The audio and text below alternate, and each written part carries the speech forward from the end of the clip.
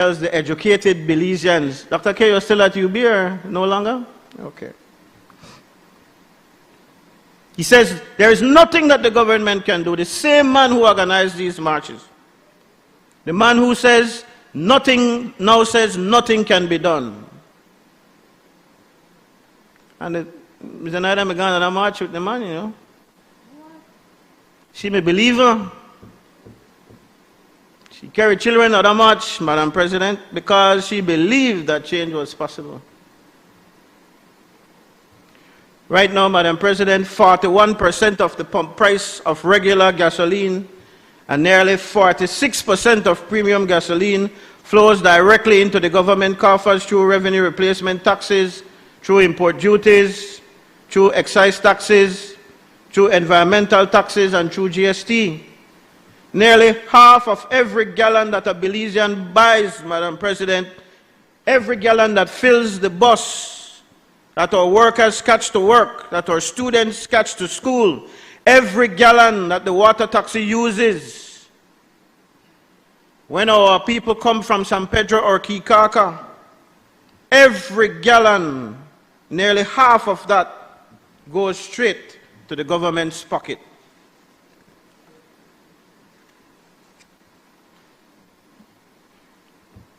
And they like to look regionally. You know what I found? I found amazing. You remember when they just come in office? And then things started to rebound after COVID? And then people made tell them, I certainly told them, that the rebounding of the economy, the improvements were as a result of bouncing back. And you think they give credit to the environment, the global environment? You think they give credit? No, they said that the policies of the government. They took full credit, Madam President, but no, when they can't fix the problems of the economy, they want to blame the global environment. Well, let's look at what the global environment is doing. Let's look at what our regional partners in CARICOM are doing right now as a result of these high prices in gasoline. Barbados, Jamaica, Antigua, and Barbuda have introduced measures to cap their government's take from the fuel prices because, I don't know, I listened to the Deputy Prime Minister, they say, well, no new taxes. Yeah. Brother, if the price of gasoline they go up and our percentage that you take, then the take that you get as the government also goes up. You don't need a mathematician.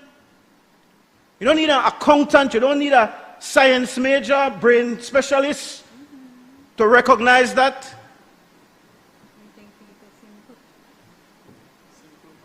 So the only explanation that we can hear when you say there is nothing you can do about it is that you do not want to do anything about it.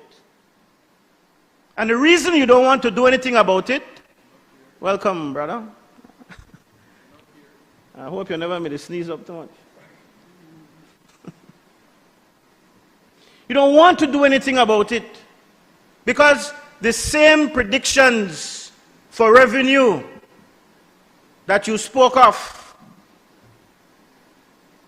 would now see an increase in what would come in revenues if the price continues to go up and you keep the take of the government the same. So you can afford. Don't tell me you can't. Don't tell the Belizean people you can't. Don't tell Zenaida that you can't. And to add insult to injury, don't tell them, don't tell us that everything rosy. Nothing can be done, he says. So the opposition, Madam President, makes an immediate call for the reduction of no less than $2 per gallon in fuel taxes. Not next year, not after the committee review it. But I don't want nonsense. You hear the Prime Minister, they say, well, yeah, we have to take it into consideration. Cabinet will do what it deems important to do, necessary to do.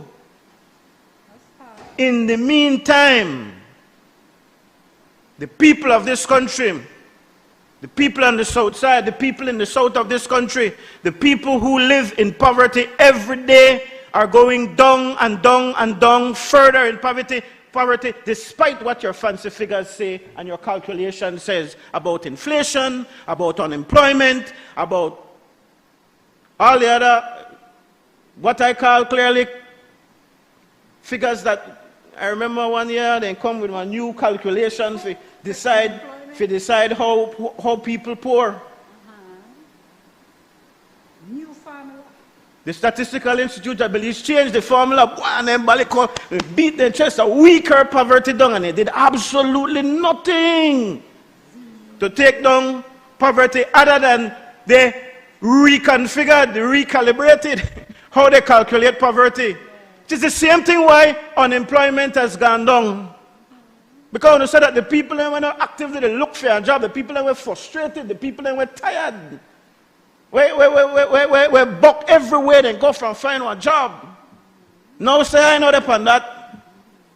But you say them people that are unemployed. But those persons are adding to the social problems that we have every day when they can't feed their children, when they can't send their children to school, when they can't provide adequate homes for themselves and for their families.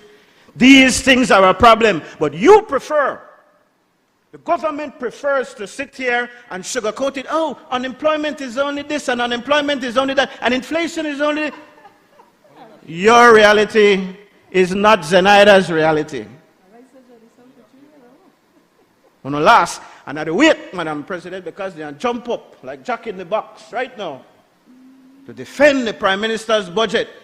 And I pity them. I pity them because they are not able to objectively. Some of them right there might be struggling, Madam President, given the Senate salary, no?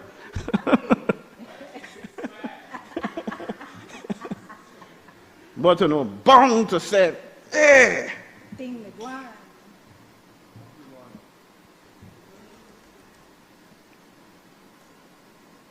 So we demand as the opposition that you do something about it, at minimum $2. No, reduce the tax on fuel, no. Don't tell us that you can't do it.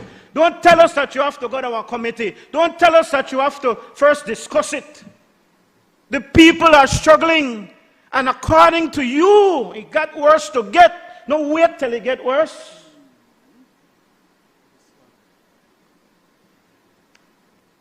And then on NHI and healthcare, Madam President, the National Health Insurance Program has been expanded, they say.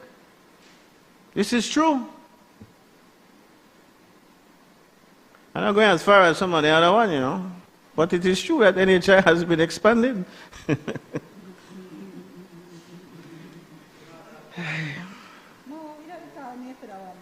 Zenaida, my constituent, yeah, she is registered.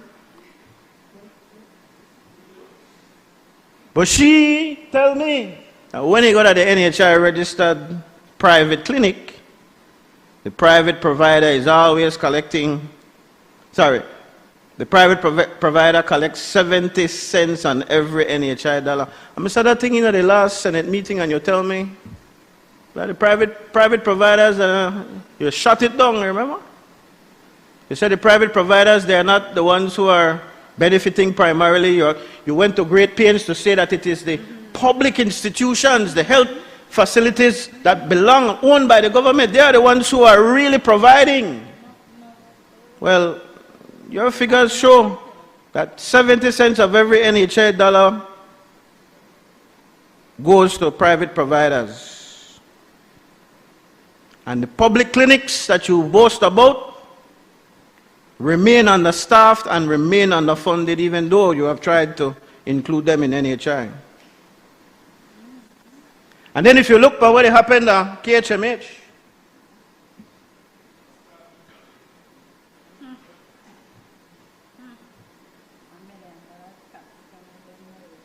the one where we poor people in on the south side of Belize City have to rush to because they can't go to no other hospital, they can't afford it. If something happens to them, they have to go to KHMH. KHMH needs a new roof, but there's nothing in the budget. Nothing. Not a shilling.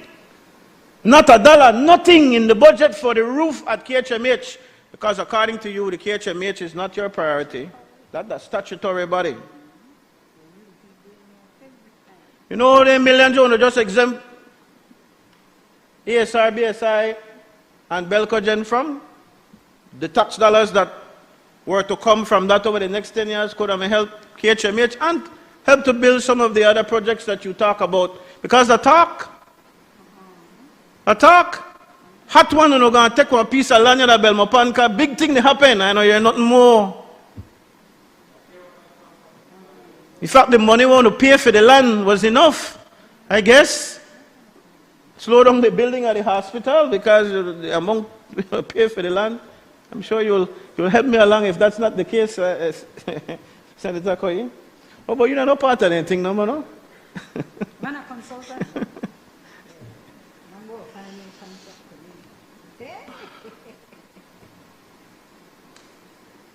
On land and equal access, Madam President.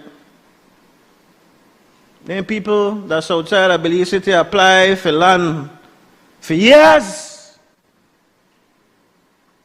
And you know when they tell them, Madam President, they say you need a recommendation letter from your representative, your area representative. And if the area representative, you don't register for vote in that area representative constituency, the letter no come. They don't know why if they give you a recommendation for where part you live when you vote somewhere else. And worse than that, I think the leader of the opposition mentioned it in her presentation, they have constituencies where they tell you, if you want a piece of land, you have to transfer and come to my division. And only the same one, Plan Belize 2.0, Plan Belize 1.0. We want to say, we will lower ministerial interventions into all of these things. And every bill we come here, the minister get more and more power on liar. Sorry, Madam President.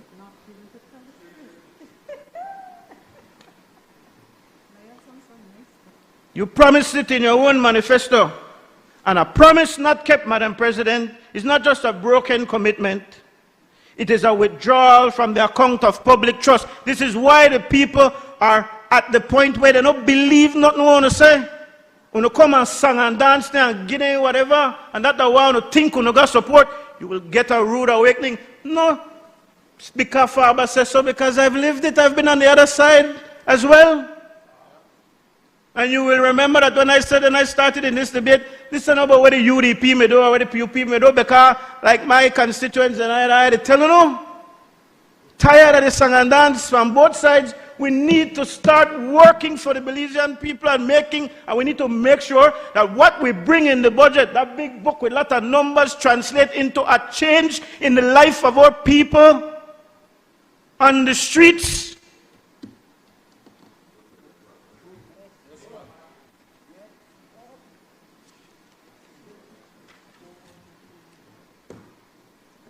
I make a tell about another son. He in a junior, in 22. He grew up on the same south side, in the same house, 22 years in a rented house. And then I fix the house, you can't go complain to the landlord. He no join no gang. He found a job at a hardware store, right at Belize City downtown. And he didn't try, Madam President, he really did try, but he is genuinely, earnestly trying. But 3 weeks ago, a friend whom I also did try,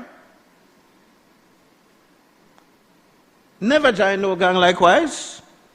He was shot 2 blocks from where they both work, and he died. No warning, no argument, no wrong, just the wrong place at the wrong time, the wrong neighborhood. One of those neighborhoods that too many of our politicians fly over and we never live in them. Me live there. I have lived on George Street, Gill Street, King Street, Raccoon Street, Vernon Street, Alan Pitts Crescent, all on the south side, Tiger Street. They're 2 different spots. Rent, yes. Reality. Until God bless him, Remigio Montejo did not believe. Gave my mother that piece of land by the Bering Grove. We moved there when I was 15. I live in all the holes in a Belize City until I decided to move to Lord's Bank.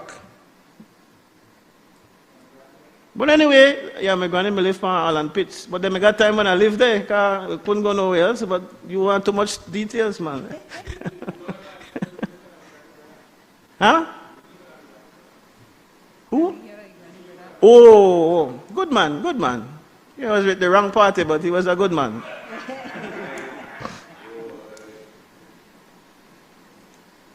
So, junior friend get shot right by the workplace. There, the workplace 2 blocks away. But he still go to work every day. But I didn't even have to talk about junior. I told you that I am back in the classroom. 2 weeks ago, one of my students was walking home on the south side, and he was attacked, knocked out, left to the side of the street, unconscious. Real story. Not that another story is any less real, because you and I know that these things are very real. And when he come to in at the hospital 3 hours, they call him out, and he there. And the police were the ones who took him to the police station, and every evening that young man now fears to walk home. That is the reality. But none of that is addressed, or very little addressed in this budget that is so very disconnected from reality.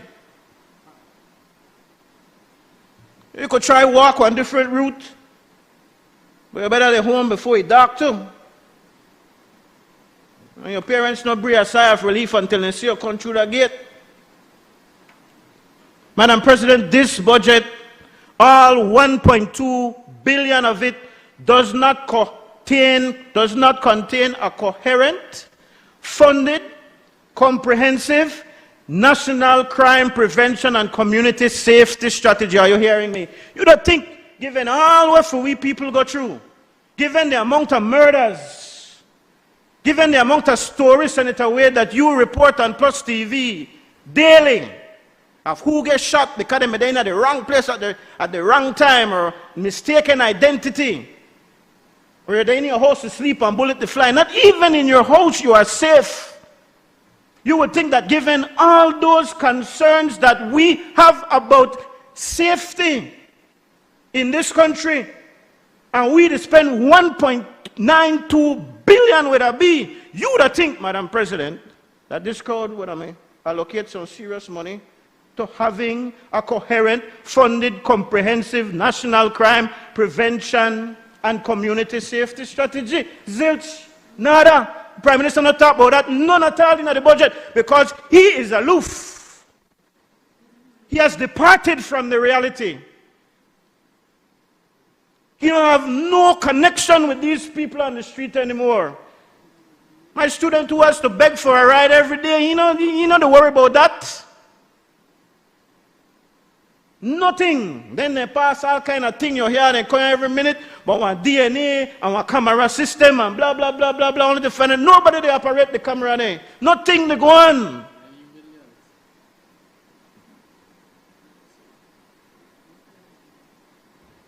Not a priority for this administration at all.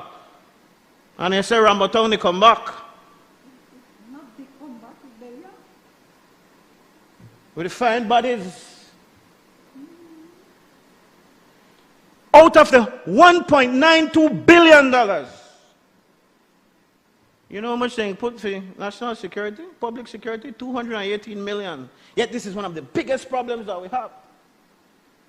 The police, the BDF, the Coast Guard, all together, all of them things are 218 million. We would not question the need for security funding. But money alone also is not the answer to all of these problems. There must be a strategy to reduce crime, and the government is silent on it. I listen as the minister who is responsible. I'm disappointed, you get up and talk a whole lot of nonsense. Except tell us how you're going to fix the crime problem, the one from Belmopania. Well, you know, I'll get to that.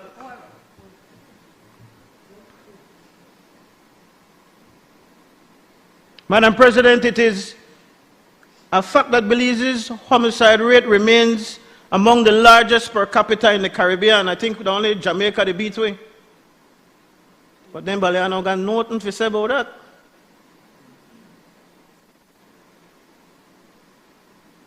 Families are burying their children. This government, in fact, presents statistics about historic low unemployment, and at the very moment in our most vulnerable communities are afraid to walk to the shop. You go down to Belize City, go to the Turk store, then you can't go buy after 6. Afraid. This morning I get up and I try to buy my spray starch. The shop didn't open yet, so look like they close late and they open late.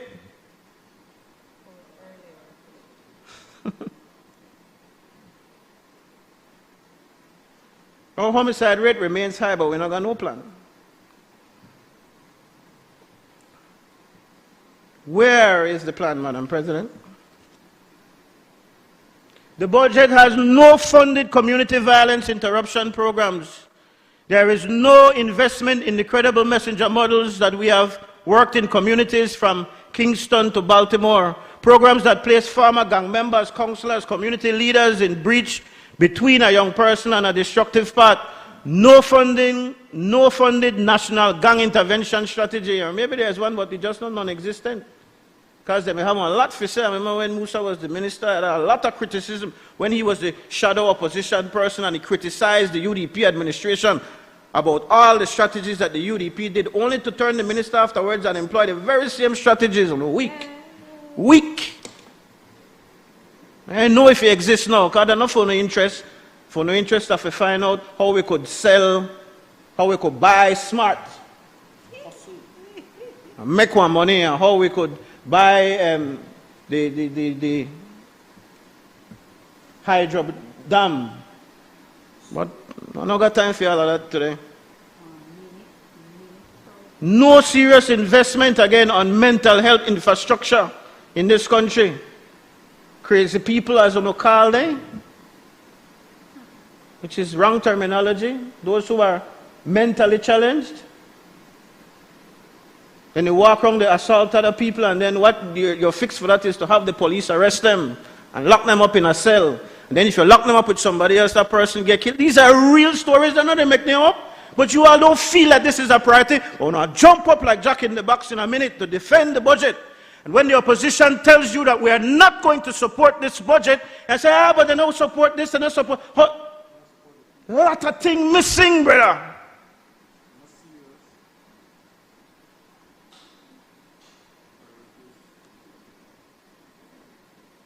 How much money are they actually spending on curbing youth violence?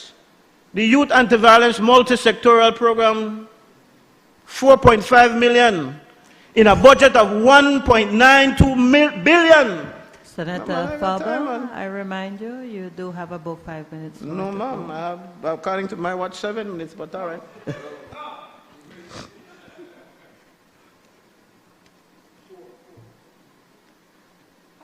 No investment in community lighting. No investment in after-school programs. The opposition calls on this government, Madam President, to bring a full, costed national crime prevention strategy. Madam President, let me now speak about something that the Prime Minister did not address even further in his budget, something that mainstream commentary has barely whispered about. Something that touches directly on health of our people, particularly the people in our most rural, most vulnerable and undeserved communities. Let me speak about the Cuban doctors. Man, I said nothing. For many years, under governments of both parties, Cuban medical professions have served in Belize, and I have to give the leader of government business and leave it a credit card. He says something about it, but I sometimes wonder if for his foreign policy, that is same foreign policy of his leaders in the party. Mama, give him money credit. Man got better foreign policy. They don't like listening to him. No part of this. They asked the Prime Minister point blank, develop some, the balls are now terminology for the Senate now. Sorry, madam. Yes, please Test. be, Oh, you say, Senator? please be mindful of your language, Senator Faber. My apologies, madam. Cuban medical professionals have served Belize. They have served in places where no Belizean doctor has applied. They serve in rural villages in Toledo and in Cayo and in Orange Walk, where the nearest hospital can be an hour's drive, especially in the rainy season. They serve at the Carl Houston Memorial Hospital in specialties, where we have not yet produced enough Belizean graduates to fill the rosters. They do it quietly, Madam President. They do it professionally. And the communities that receive them, the Belizean families have seen, examined, treated, and in some cases have had their lives saved by these Cuban medical professions. Those families know exactly what they are worth. Madam President, we are living in a period of intense geopolitical pressure. And I have to say again, I'm glad that Senator Courtney said something on it, because from what I am told, the lower house was silent on these matters. Certainly it was not mentioned by the Prime Minister, who should have said something about these matters. And if the time not permit me, I'd talk about our position on the US and Iran. I'm talking about our position on the US on Venezuela. I'm talking about our position on the US on Cuba. The United States seems to be dictating, and you put it in a fancy way, but I want the Belizean people to understand. And what is it that we will stand up for? And if you can't stand up for it, if you really believe that we can't stand on our own against these powers, then at least tell the truth. Don't go to the string way along.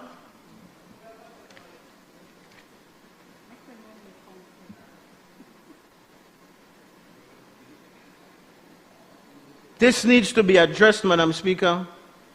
And the question the Senate must ask, the question that every Belizean must ask was, whoever was treated by a Cuban doctor especially, is Belize preparing to send our Cuban doctors home? And if so, who will fill the gap? He talks about a robust, the leader of government business spoke about a robust plan in this budget. Well, do you have a plan if they send the Cuban doctors home?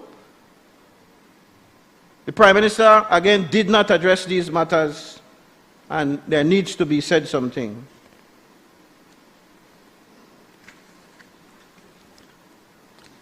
May I, Madam President, ask your indulgence for a few minutes more? 15, you forget up to 15. The request for your leave for a few minutes more. Can you wrap up in 5 minutes, please? Can I get 10, Madam? No, 5. I'll give you 5 minutes. It's very Can you important wrap for the up? Belizean people, Madam. Yes. And thereafter, I would have to go to the Senate to ask for leave, so... Okay. The broader question of foreign policy is also something that has been left silent.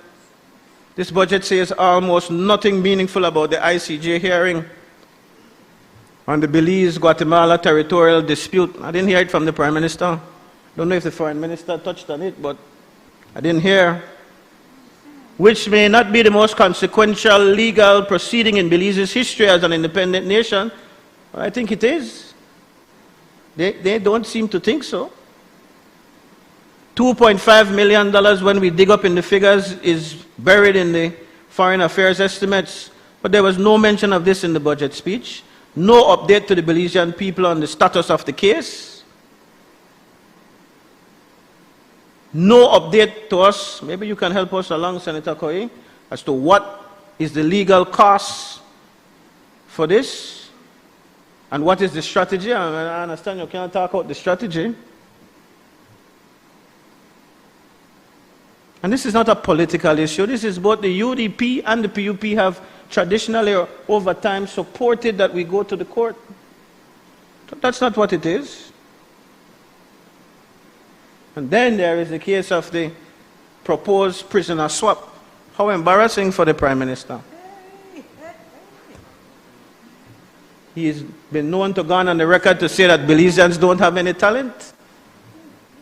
Indicate that Belizeans are very smart, but he didn't talk about a prisoner swap where Minister of Foreign Affairs clearly had to tell him, that no go so, they not got that. But this man lead our country. All I want to jump up right now like Jack in the box and say, the best thing, this budget, rah, rah, rah, yeah. I put my bet on the first year. So the Foreign Minister had to clarify quickly that they not so that go. So poor Bud now. We still And we still don't know the who thief, and you are correct. Madam President, when you strip away the theme, the rhetoric, the regional comparisons, and the carefully curated statistics that this budget reveals. So, now I forget 5 minutes, you see? I'm kidding, madam. The budget reveals something important. It reveals that this budget is not about Belizean prosperity. It reveals what the priorities of the government actually are and who they serve. And they're not neither. Of the $57 million allocated for National Health Insurance Program, Madam Speaker, 70% goes to the private care providers. Who are those providers? Clinics and facilities operated by, in many cases, people with direct connections to the political establishment. When I said that the last time, Senator Courtney said, no, the chairman of the NHI steering committee is simultaneously the principal of a private care provider receiving NHI contracts. Say it ain't so. It's not an allegation, it is facts. And this is probably why we have not in 5 years received an audited financial statement for the public to review from NHI. And so we make the call today to provide the Belizean people with an audited financial statement for NHI before you come here and you ask us to budget more money for NHI. The BTL acquisition tells us the same story. The Prime Minister family, connected companies stand to benefit. The Social Security Board pooled retirement savings of working Belizeans. Every working Belizean person in this country is being positioned as the financial vehicle for the benefit of a few, the Prime Minister, his family, and Waterloo.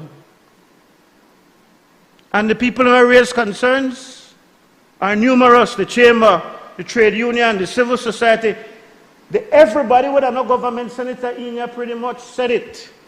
Senator Baba, your time is up. I must ask for you to take your seat and so we can proceed with the debate. Thank you, Madam President. As a note to all senators, I remind you that the time that you're allocated for the budget debate is 45 minutes. I do extend it. I do take into consideration disruptions in your presentations, and so I try to be flexible and allow for those disruptions which may come from other senators. But as a reminder, it is 45 minutes. I recognize Senator Kevin Herrera.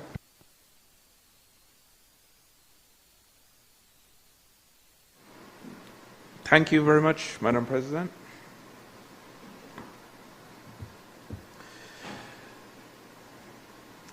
Madam President, I rise to offer my analysis and contribution to the 2026-27 budget debate, and I ask your indulgence, if I may refer to my notes to ensure accuracy, because we're dealing with a lot of numbers.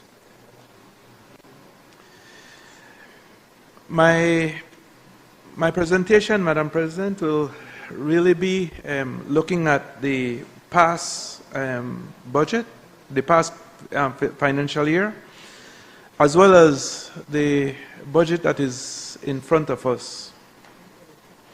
Madam President, before I go there, I must again state for the record that we're again in a new, or getting ready to go into a new financial year. And again, we're woefully behind on the audits of the government. I think the last financial statements that were submitted was 2016, 2017. And so we are 9-10 years behind on audits, Madam President. And as you know, the National Assembly approves spendings on a year-to-year basis, and it is the work of the Auditor General to make sure that those monies were spent and were spent in conformity with the regulations. And so I want to state that for the record before I get into my presentation. But Madam President, as you know, a budget is more than just a spreadsheet with numbers. It's really a declaration of intent. It is a legal authorization to spend the people's money based on an estimate of what the government can collect. While it generally reviews past performance, it's really forward-looking. In the government's case, it seeks to pass a law that authorizes it to spend certain sums over the next year. Madam President, I saw this year, or in this new budget, I'm seeing a move away from the conservative budgeting that we've seen in previous budgeting cycle to a more aggressive approach, even though the operating environment is signaling caution and for us to be careful. You will note that total revenues underperformed by 5% or $87 million in the previous fiscal year. $1.74 billion was budgeted, and the projected outturn, or what we actually expect to collect, was $1.65 billion. Now, Madam President, the government is projecting total revenues of $1.79 billion for 2026. This represents an increase over the past year's actual of $139 million, or this is an increase of around 8.4%. Madam President, this is an extremely critical issue in my view. This is what I believe makes this budget in many respects unrealistic. The government fell short in meeting its revenue target last year by $87 million, as I said. But this year is saying that it will collect $139 million more. How is that even realistic? This was unrealistic even before the Iran-Israeli and US war, Madam President. It is much more unrealistic now. The entire global economy will take a major downturn if this unnecessary war does not come to an end soon. Belize will not be spared in this scenario. But even if government becomes opportunistic, Madam President, and it capitalizes on the high fuel acquisition prices of fuel, and it gets what I'd call a windfall tax on this fuel, it will still be very tough overall because inflation will eat whatever type of gains you make there. But I want to do a little analysis, Madam President, of what it means for us in terms of higher fuel acquisition costs. When oil was around $60 a barrel before the conflict, government collects overall an average of around 45% taxes on fuel. And so I'm not even looking at the add-ons, I'm just looking at the acquisition prices. At 45%, Madam President, government at $60 a barrel, government is collecting around $27 a barrel. Now, where we are right now with oil around $100 per barrel, government's take now is around 45% or $45 per barrel. This, if you want to look at what the take per gallon is around $6 per gallon. And this would be like a 66% increase, Madam President, on the price of fuel or on what government is taking. So the government is getting 66% more on fuel. I'm hoping that that adjustment will be made, Madam President, and I believe that it would be unconscionable for our government to capitalize on this unfortunate situation that we're in. But I haven't seen that yet, and perhaps I haven't seen it yet. Without capitalizing on the fuel tax, where, Madam President, and I'll get back to the previous point I was making, where will this $139 million come from when we didn't even come close to it last year? Quite frankly, I don't see this happening when the global economic environment has become much more unfavorable than last year. While the revenues are not part of the appropriations bill, the appropriations are based on how much revenues we can collect. And so I believe the revenues are an extremely critical component when we're looking at what we'll have to spend, Madam President. While we are on revenues, you will note that there was an improvement in collections for land tax from the projected $6.5 million, Madam President, to $8.2 million last year. So there was an improvement in terms of collection of around close to $2 million. This was certainly welcome news. However, Madam President, my understanding is that the tax potential is around $65 million. So around $56.8 million or 87% in property taxes go uncollected. For 2026, a mere $9 million is projected to be collected. I've said it already, Madam President, and I think I've said it in many presentations I've made, is what we have here is really a speculator's paradise. Through connections, those well connected are given prime land. They sit on it for a while, pay no taxes, and when they can flip it, and then they're able to flip it for huge sums. This is the system that exists. I believe, Madam President, that this is a low-hanging fruit, and so we should be able to make more efforts in terms of collecting more from it. I know that, and I've spoken to Senator Koi in the past, and I know that there was a bill that was being proposed to try to correct the situation, but I don't believe that there was political support for it. But we must ask ourselves, why has this opportunity not been taken up by the government? And this is something that's staring us in our face every year.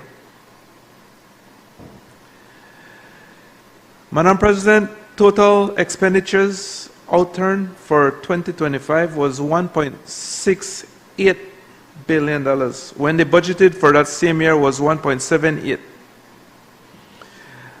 This was an underspending of around $95 million, and so I think that is what really saved us somewhat from ending the year with a much larger deficit than we did. However, Madam President, you will note that the budget for 2026 is $1.9 billion, or $215 million more than that was spent in the previous year. And this is why I mentioned, Madam President, that for this cycle, I'm seeing a move away from that conservative approach to budgeting to a much more aggressive one. And like I had mentioned, the environment does not really support this approach.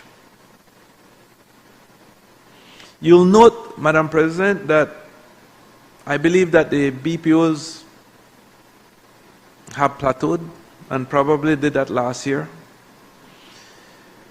We're not seeing much in terms of growth in the tourism sector, according to the Prime Minister's presentation. And so I believe that achieving these revenue targets and achieving the budget as it is presented, Madam President, is highly suspect and very unlikely to happen. So, Madam President, if we spend the $1.9 billion without realizing the projected revenue, then the deficit would widen significantly. And that's why I try to tie the revenues to the expenditures, and why I'm so concerned about going too aggressive in terms of the projections and the revenues, because it can really widen the deficit. And why is the deficit important, Madam President? Because that is what gives rise to the need for foreign financing, public sector debt. So, Madam President, if that debt widens based on what I've said, then the financing gap will also rise above the $251 million projected in the new budget. I will develop this point a little bit when I speak about debt, Madam President. While we're on expenditures, I note the Prime Minister's statement on personnel emoluments and pensions, and I think this is a really critical issue. He said that staff costs accounts for 11% of GDP, or 58% of recurrent spending.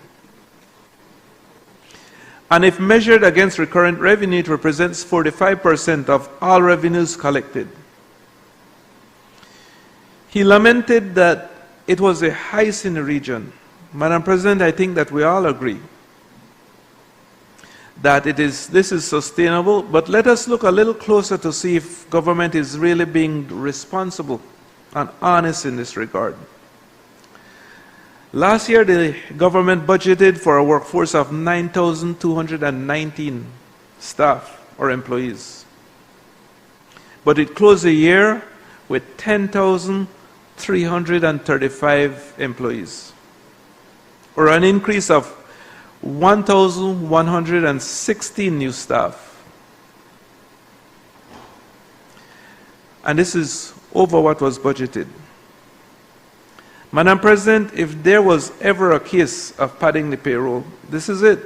What are the implications? Well, my understanding that each staff costs an average of around $24,000 per year. This would mean that we spent around $26 million more than expected on staff costs, if we look at the additional staff that was taken on during the year.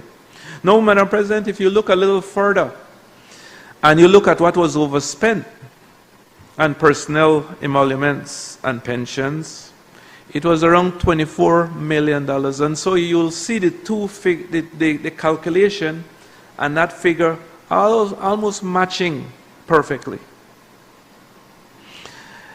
Now, the way he presented it almost sounded as if those staff costs are going up by itself, but it's not. If you really look at the numbers and you look at what the cost per employee is, and you look at the increase of new staff taken on over in the previous year, over what was budgeted, you'll see why the staff costs went up, or personnel costs went up the way it did.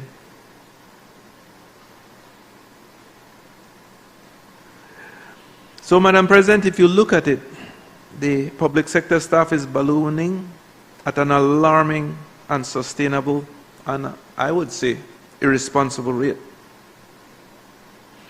But if you think that the madness will stop there, this new year it's projected to be 11,079 persons, which is an increase of 744 new staff members. And I believe, Madam President, this is likely the net effect, because people are also going out of the system. So if we look at what those additional people will cost, Madam President, it's around $17.8 million more. And so we're not, what we're seeing, Madam President, and someone once said that when you find yourself in a hole and you want to get out, the first thing you do is to stop digging. That's the first step you need to take. But I'm not seeing that in this situation. And so what I'm saying, Madam President, is we're continuing what we've been doing, digging the hole deeper.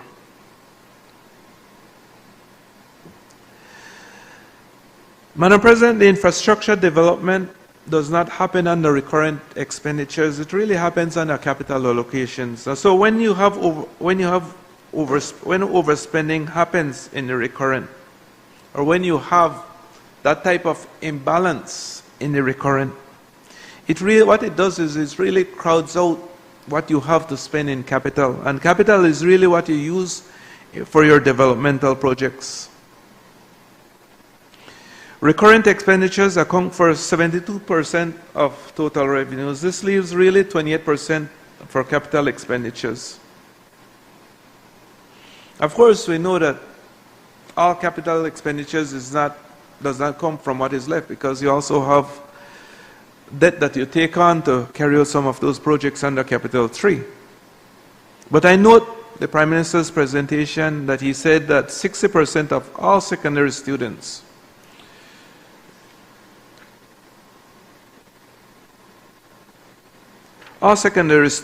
Madam President, will be attending school free of charges. Now, if what is meant by free education means that those attending school won't be paying any fees, I will be first to say that all investments in education is good, Madam President, but there's also a caution to it. I think that if we really want to develop people, if we really want to develop the human capital, education is paramount. As we look back at the education budget, Madam President, it is expanding and continues to expand significantly. The free education program is a big part of this increase. The issue I will raise, Madam President, is that education is not free and has never been free. What is happening at the secondary level is that we are moving away from a user pay system to one to which everyone will share in the cost of public education.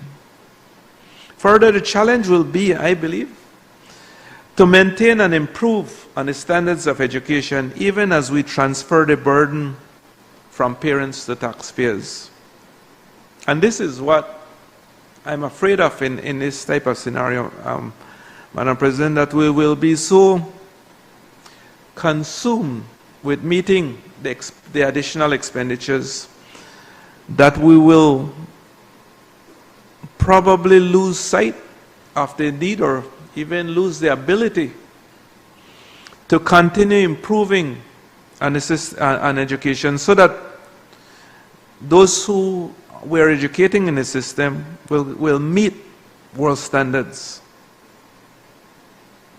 and will have the quality of education and education output, Madam President, that will meet the developmental potential in the future. But again, this is a really critical issue, because education has such huge implications in terms of our future development potential. Madam President, the Prime Minister said in his budget speech as well that 18 million is allocated to land acquisition and land surveys. He did not elaborate on what type of land acquisition he was referring to, and I really could not identify it under the draft estimates of expenditures. $18 million is a significant sum when you consider that the whole Ministry of Agriculture is only receiving $19 million. And then tourism. I think the leader of government business mentioned just a little while ago that tourism accounts for 45% of GDP. And yet we're only spending $16 million on it in this budget. You know, if we look at agriculture at $19 million, tourism at $16 million, yet just for land acquisition we've allocated $18 million, Madam President, then you see that there has to be an issue of priorities.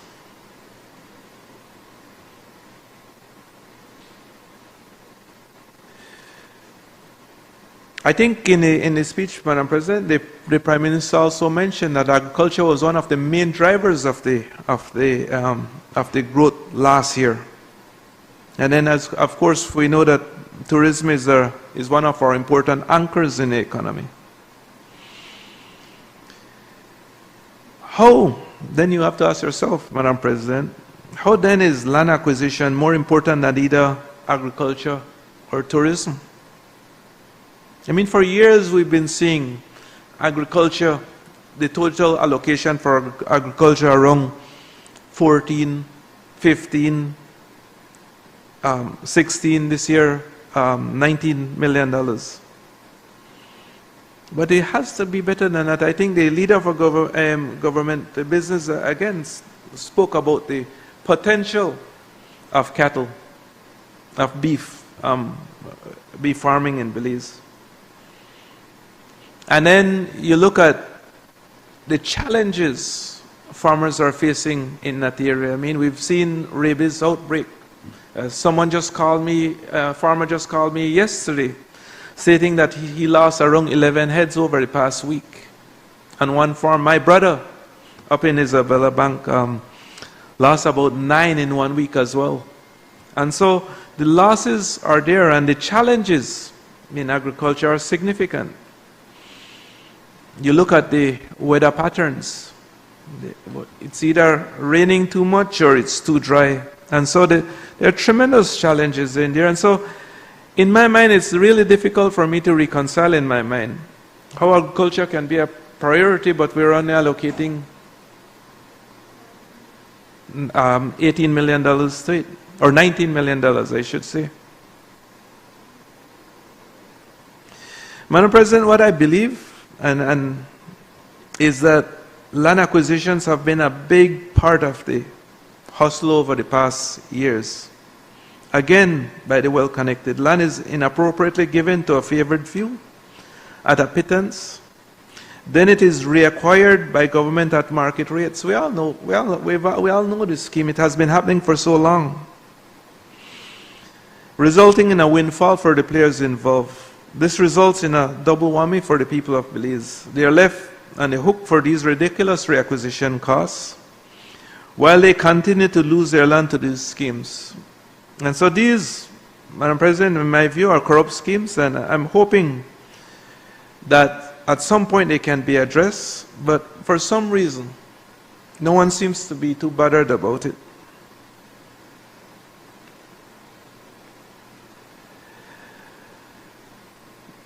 Madam President, on debt, the debt is around $4.67 billion.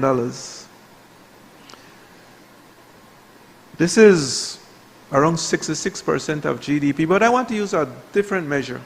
And I know that at 66% of GDP, I think that it's well accepted that that is sustainable.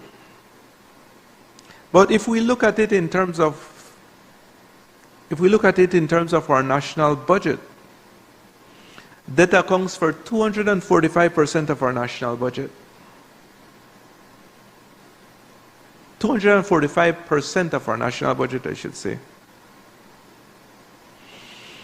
I know that the normal comparison, Madam President, as I mentioned, is to GDP, but really when you compare it to the national budget, it really puts it in perspective in terms of the magnitude of our challenge.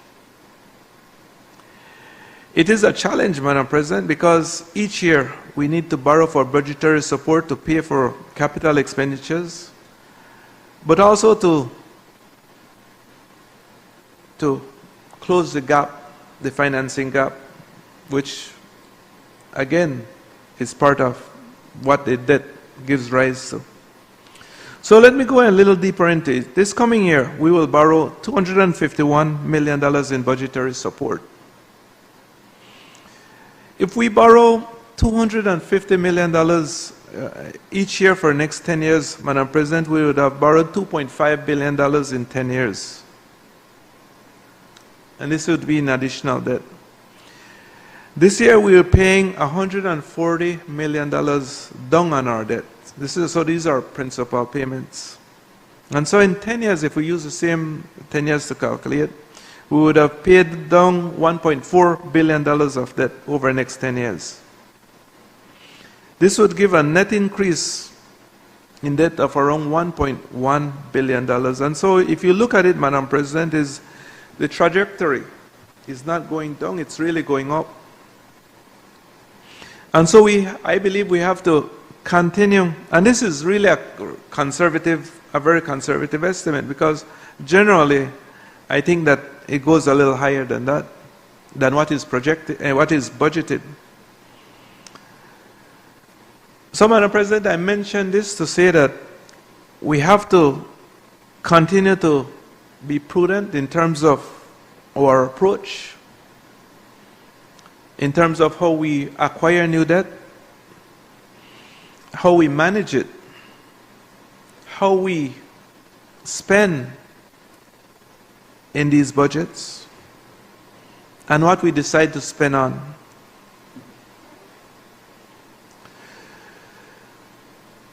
In the next 10 years, Madam President, while we're on debt, we will be paying $1.9 billion in interest payments if we use what was budgeted this year in interest payments. So if you add what we're paying back in terms of principal and debt over the next 10 years, Madam President, we'll be paying around $3.3 billion. Again, significant amounts. Those certainly take away from what you can do internally when you have to service these debts. And I mention this, Madam President, simply because we want to make sure, or we want to try as much as possible, for Belize not to fall in that debt trap. And by debt trap, Madam President, we refer to the trap as having to borrow to pay back debt.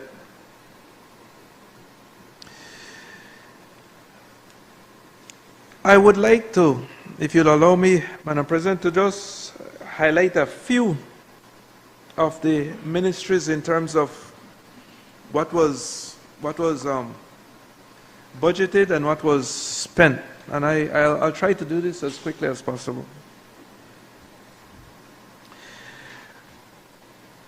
Last year, Madam President, we budgeted $11 million.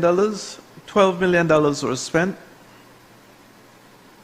And this year we're budgeting $17 million. So I see a huge increase actually for the judiciary.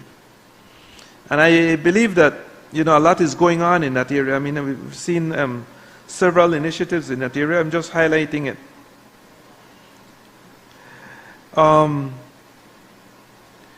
The Ministry of Public Service, Madam President, they budgeted last year $37 million. They spent $34, which is so they spent less than what was budgeted, but this year they're being given $42 million.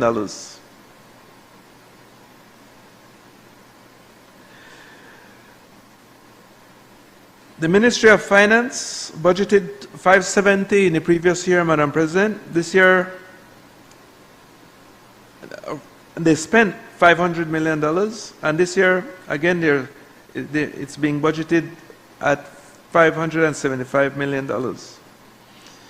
This is really a ministry that continues to see increases in terms of its budget, but I also know that a lot of the expenditures come from the Ministry of Finance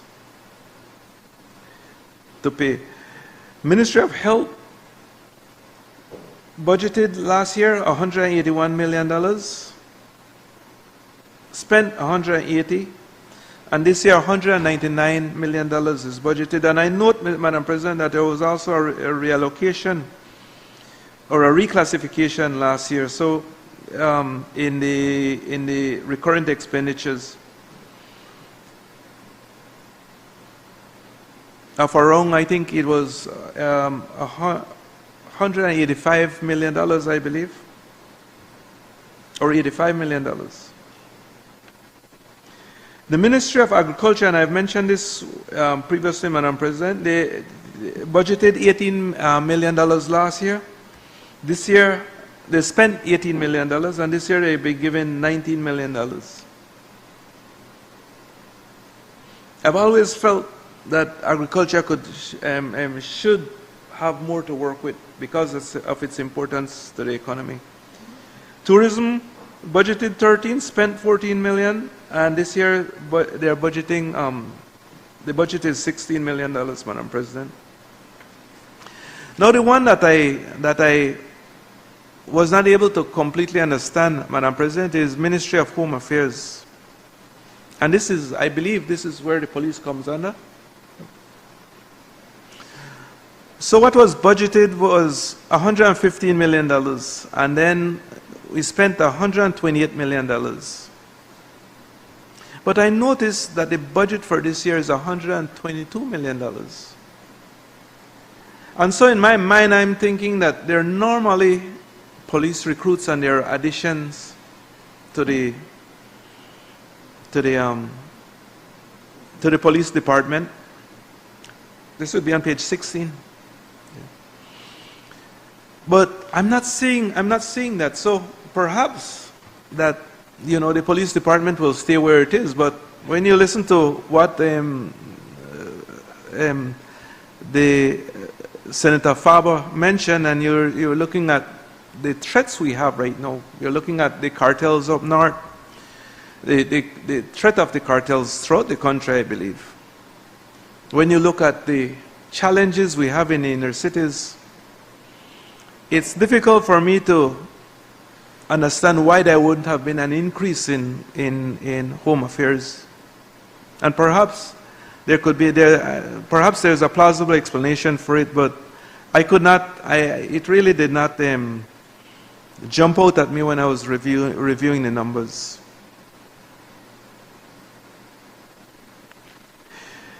Ministry of Economic Transformation and Investment budgeted $34 million, or spent $23 million, and then now it's being budgeted at $30 million again, Madam President. And then Ministry of National Defense. And this is one ministry every year they under budget. And I really believe that someone is not taking their responsibilities seriously there, because every year, you see 1,838 personnel never moves for the past, hasn't moved for the past 5 years. And then they're always under budgeted $5–10 million.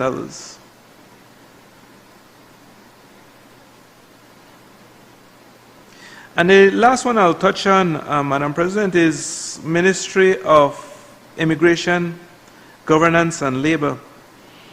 Budgeted $26 million, spent $21 million, and is budgeting $31 million for the new year. And so if you look at those numbers, Madam President,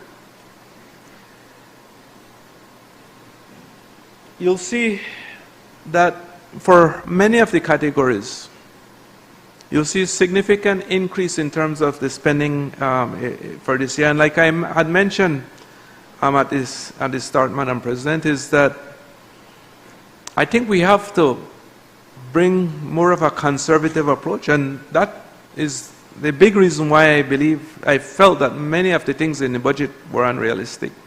So in closing, Madam President, when we step back and examine the full picture, revenues that are overly optimistic, expenditures that are aggressively expanding, a wage bill that is clearly out of control, and a debt trajectory that continues to rise, we're left with a very sobering conclusion that the budget is not all anchored in prudence. It's in some ways anchored in wishful thinking. And of course, you know, Madam President, is that wishful thinking is really not a fiscal strategy, and so I'm hoping that we will go back to looking at those numbers again. Because if not, then we'll be right back in this chamber addressing the oversights that that we have. A responsible budget, Madam President, must be built on realism, discipline, and accountability. It must confront hard truths, not avoid them. It must prioritize sustainability over short-term political gains. What we have before us instead is a financial plan that assumes everything will go right in an environment where all signals suggest the opposite. Madam President, if revenues fall short again, and all indications suggest that they might, then the government will be forced into more borrowing, deeper deficits, and greater pressure on the Belizean people. And it is always the citizens who ultimately pays the price through higher costs, fewer opportunities, and reduced economic security. So,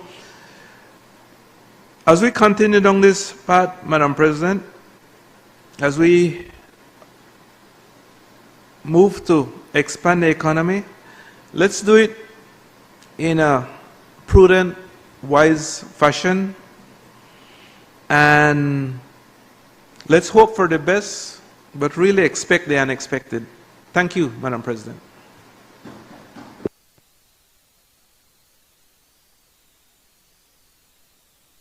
I recognize Senator Rosella Arana. Before you proceed, Senator Arana, let me just state for clarity that there is a digital clock on the wall. And so while you may put your timer on, I go by the clock that is on the wall so we can all see, so you can keep noting the clock, and that will indicate to you your time remaining. Senator Arana, you may proceed. Good afternoon once again, Madam President. Good afternoon, colleagues. Good afternoon, Belize. I once more wish each woman in Belize, from coast to the Keys, from in all districts, a happy Women's Month. I must make mention that you are the architects of our future, the stewards of our cultures. I honor your resilience and perseverance by overcoming adversities and building homes, businesses, and even communities. So let us all continue to uplift one another. Keep shining, keep rising. And to the Y Will, I know that there were 60 women in this program, and their journey towards leadership, transformational leadership. And they had their virtual meetings, likewise their face-to-face workshops, and which resulted in the debate, the parliamentary debate last week. And so to all these 60 women, the organizers, Senator Galvez, clerk, everybody, whether you participated in the sessions or whether you gave support, mentorship, I say congratulations and thank you for your efforts. Madam President, I make my contributions on the draft estimates and expenditures, revenues for fiscal year 2026-2027 on the theme, budgeting for Belizean prosperity. And though these are uncertain times, I must say that this government is steadfast in attaining its goals. This government aims at achieving its national objectives to establish stability, development, and equitable distribution of resources to improve the quality of life for all Belizeans. This budget Madam President, focuses on strengthening national security, supporting economic growth, and increasing capital investments. It aims in investing in our infrastructure, education, and strengthening the social projects that may be. It also highlights important interests in the expansion of the national health insurance, fiscal management, the transparency in the development of our country. This government continues to aim at restoring the country's finances to be stable, to be strong, especially knowing that there was in 2020 as they received debt distress. Now, Madam President, I must commend my former colleague at the Orange Walk Town Council and now Minister of Health and Wellness for doing a splendid job in his ministry and through his vision and the massive support and leadership from our Prime Minister, Honorable John Briceño. This ministry aims at developing the National Digital Health Strategy 2026-2030 with the establishment of the National Digital Health Steering Committee, which will allow for our health system to become more data-driven with the digitization of electronic health records. Likewise, this ministry plans to develop legal and policy frameworks for the full implementation of the clinical data exchange platform. Additionally, the National Health Insurance will now be expanded to the Cayo district, as most of my colleagues have been stating. The NHI has a benefit package that will be improved with essential primary health care and primary prevention model, further capacity building for the health workforce through scholarships, opportunities, and training programs are put forth, whether they're in general medicine, nursing, psychiatric nursing practitioners, and medical specialists. These scholarships are there at all levels that people who are health workers or health professionals can get their scholarships.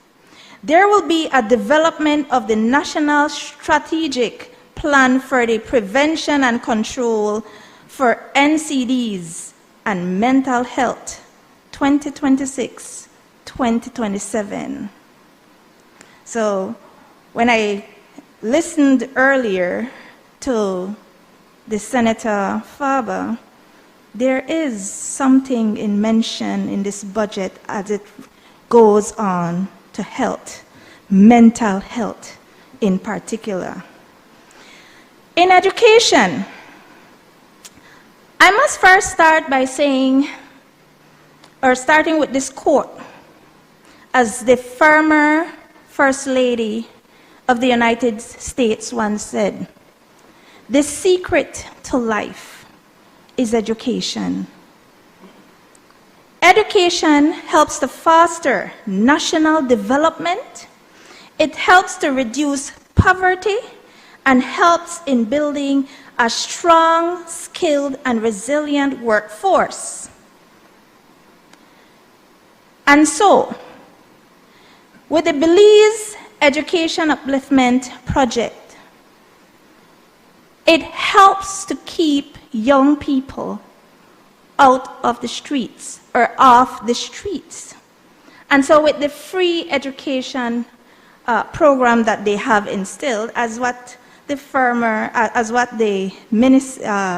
Senator Faber said, he will feel a little relief when his children get to high school. And so, this free education, looking at young people getting their uniforms, getting their feeding for lunch, transportation is being provided, and the education, the tuition is paid. And so, Madam President, I think about, again, the students, the young people of remote, rural communities all over this country. This free education goes a long way to them and for them. Because not all these students or young people have the opportunity to go to school. Not everyone has parents that can afford to send them to school. And so with this free education program, especially when it comes to rural, remote secondary schools, it goes a very, very long way. Teachers, the restoration of the frozen increments, they are now benefiting. Increase increments, they are now benefiting. And I must shift a little here, Madam President, to the foreign minister. In this budget, there is mention on page 132 of this draft. Where's the book? Yes, help me please. In this book, page 132, does make mention, thank you very much, of the aims at resolving the Belize-Guatemala territorial referendum at the ICJ. All that needed to be done was to look in the book on page 132. Not the PM speech. Not the PM speech. The budget, Senator, the budget. And added to that, the book also makes mention on the same page that there are attempts to resolve the claim by Honduras for sovereignty over the Sapo de la Keys. So it's not like it's not in the book, it's there. We just have to read it. Now, as I shift over to the Ministry of Economic Transformation, the Ministry of Economic Transformation, which was then the Ministry of Economic Development, builds its focus on 5 key pillars. The government remains accountable and committed to its mandate to serve the people of Belize. These pillars are resilient economic transformation, social protection, sustainable rural development, modernization of public institutions, and climate resistance. With that said, feasibility studies for 2 new hospitals, which is going to be in Punta Gorda town and Orange Walk town, will now be underway. Under the leadership of Honorable John Briceño, the Ministry of Health and Wellness and the Ministry of Economic Transformation, there will be 2 major healthcare infrastructure from CABE, which is the Central American Development for Economic Integration. This study sets the framework for 2 modern, resilient, and well-equipped health facilities.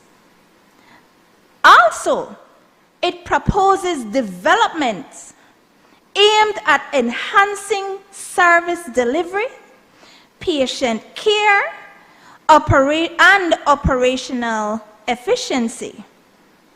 This study will also guide decisions related to facility design, medical equipment needs, and long-term functionality to support improved health outcomes in these two districts.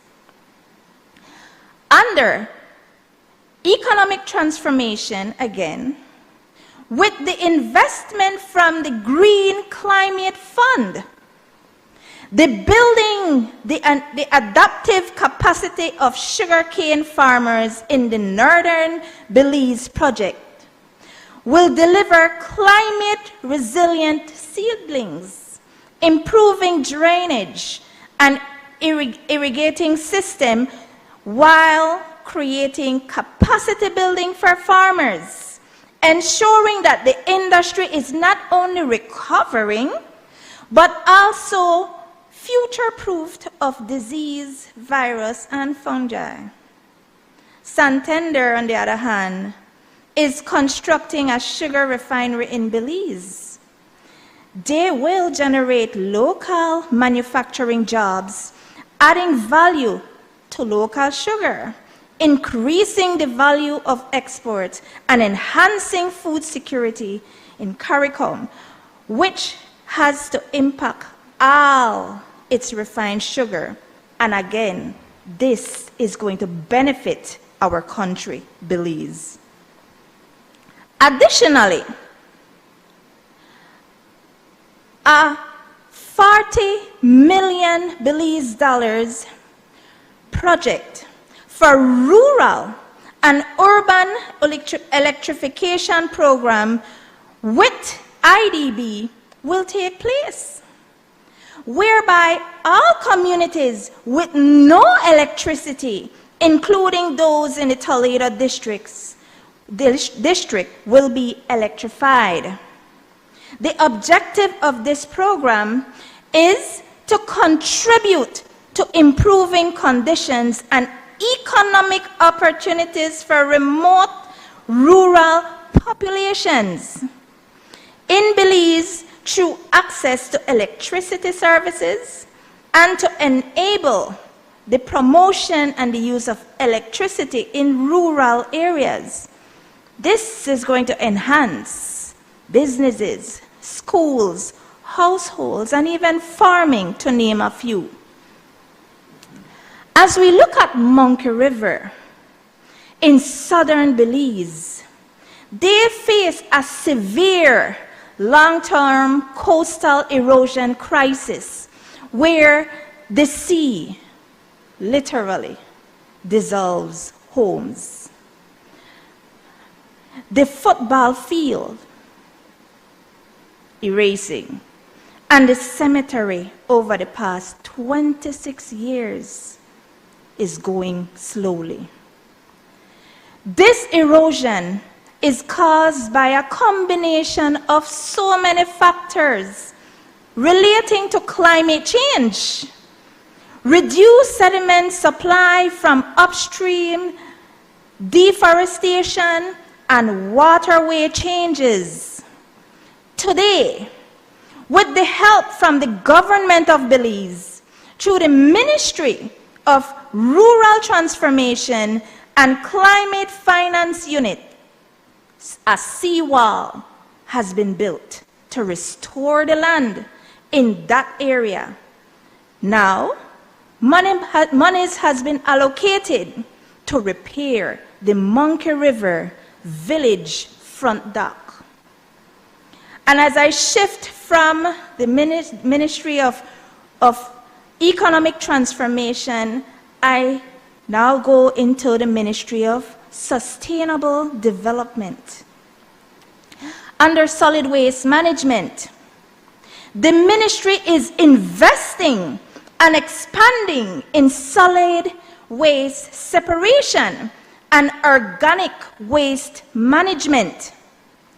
Waste management can can be a recovery tool for reuse and sustainability. With the home composting project, pilot project, households in Orange Walk, Dangriga, and Benkeviejo town have joined the program. 2 more composting plants in San Ignacio town and San Pedro town are now underway with feasibility studies. The home composting pilot project is an environmental initiative notably implemented in Belize by Recycle Organics to convert organic waste into nutrient-rich compost, which helps to reduce methane. And composting can be used in agriculture when we're talking about organic products. Looking at methane emissions, it is not good for climate. This composting helps to combat climate change. Another initiative from the forestry is the Green Belize initiative with the aim of planting 1 million trees over 10 years. And people might say that this is impossible. But if you look at our population and we plant this year, it is achievable. The aim of this project is to restore the ecosystems, combat climate change, and enhance biodiversity. This also helps to support sustainable land management, protect watersheds, support community-led conservation projects, and reforestation. Every one of us can plant a tree, whether you're a student, whether you're 2 years old, the elderly, the workforce, the entire nation of this country can plant 1 tree. It doesn't matter the type of tree as long as it's planted. Some people would look at trees that will last a lifetime.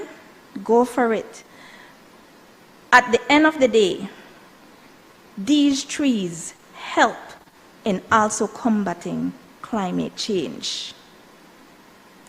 And as someone once said at a conference, as it relates to climate change, the waves may be very hard and strong and powerful, but if we pull together as a people, we can help to combat climate change. So let us work together, plant that tree, whether it is a mahogany tree, whether it is a cedar tree, or even a mango tree. We can do it. At the end of the day, again, climate change is everybody's business, so we need to do our part. And so, the Climate Change and Carbon Market Initiatives Bill has been created, 2025. It is a legal framework introduced to establish a national carbon market to regulate greenhouse gases emission and enhance climate resilience in line with the Paris Agreement. Through the efforts of the National Climate Change Office, there has been planning to strengthen capacities funded by the GEF for capacity building initiatives for transparency project, and the office also strengthened national system for tracking climate change investment. And as I move on to human development,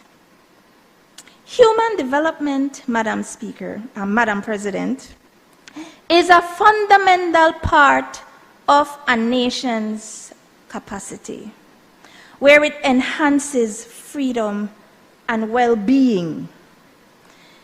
It empowers individuals to live fulfilling lives and drive societal progress and social stability.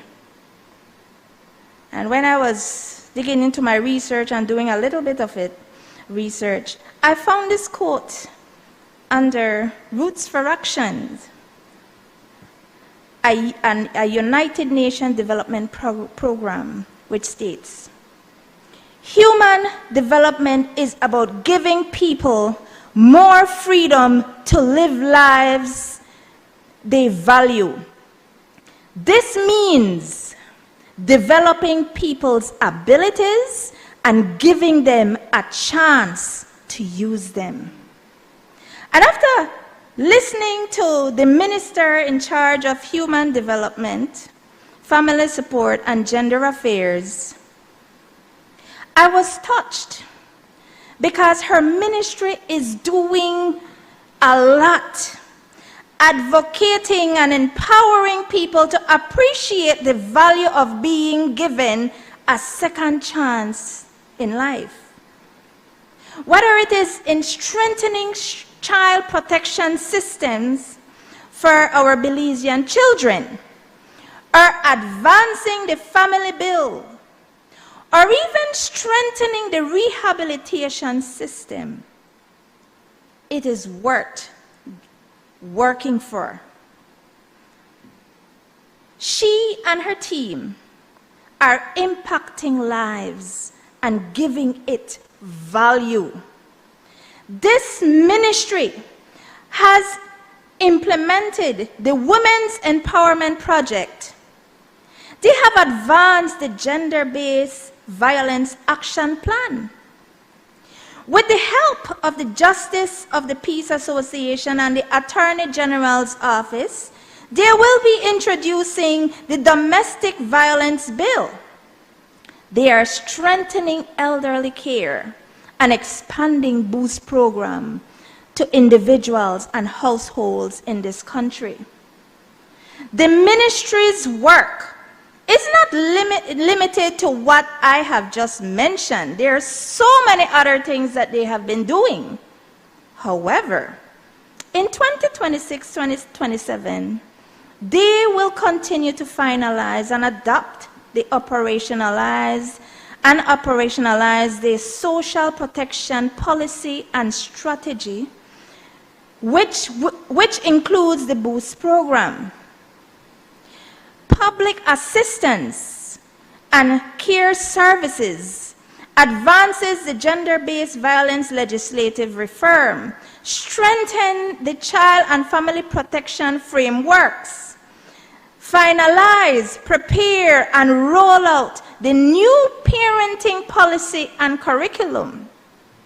Furthermore, the ministry will increase caregiving compensation, expand the elderly home visiting program, operationalize the Disabilities Act, establish a commission for disabilities, continue to fully implement the Gender Strategy Plan 2025-2028, and the multi-sectorial protocols for gender-based violence. This ministry will launch the Youths Making a Difference mentorship program. And like all other ministries, this ministry is working hard to make people's lives better. Madam President, as I reflect back on the theme, budgeting for Belizean prosperity, we can see the essence of its priorities, our values, our vision for the future. It determines whether we invest in our people, strengthen our economy, and create opportunities for all, or whether we fall short of meeting the needs of those we serve. This government is investing in the lives of its people. This government is strengthening the economy one step at a time. This government is creating opportunities for all its people, and this government is meeting the needs of this nation. This government, under the leadership of the Honorable Prime Minister and his team of ministers and area representatives, are moving Belize forward into prosperity, one step at a time. They are committed to be accountable, transparent, responsible in their decision making. They are most definitely excellent stewards of the people's trust in the functioning of their government. I, after considering the short terms, the long term, and even the medium term effects of this budget, and how it promotes sustainable growth, equity, and national development, Madam Speaker, I must say that I fully support this budget. Thank you.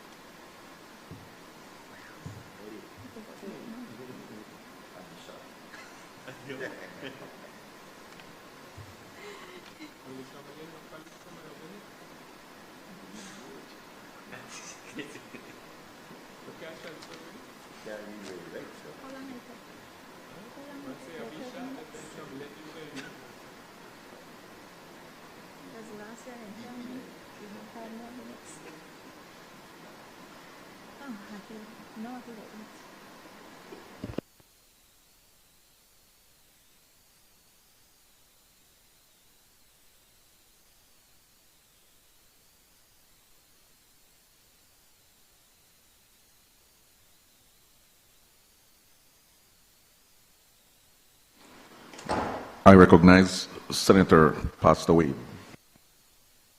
Thank you very much, Mr. President.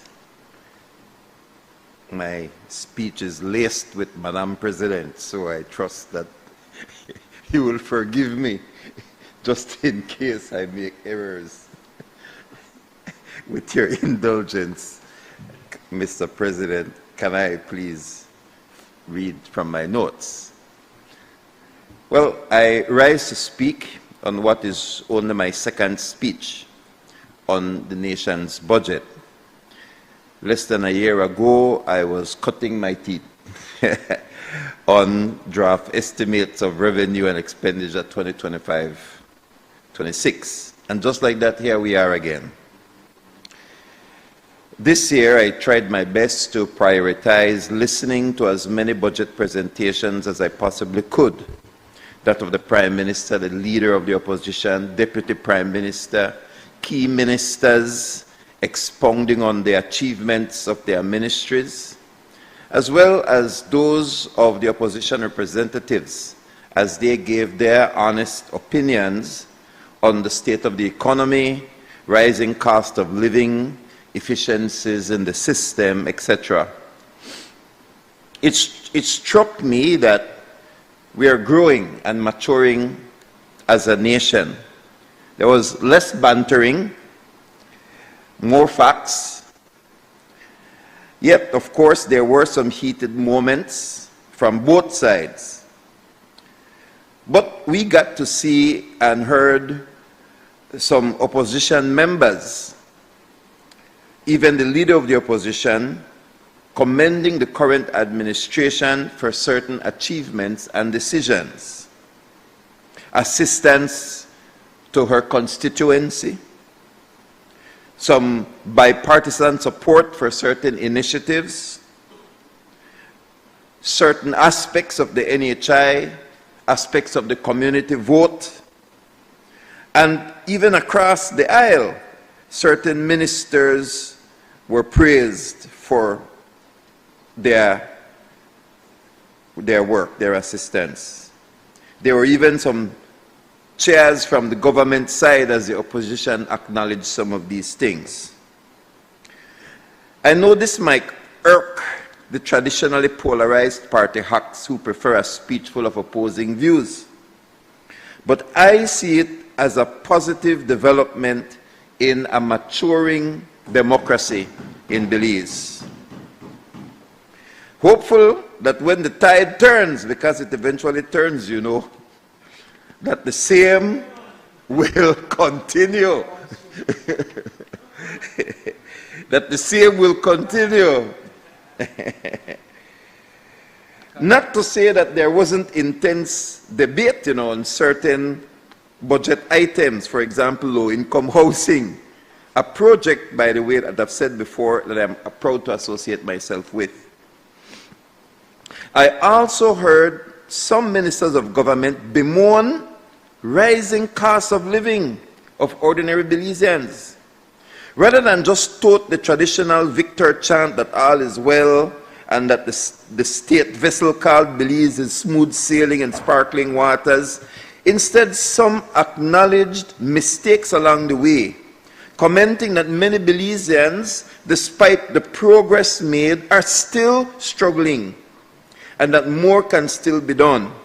The Deputy Prime Minister's speech, for example, shared some of the difficulties that still exist within this country, and they do.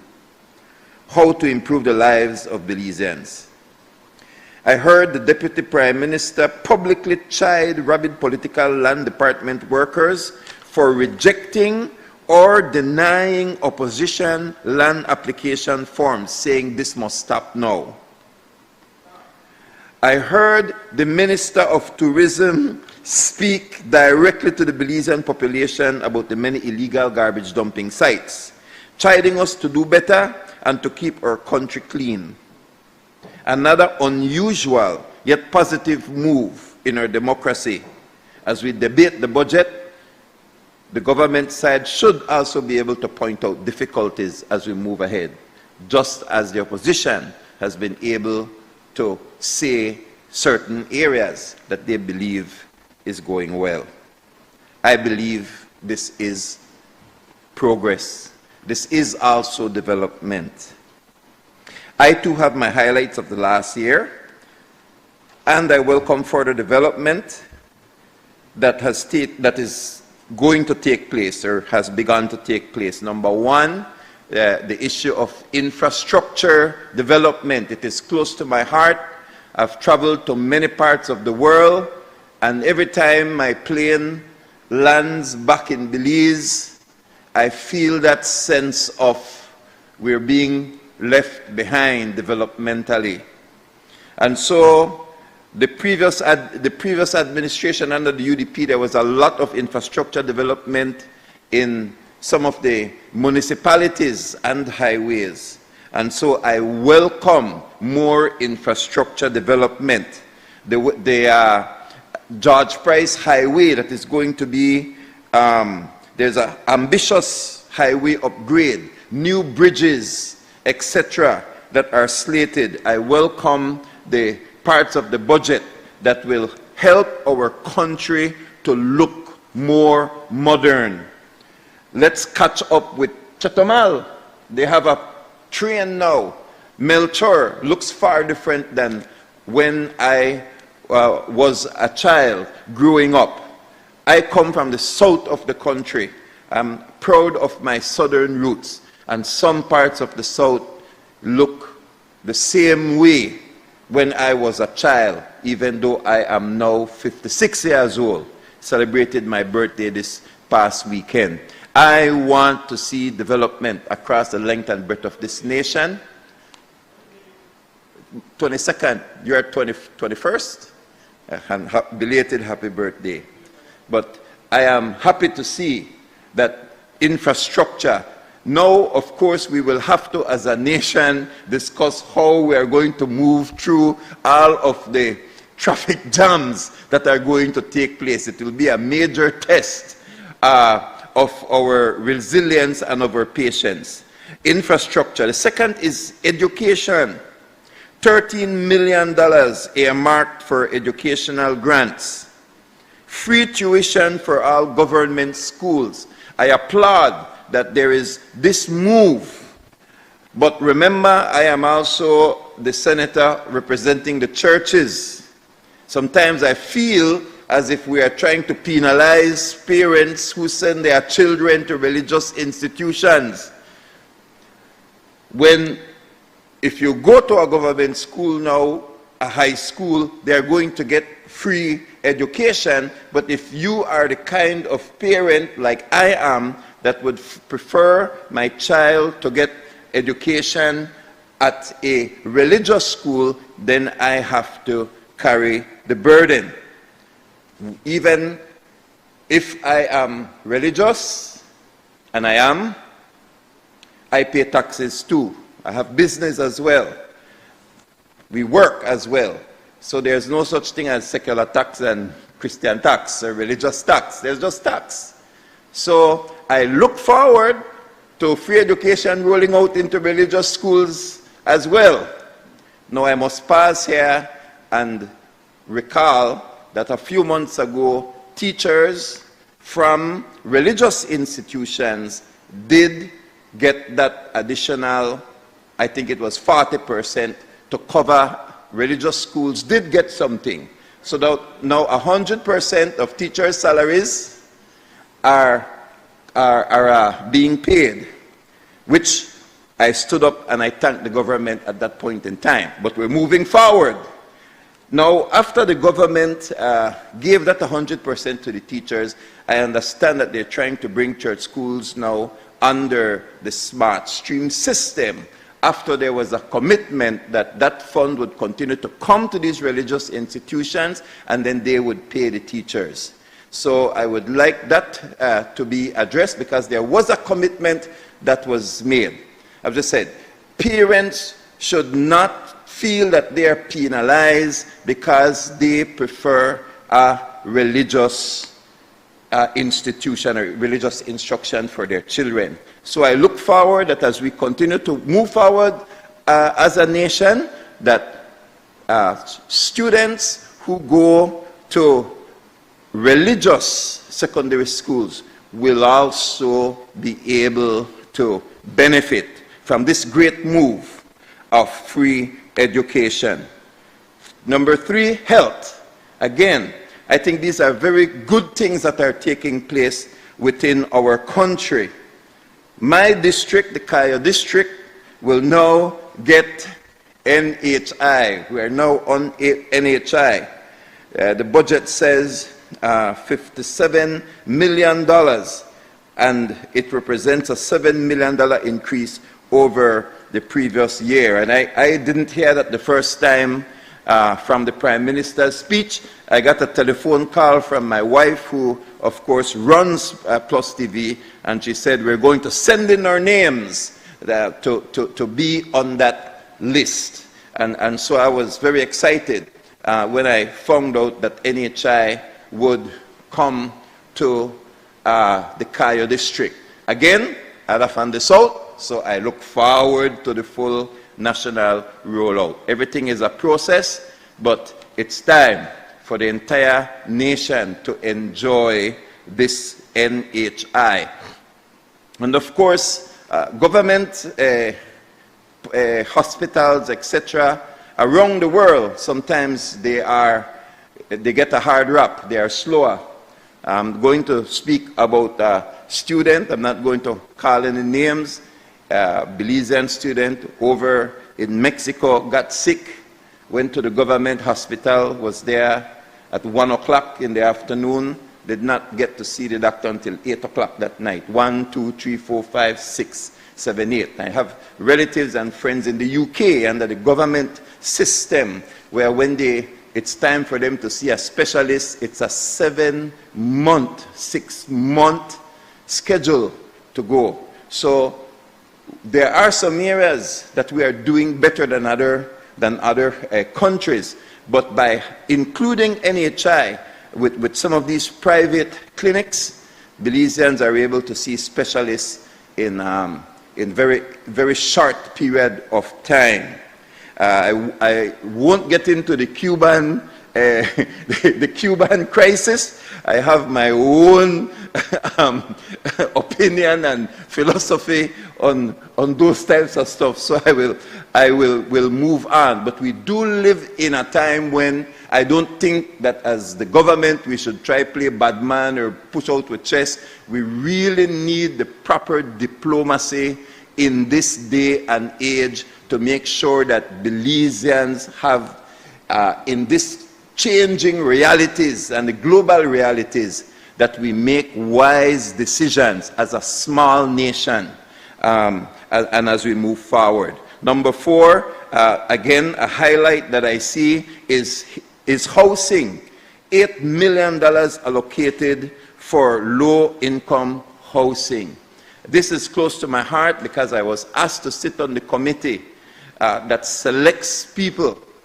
And I shared it last year. I'm going to share it again. I don't mind putting my face out there so that if you say somebody they rent their small income house, let's know about it. But there was a situation at one time where somebody was selling drugs from their home and they had to be removed from that situation. So we're not saying that it is a perfect program, but it is a program that all Belizeans should be proud of, and I am 100% sure that PUPs and UDPs and NOPs have benefited from this housing program. And I was asked to be there to ensure, as a part of the team, that there is fairness in distribution. I can't say 100%, but we are trying our best. One of the things I want to say to the government is that you need another housing project beside the poor, this low-income housing project. You need another project because you are the ones who promised the people 10,000 houses. And then when I ask, how do you count the 10,000 house? You will say, oh, it includes DFC and it includes the banks and it includes all of these things for the 10,000 houses.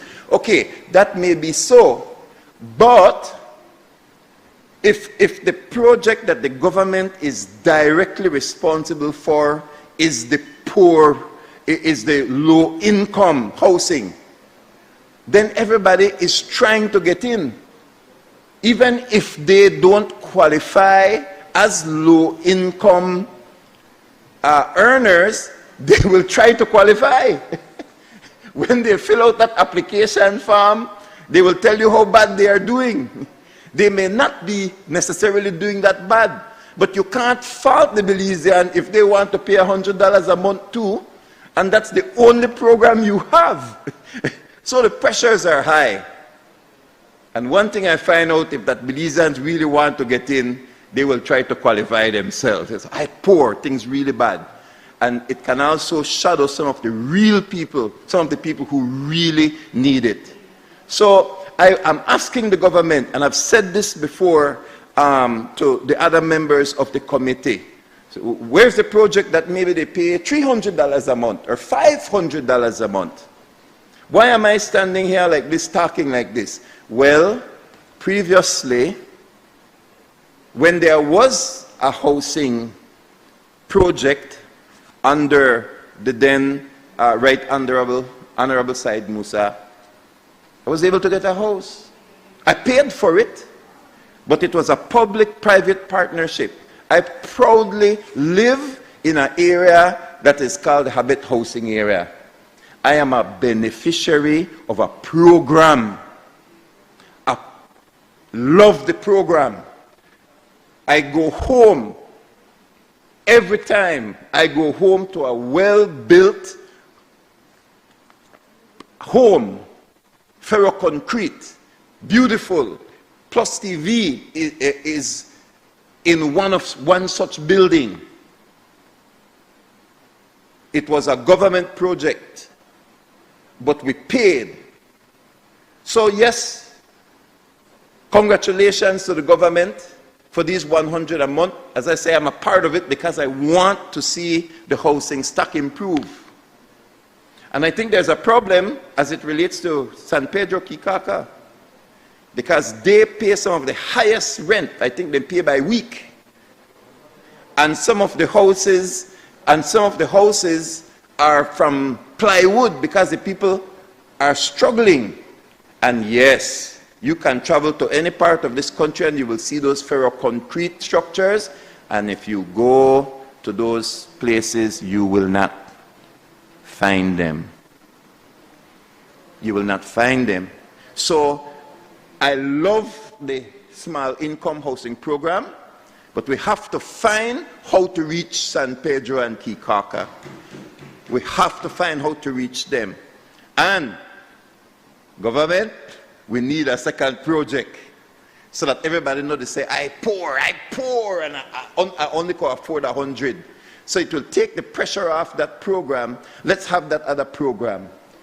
And also, as it relates to maybe the credit unions, I believe some of them have their own programs and so on.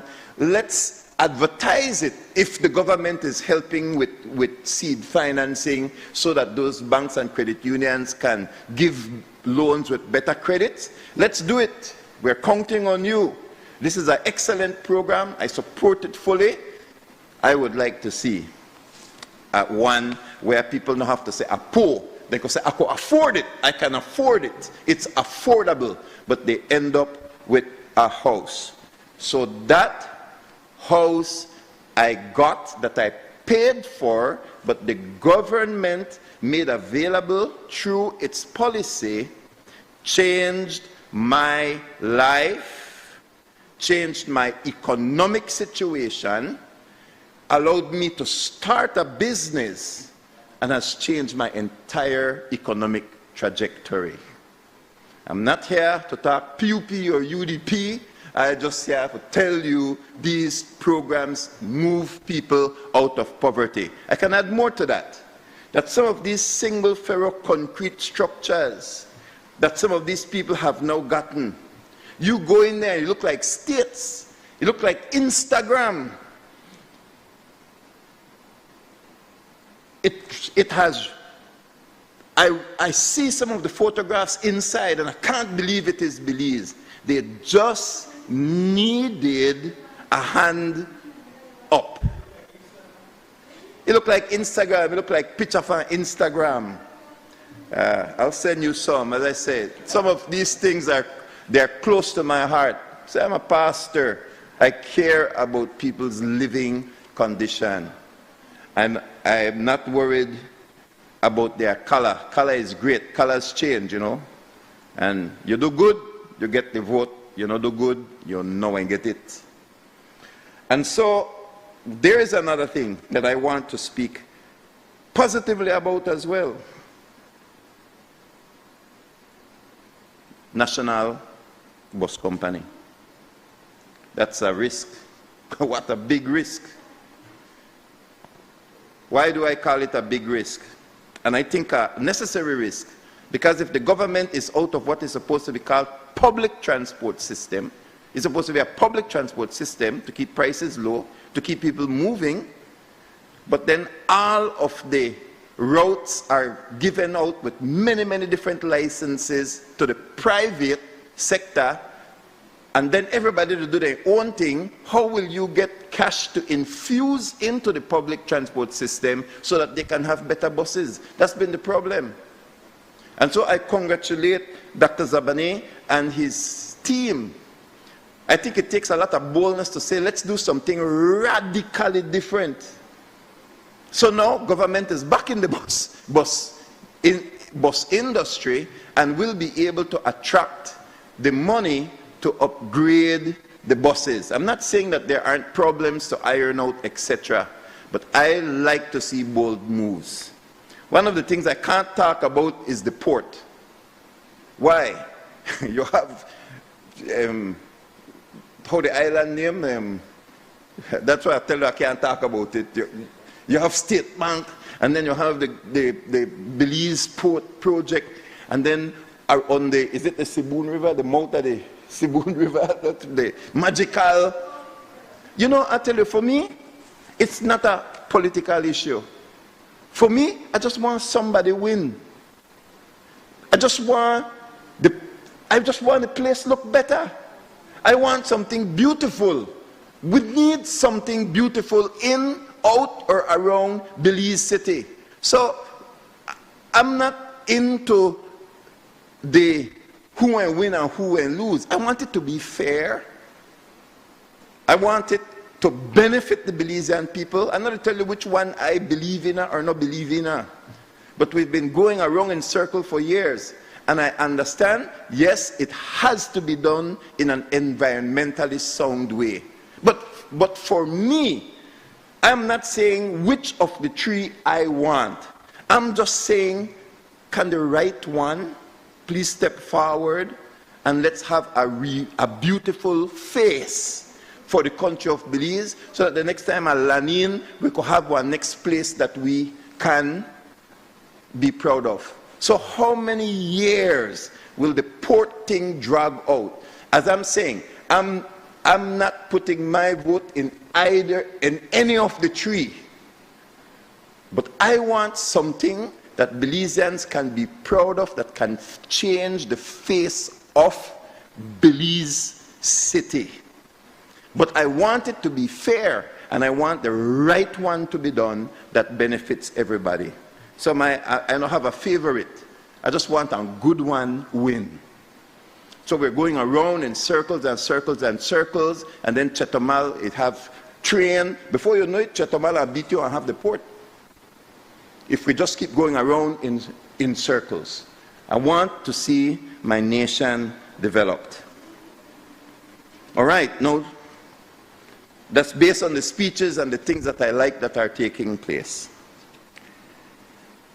Budget. This 2026-27 budget, it chronicles the government's desire to continue the work started in its Plan Belize manifesto. More roads, bridges, houses for the poor, educational programs, opportunities, health care, more first-time landowners, and so on. The budget presentation, the season, boy, it turned out to be in the middle of shifting international landscape and realities, eh? So you're planning the budget and Venezuela happened, and Cuba, then we're trying to talk about this zone of peace, and then you have the shifting tariff regimes. You have what the Prime Minister called in his speech strains on the rules-based order and more pronounced great power rivalry, end of quote. That's how he termed it. And then, of course, we have the conflict with Russia and Ukraine. That's now in its fourth year. One thing I believe that was not foreseen was this war in Iran, because it started, I think, after the budget had already must have been at the printing press. Iran, and the direct effect it would immediately have on fuel prices. Those have remained fairly stable and a dependable source of income for the government. I'm talking about fuel prices in the past. As the Prime Minister admitted that up to 50% of recurrent expenditures are met by monies collected by government from its take on fuel sales. In my speech last year, I spent significant time discussing the effect of fuel prices on inflation. And now here we are. One of the main ways that we get hard coal cash is under attack because there's a war somewhere else. I think the Prime Minister has stated that they have absorbed about $1 on each gallon, which will total to about $80 million over the year that they are not taking. That's a comment that's coming from the government side. But I know that we depend upon fuel taxes. And the prices are going up all over, including Belize. So I am concerned about this budget.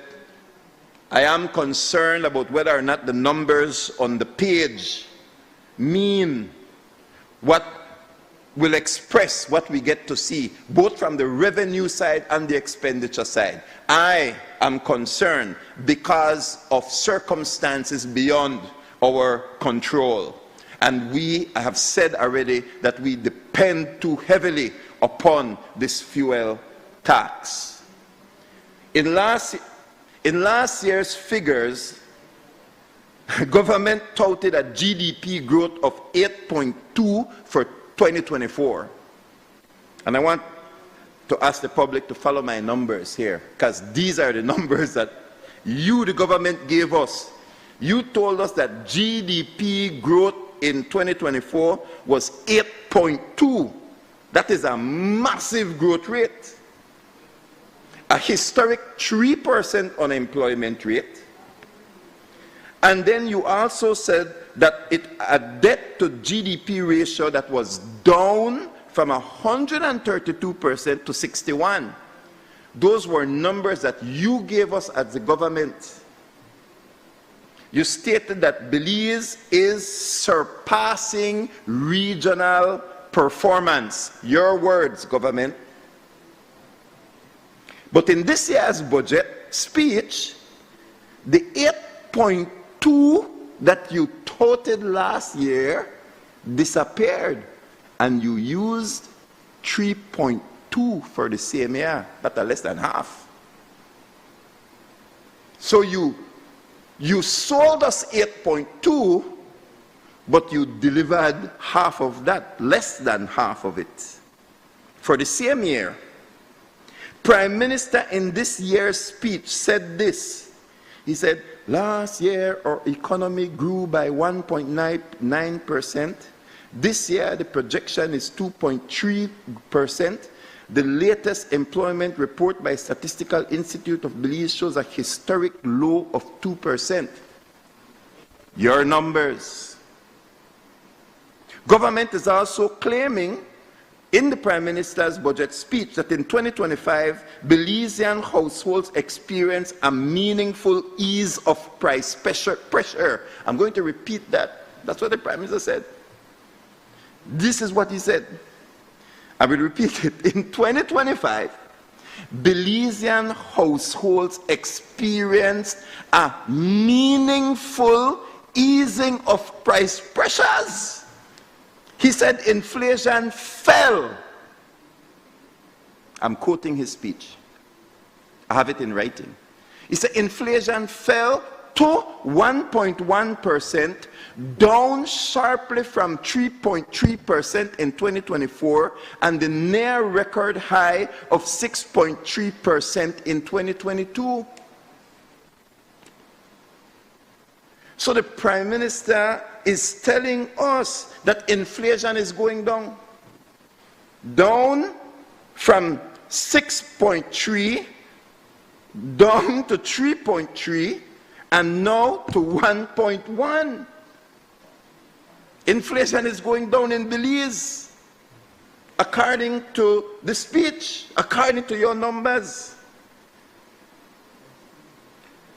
Well, when the Deputy Prime Minister stood up to give his presentation, he said that the inflation we are experiencing is imported. So which is it, up or down?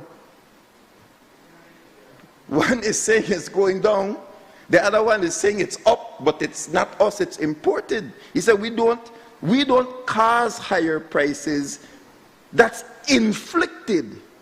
We have not raised taxes. I'll continue.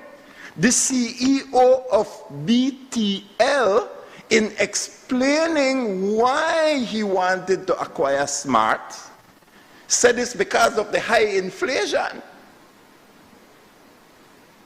You can't have your cake and eat it. You can't have it both ways.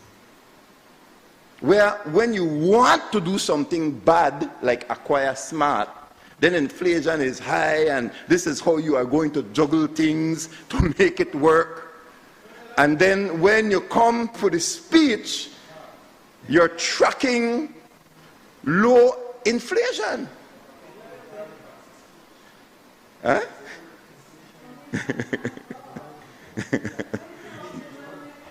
No? No? He said, we don't cause higher prices. That's inflated. We have not raised taxes. So, inflation,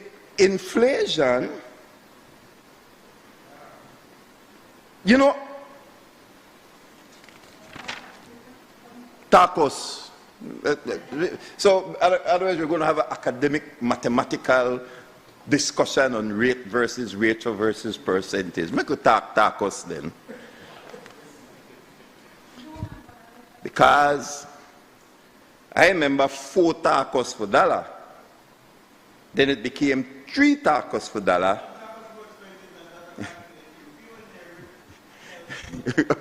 Well, sorry for bringing up tacos, but that explain.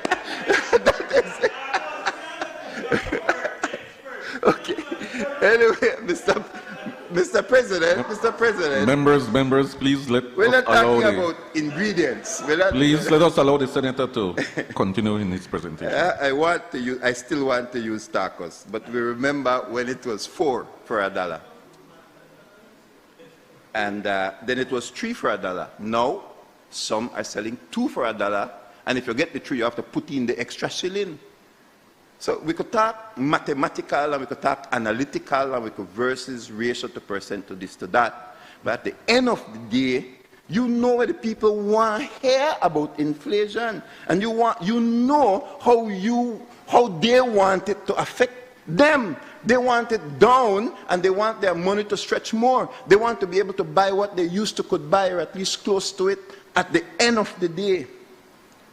So we did 2 tacos.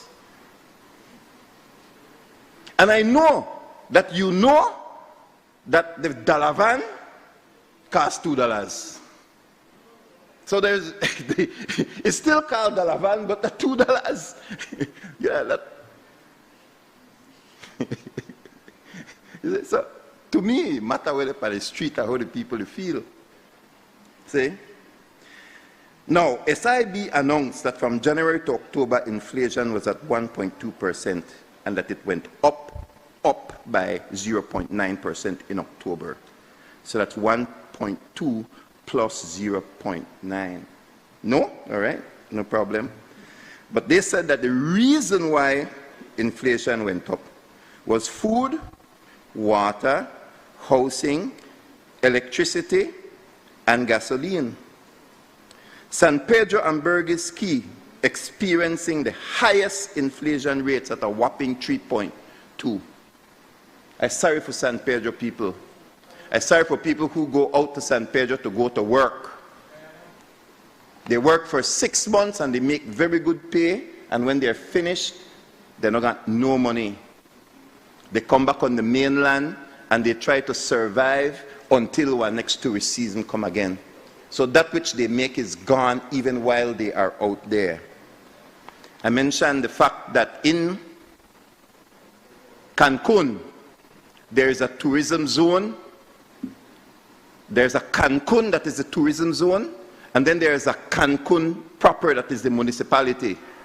So you can live in the municipality, experience the prices of the municipality, go work in the tourist zone, not experience the prices in the tourist zone, but when you finish work, you go back to the municipality with regular prices. San Pedro doesn't have that. Kikaka doesn't have that. They experience the same prices in many different areas that the tourists face. We have to deal with that situation if tourism money is going to be meaningful to the ordinary person.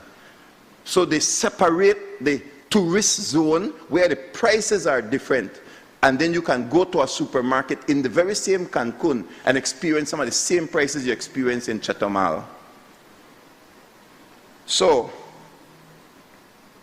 leading Caribbean economist Dr. Victor Bulwa Thomas, Professor Emeritus he conducted a lecture at the University of Belize's Policy Research Institute, where he launched a new policy research paper titled The Belizean Economy in the 21st Century: When and Why Belize Fell Behind and What to Do About It. So this is not me now and my not understanding inflation. This is Professor Emeritus. In his research paper, Victor Bulwer Thomas argued that Belize's economy has been stagnant for just about 20 years and has been getting poorer in comparison to its regional partners. We can see that for those of us who visit the neighboring countries and the Caribbean. This is what he said. Belize has effectively been falling in relative terms. Its position both within the Caribbean and within Central America has deteriorated quite seriously. So only Jamaica and Haiti have a lower GDP per head using a 3-year average and constant prices. He argued that we are still in recovery mode heading back to 2007 levels. Not me now, Professor Emeritus. So we have a lot of numbers and we have a lot of spin. Dr. Bulwer Thomas, his words, that even our growth spurts are simply trying to bring us back to 2007 levels, and then Jamaica is finding oil, Guyana found oil, and I don't want to say I repeat again from previous as it relates to our natural resources. It's either natural resources, new services, or it's going to be gasoline. Belizeans don't like to hear it, but that's what I think it is. Mr. President, on one hand, we are claiming that the economy is growing and that there is positive GDP growth, yet the numbers that I have before me from the estimates show a different story. I always try to take a close look at revenue, because that to me tells us the most important story about the amount of our earned money that we have to spend. Earned money. That represents the genuinely generated monies directly from our economy, because it does not include grants or loans. So if the economy really grow, then the tax base grow, so the tax you collect, the revenue should really grow. Should. So, what do we see in this budget? Member, I just want to remind you of 5 minutes to wrap up. Thank you, sir. Thank you, Mr. President. I should be able to make it if I would beg your indulgence for 5 more additional after that 5.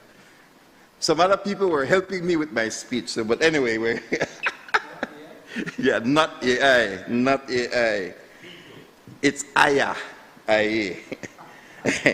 We see that it was, so what do we see in this budget? We see that it was projected for 2025-2026 last year that we would have collected 1.5 billion in tax revenue. But the projection column now shows 1.4 billion. In other words, it is a whopping $57 million less than what was estimated. But even worse is that it is less than what was collected the previous year, 2024-25, when it was 1.51 billion which was collected. That's a shrinkage. Our biggest revenue earners are pay-as-you-earn income tax, pay-as-you-earn income tax, the business tax, and GST. If we take a look at the line item for pay-as-you-earn in the estimates, it was projected that we would have collected 149 million. But what was actually collected? The adjusted column shows that it is now 130 million. That's $19 million less than what was predicted. Again, this 130 million is even less than what was actually collected for the 2024-25 year, which was $146 million. That too is a shrinkage. of 16 million. Let's take a look at business tax, which, as I said, is one of the highest income generating tools for government as well. It was estimated that last year we would have collected 291 million in business tax, but what was actually adjusted to, it was adjusted down to 269 million. And then that's a smaller turn again. It's smaller than the business tax that was collected the previous year, which was 297.6. In other words, this year we should have been closer to 300 million, but it shrunk again. So that's a third indicator that we see shrinkage. So how can it be that we're claiming that we have moved unemployment from 3% down to 2%, but the pay as you earn has decreased instead of increased? Instead of going up, it went down. We have claimed that there are more businesses, and I look forward to that 900 new registered businesses to eventually take up their place. More businesses doing more business, yet the business tax is significantly less. So we're claiming an increase in economic activity while the revenue is showing that the economy is shrinking, but you are collecting less than you anticipated for the year, and you're collecting even less than the previous year. GST was up only by 0.3%. GST. So we have a budget before us that anticipates a growth in revenue to $1.79 billion, which is an increase of $139 million compared to the past year, which according to the budget speech is 8.5% growth. And as I mentioned before, that is in the face of the current Iranian war, which is now manipulating world prices, petroleum prices, fertilizer prices, stock markets, and will determine the performance of the economy into the future. And they are already saying Cuba is next. Those are the war pundits. So I think that we are heading into problems when I look at this budget. I will wrap up. I need to make it clear that I want my country to do well. It means I want this government to do well. I intend to play my part at all levels, including in this honorable chamber. It is said that when the tide rises, all ships rise. PUP ships rise, UDP ships rise, non-aligned ships rise, religious and non-religious ships will float, male and female gender ships will float. Regardless of what culture you identify, your ship will float when the tide rises. I will do my part. I do my part when I seek to rise on any bill that enters this honorable Senate. When I ask difficult questions in committee, or we invite professionals to come in to seek clarity, to understand vague bills, I'm doing my part. When I believe that the language needs to be clarified or strengthened, or that a bill sent back to the lower house or to the ministry from which it came, it had to go, where I believe I'm doing my part. I'm not being contrary. I do my part. A passed bill is not the people's portion, nor a politician's right. Not just to pass a bill. We want good bills, well put together with the proper consultation at all levels. That's the people's portion. Not every bill is a good bill, but we are here to make every bill better. I'll do my part when I fight against the ills of society, which includes drugs and alcohol addiction.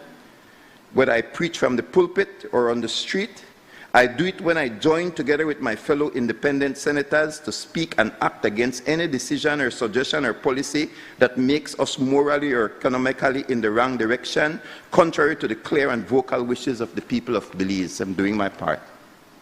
So we don't want just some ships to rise. We want all ships to rise. In conclusion, this weekend or next weekend is Easter. And I am grateful to the many municipalities that are joining together with the churches, Corozal, Orange Walk, this village, the town council, city council. Belize City will have a renewal. Mayor Bernard, Mayor Wagner of Belize City and his councillors, they will have a revival with Sinach. In the south, we're teaming up with Dr. Zabane to host Christ Safari in Dangriga. We love our country. A couple of weeks ago, at Renueva, I witnessed the UDP Mayor Trapp and PUP Aaron Mai worshiping together. Yesterday, I saw a viral photograph of the leader of the opposition, Tracy Panton, and Belize City Mayor Wagner at the BNTU annual conference, worshiping and working together. I think that our country can be better when we work together. And so I thank you for this opportunity to share. Have a blessed Easter. God bless you. God bless Belize. Thank you.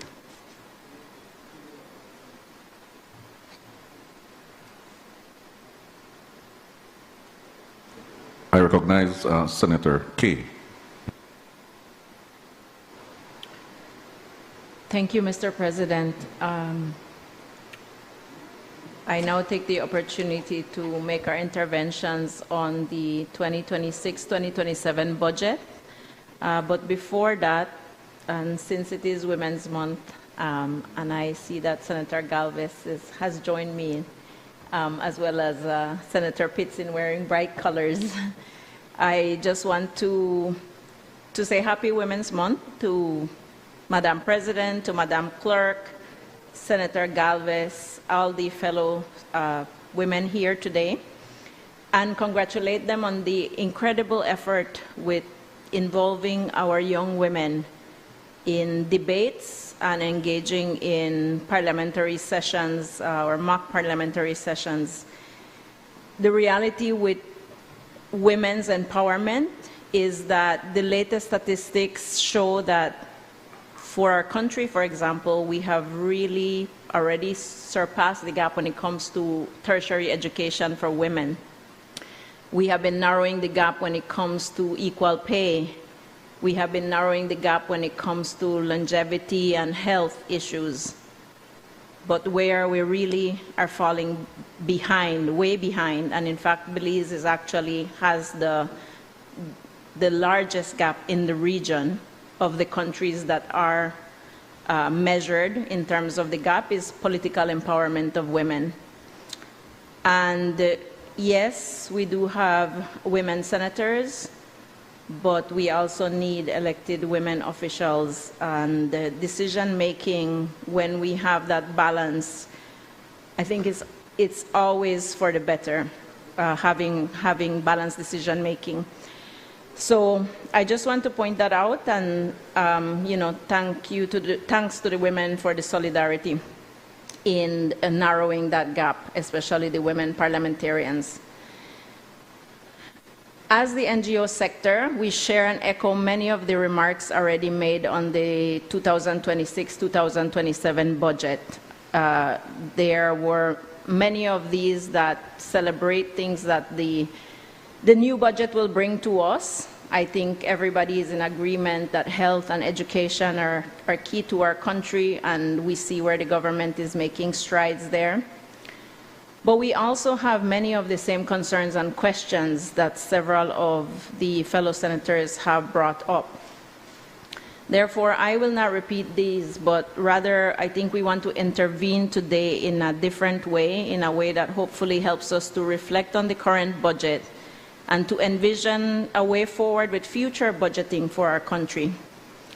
I know that I really enjoyed Senator Herrera's presentation, breaking down the numbers and the figures. And we have all seen the draft budget figures. But where we want to call on reflection on these figures is something that Senator Herrera mentioned, and something that we really want to emphasize as the NGO sector, and it is that the last audited financials for our country are from 2016-2017. Those are a decade old. And even these audited financials included a disclaimer. A disclaimer of opinion in an audit is usually issued when the auditor cannot obtain sufficient or appropriate evidence to form an opinion on the financial statements, rendering them unable to express one. This sort of last resort report occurs due to material and pervasive scope limitations, such as severe record gaps or a lack of auditor independence. This is a big deal. We really need to do better as a country. If we want to present budgets, we really need to be able to report back to the people on how those funds are spent. And although the audited reports are a decade old, they really continue to indicate that there is loss of public funds due to waste, leakages, in some instances, possible corruption, and that some of this may be as high as $1 million a day. And if you are astonished by this figure, isn't it that we should be doing everything possible to determine what that figure actually is? Because what if it is higher?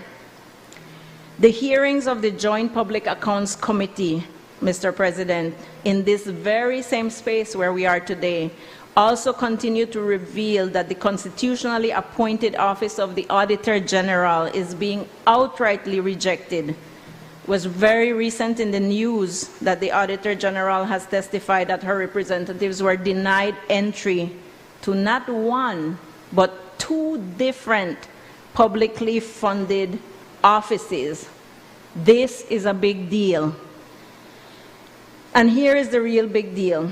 For us, the big picture perspective is that as a people, as our culture, we have a very interesting relationship with money, managing money, accounting for money, and dare we say, getting to the point one day of making sure that we're getting value for money. I think there's been a lot of debate in the public space about value for money, with several proposals that we have seen. Furthermore, as the geopolitical landscape evolves in very dramatic ways, and I believe that the fellow senators called on this situation, we need to work hard to make sure that we are really in the best position to mitigate wherever and however we can these global shocks that we're experiencing. More than ever, we are learning that as a country, our independence, both philosophically and physically, must be defended. None of the rights that we enjoy are guaranteed, and especially for a small country like ours. And in a small country like ours, I think it cannot be lost on any of us that the pot of money that we have to work with is smaller than most. I do hear you, Senator Wade, on the Chatamal example next door. But we do have to recognize that also with our population, the pot is going to be smaller. Nevertheless, this small pot, it's all we have, it is the people's money. And we have to ensure, including through tax, pension, and other reforms, which I know the government has been undertaking some of that, and that we encourage the government to continue working on. Through these reforms, we have to ensure that we are efficient and effective with our available resources. We need to hold ourselves accountable to being engaged in public financial management. And when I say being held accountable, it also means us in the public space. Our relationship cannot begin with paying taxes and then end with an expectation that corruption is beyond our control. We also have to commit, Mr. President, to making sure that we are thorough. We have heard previous interventions pointing to the fact that money, tens, hundreds, millions of dollars are being left behind in uncollected taxes without any debate or justification made to the public in the way that we debated the earlier bill, as should be. When we are having these tax exemptions and all of that, it should come to the public. It should be in the public eye, as was done today. We heard Senator Herrera mention some of the figures associated with the potential uncollected taxes. And for our NGO community, the issue of taxes is actually very interesting. Historically, for example, the government has always been an ally on waiving taxes for the public good. That is for the, something that is for the benefit, as Senator Pitts earlier said, for the benefit of the many, not the few. What's an example in our sector? The protection of our watersheds, right? All of us need to be able to enjoy clean and abundant water, something that in Belize we do have in abundance, and that possibly we take for granted when our neighbors, for example, Guatemala, we see that droughts and the lack of water is causing the migration of people in these spaces. But today, even some of those gains are not to be taken for granted. And furthermore, I think contrary to what some may believe, our NGO sector is actually held in, to very high compliance standards when it comes to paying taxes and presenting audited financials compared to those who are not meeting their tax obligations.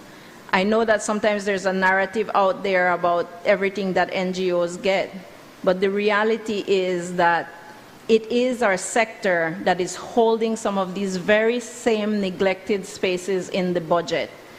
I wanted to share that, Senator Arana spoke about a lot of initiatives, for example, related to the Ministry of Sustainable Development, the Ministry of Human Development, that are very close to our heart in the NGO sector, because those are the spaces that we work on a daily basis, trying to meet gaps where, where government cannot do some of that work, from working with the elderly to working with youth, with gender-based violence issues, the environment.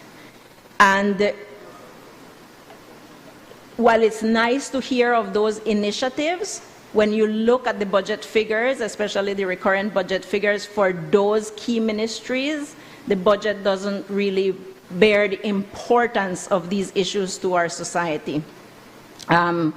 Most of those ministries associated with some of those initiatives are maybe getting, $11 to $16 million in recurrent budget compared to some of the other ministries. And our country has really been increasing access to resources like land, creating enabling environments for business. But I think the place where we need to do better is innovating on the transparency and accountability measures. We need those performance benchmarks mentioned by Senator Pitts earlier, including through the use of digital platforms to facilitate the payment and collection of taxes. Land, for example, is something that we all speak about, and I'll take a moment to say that until our country has a clear vision of a land use policy and plan and where we are going, we will continue in this business of doing things ad hoc and not being able to come to a common vision, for example, of what is important to protect, because that protects services that people get from Mother Nature, for example, water, for example, clean air, for example, the ability for our soils to regenerate, because it is only natural spaces that hold the biodiversity that allows for that regeneration of soil. Once you cut off the trees, that soil is dead. It needs chemical inputs. And so we really, when we see in the budget, when we see what is in the budget, we see that some of these areas that would really lead our country to have this vision, some type of social contract where we don't have to fight with each other about what should be protected or not protected, what should be for developing urban spaces versus use. I personally would want to see that there is clearly budgeted funds to ensure that we have some of these policies and plans that really advance the vision for us to be united in how we use our limited space.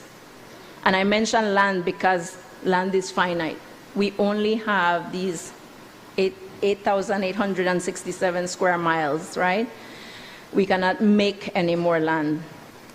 Learning how we are governed means learning how our tax dollars are and can work for us. It cannot be a foregone conclusion that taxes on fuel, and I believe this issue was mentioned earlier, a key driver of all our economic activity, is one of the largest revenue inflows to the general revenue stream. Is this really our best option? The impact to the productive sector, to the middle class, is more likely to raise prices and reduce purchasing power. This limited view to our revenue means we are failing to explore how we can innovate and pivot to include all the perspectives that we need to include. As we just saw last week, the voices of young women reverberate with the call, really the demand to be at the decision-making tables. But before we can even envision a gender lens perspective in the budget, that would allow for public funds to be distributed equitably, addressing the specific needs of all genders, we need to figure out how we can get half of the population to be able to weigh in on how the budget is managed. If we're talking about women, we're half of the population. We wholeheartedly endorse prioritizing education and health. But what about education and health should we prioritize? Only this week in the news, Mr. President, we are hearing that rules are now being enforced on access to medication like contraception. Where is the national conversation on this? Have we factored in what the national cost of unwanted pregnancies would be, of backdoor abortions? There is some data out there that suggests that for every US dollar spent on family planning services in low and middle income countries, this translates to approximately $3 US saved on maternal, newborn, and abortion care. And I think this is a perfect example of value for money. And therefore, in this vein, when can we get to the budget on issues Senator Faber mentioned, mental health support and the need for counselors nationally? What about special needs education or financial literacy? Are we paying attention to the ministries that deal with the human condition, with human well-being, with the social conditions that we are experiencing? And I just want to highlight those because, yes, the budget should be about infrastructure. As you know, as we said, there are some interesting projects that are there. Yes, it should be about the defense budget. But we have to look that when we invest in people and their well-being and their mental health, that actually will translate to increased productivity, the increased productivity of our citizens. And all of these areas that are mentioned, they do need additional access, but access that is also equal and equitable. Areas that are often left for other sectors, like the not-for-profit sector, to try to contend with and advance in. By engaging directly, Mr. President, citizens can increase accountability, transparency, and equity in public spending while rebuilding trust in the government. So when you hear us speaking out to try to bring these accountability measures in place, to say it would be, you know, the best thing if the government could actually get our financials truly audited and, you know, catch up with our audits. We should not be experiencing these issues that the general auditor is facing in not being able to access records. When the people demand for that, when we demand for that, it really is to strengthen our institutions. That's what we should be doing as Belizeans. Everyone talks a big game about wanting these concepts, but to deliver on accountability commitments, we also must embrace our responsibility as citizens. We must see ourselves in these numbers. And that brings me to another concept that we wish that there would be a very progressive government that would embrace it, and that is participatory budgeting. This is crucial because it transforms the budget from a mere technical document into a tool for democratic empowerment, ensuring public funds are spent on community priorities. For participation to be effective, it must be meaningful, not box-ticking. This requires that citizen decisions are binding, that they carry significant weight, that are inclusive of underrepresented groups, and supported by access to clear and timely information. We urge our government to consider adopting participatory and open budgeting principles and processes. You might say this sounds, you know, very aspirational. It sounds like, you know, something that maybe there is no hope for, but other countries have been doing open budgets. There are projects looking at open budgets. Not too long ago, I had gone to a meeting in the Caribbean where other Caribbean nations are moving in this direction. And that's the direction we need to move. You know, to have sufficient time to be inclusive in these processes, because after all, we are the ones that are paying those taxes, and this is the public purse. These days that we've had of meetings and debates must never be performative. The young people who have taken their place in these chambers have clearly demonstrated and defined what debating the issue, not attacking the party or personality, can look like or can feel like to the rest of us. I think we're so proud of those young women recently that took up that space.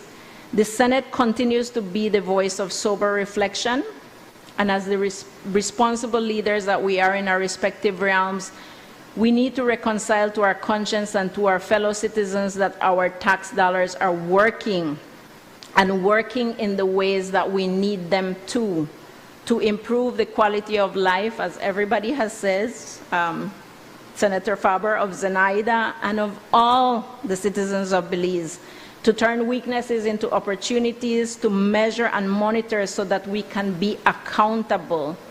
You know, it's such a buzzword, accountability, but there are so many processes that we can actually put in place to ensure that accountability.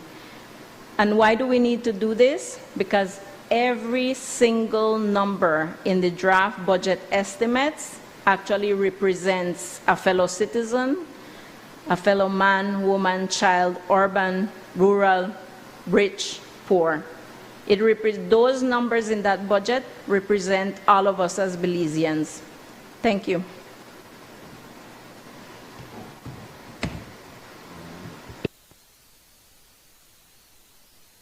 I recognize Senator Galvez. Thank you, Mr. President. And I also would like to ask your indulgence to just wish all the women in this chamber a happy Women's Month and women across Belize. And I also want to once again congratulate all the participants of the Young Women in Leadership program. What we witnessed last week, Friday, was not just historic.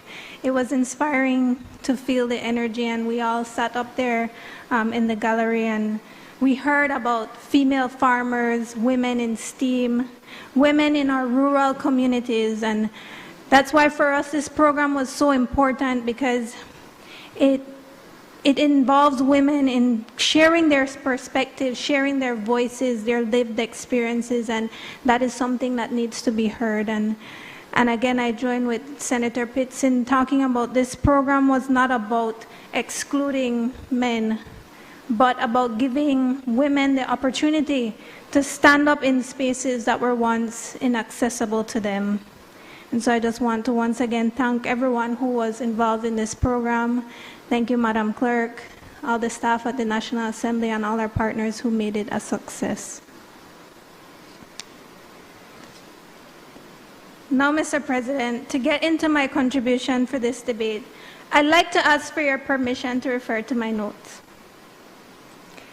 Mr. President, I stand today in strong support of the General Revenue Appropriation Bill for the fiscal year 2026-2027. And we know that budgets are often spoken about in numbers, percentages, and fiscal targets. But we also know that behind every number, behind every allocation is a Belizean life. And that is why this over 400-page book filled with tables and numbers tells a profound story. It speaks of our values, our priorities, and the kind of investments this government is making to meet the needs of people today, while also positioning itself to face the challenges and opportunities of tomorrow. It reflects growth-oriented and future-focused allocations that are geared towards securing Belize's future. It's about ensuring that where there is growth, it translates into opportunity, and where there are opportunities, it will equate to shared prosperity. Mr. President, this is the kind of prosperity that allows businesses to invest, families to plan, and governments to pursue meaningful development in building our nation. And when we examine the priorities laid out in this budget, it becomes clear that the government continues to place the well-being of Belizeans at the center of national priority. from healthcare to education, infrastructure to housing, human development to empowerment.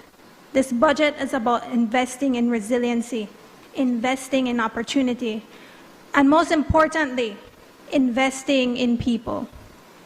These are the pillars, Mr. President, upon which a strong, prosperous Belize is not only made but sustained, and on which I'd like to be the focus of my presentation today. Perhaps no investment is more important to a country's future than the one we make in health. Because we know that when citizens are healthy, they are happy, they are more productive, they are better able to work, learn, care for their families, and contribute meaningfully to national development. And much like the Y Will program, this year's budget allocation is not only making history, but also setting the stage for Belize's prosperity. With $181.2 million allocated to the Ministry of Health and Wellness and $57 million for the NHI program under the Ministry of Finance, taken together, these $238 million represent one of the largest investments ever in Belize's healthcare, demonstrating a clear commitment by this government to strengthen the foundations of our health systems while expanding access to essential health services. This includes the expansion of the national health insurance across the entire country of Belize, marking an important milestone in giving Belizeans everywhere access to primary health care services. And Mr. President, what started under a PUP government 25 years ago as a pilot project on the south side of Belize City has now become a national reality, with this year's expansion to include the Cayo district.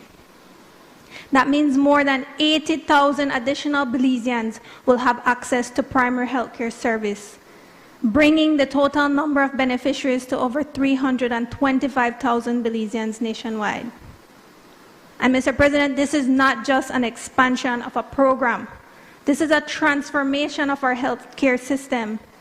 Through NHI clinics, Belizeans receive medical consultations, medications, essential diagnostic services, including blood tests and imaging services.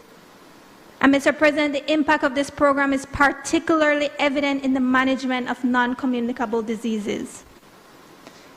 Because Belizeans are now receiving earlier treatment for conditions such as diabetes and hypertension, conditions which left untreated can lead to devastating health consequences and significant financial strain on families.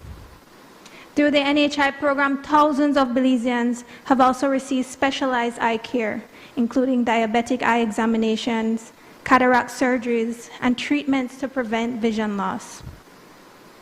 These are real Belizeans whose quality of life has been improved because the state chose to invest in their health.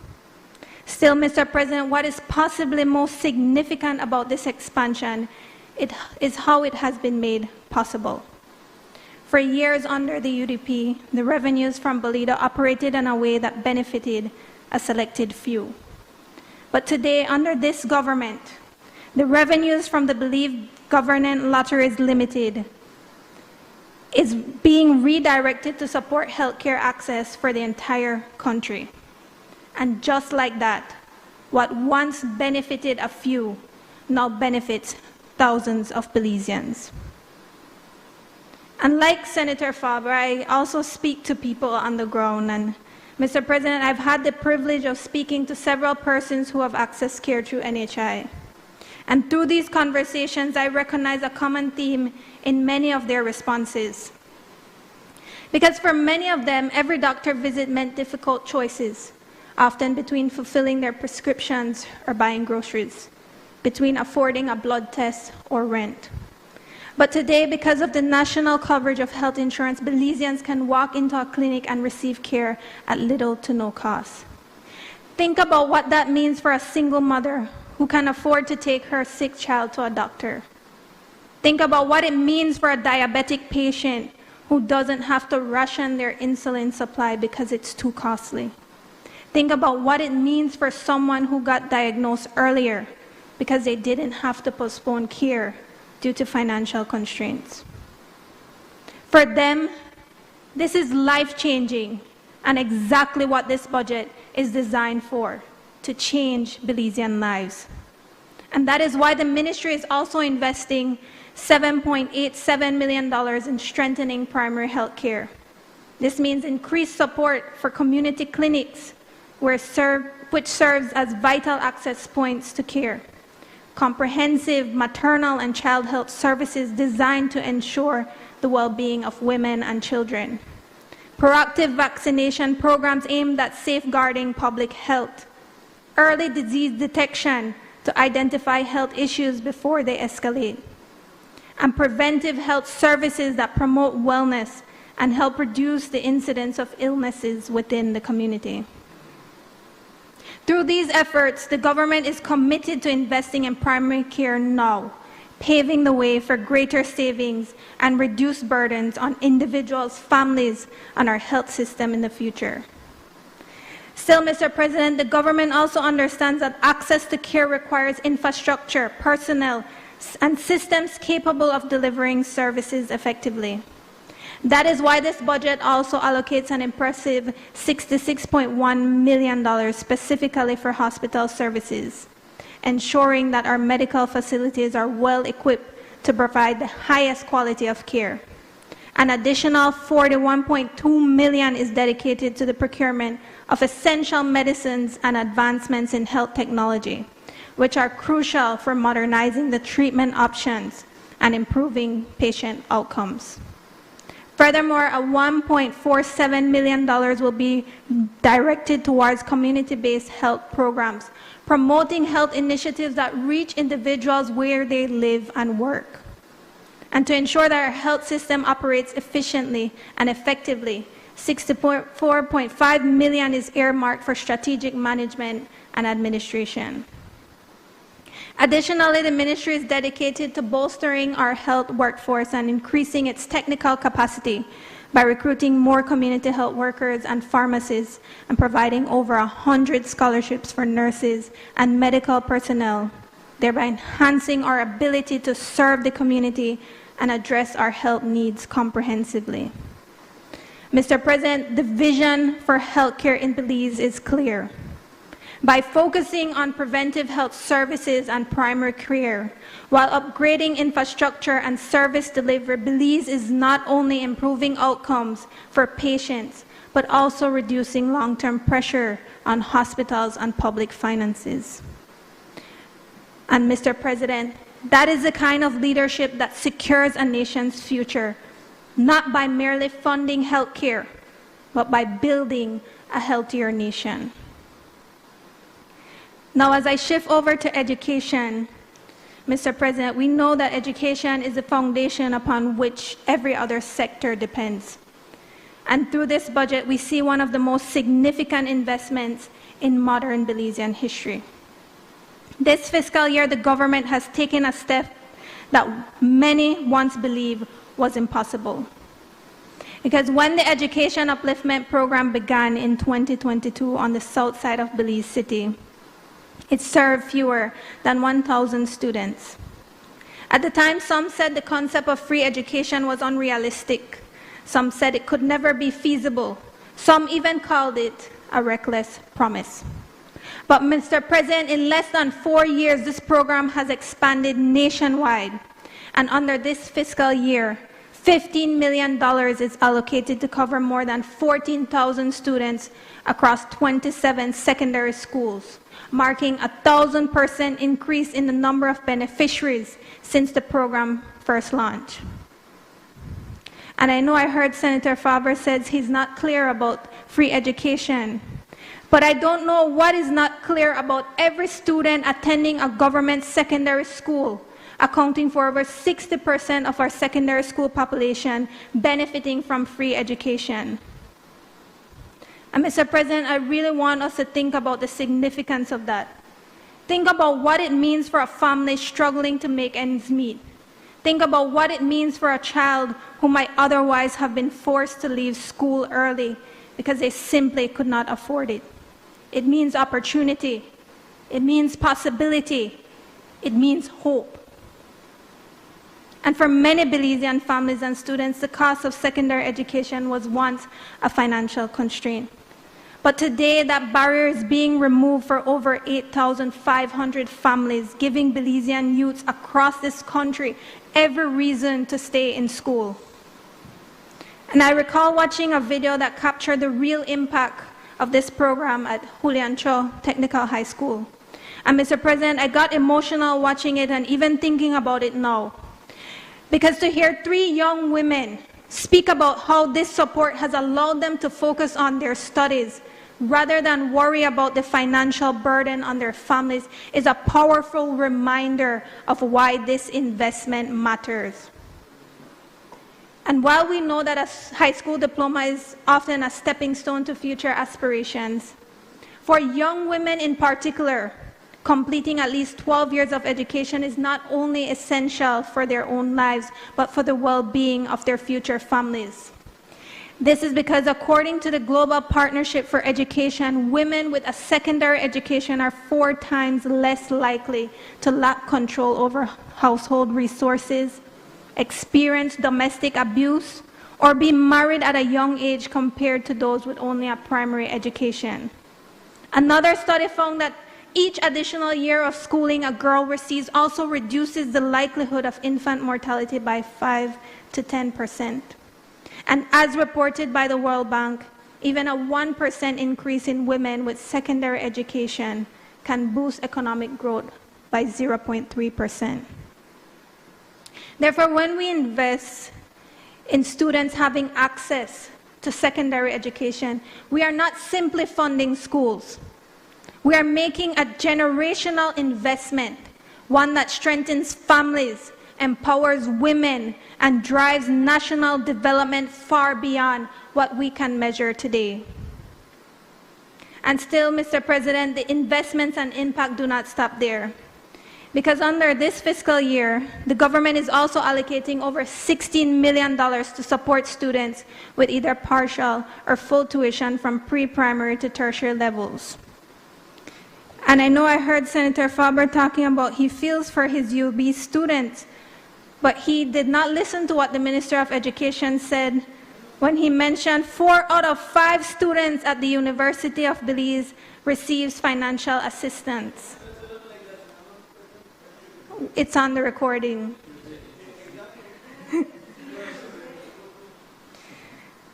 This also includes over 1,300 primary school students, more than 5,000 secondary school students, 3 out of every 5 students attending local universities, and over 1,000 students pursuing studies at foreign institutions. And once again, Mr. President, this is more than funding. It is a clear and deliberate investment in human potential, ensuring that financial limitations do not stand in the way of ambition, achievements, and the future of Belize.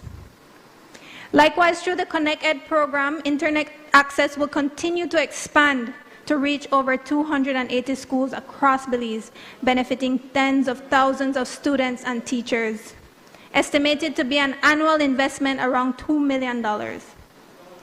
And Mr. President, in line with technology, the ministry has also done tremendous work in preparing Belizean students for an ever-changing technological world.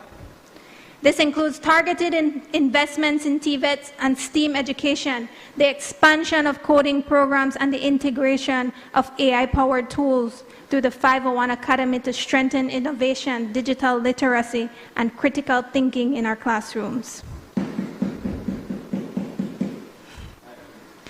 And we also heard the Minister of Education highlight that for this fiscal year, all students attending the ITSA STEAM Academy will do so free of cost, an extraordinary step towards ensuring access to high-quality, future-focused education. Mr. President, I had the privilege of visiting the ITSA STEAM Academy and participate in some of its initiatives. And I can say without hesitation that I only wish such an institution existed when I was a student. Because to see young minds engage in science, arts, engineering, and real-world problems is exactly what Belize needs. You might have came up with the idea, but this government instituted it. But that's why I'm especially encouraged to know that with this year's budget, the ministry is also advancing plans to construct STEAM pavilions within each district to provide innovative experiential learning opportunities directly to students across Belize.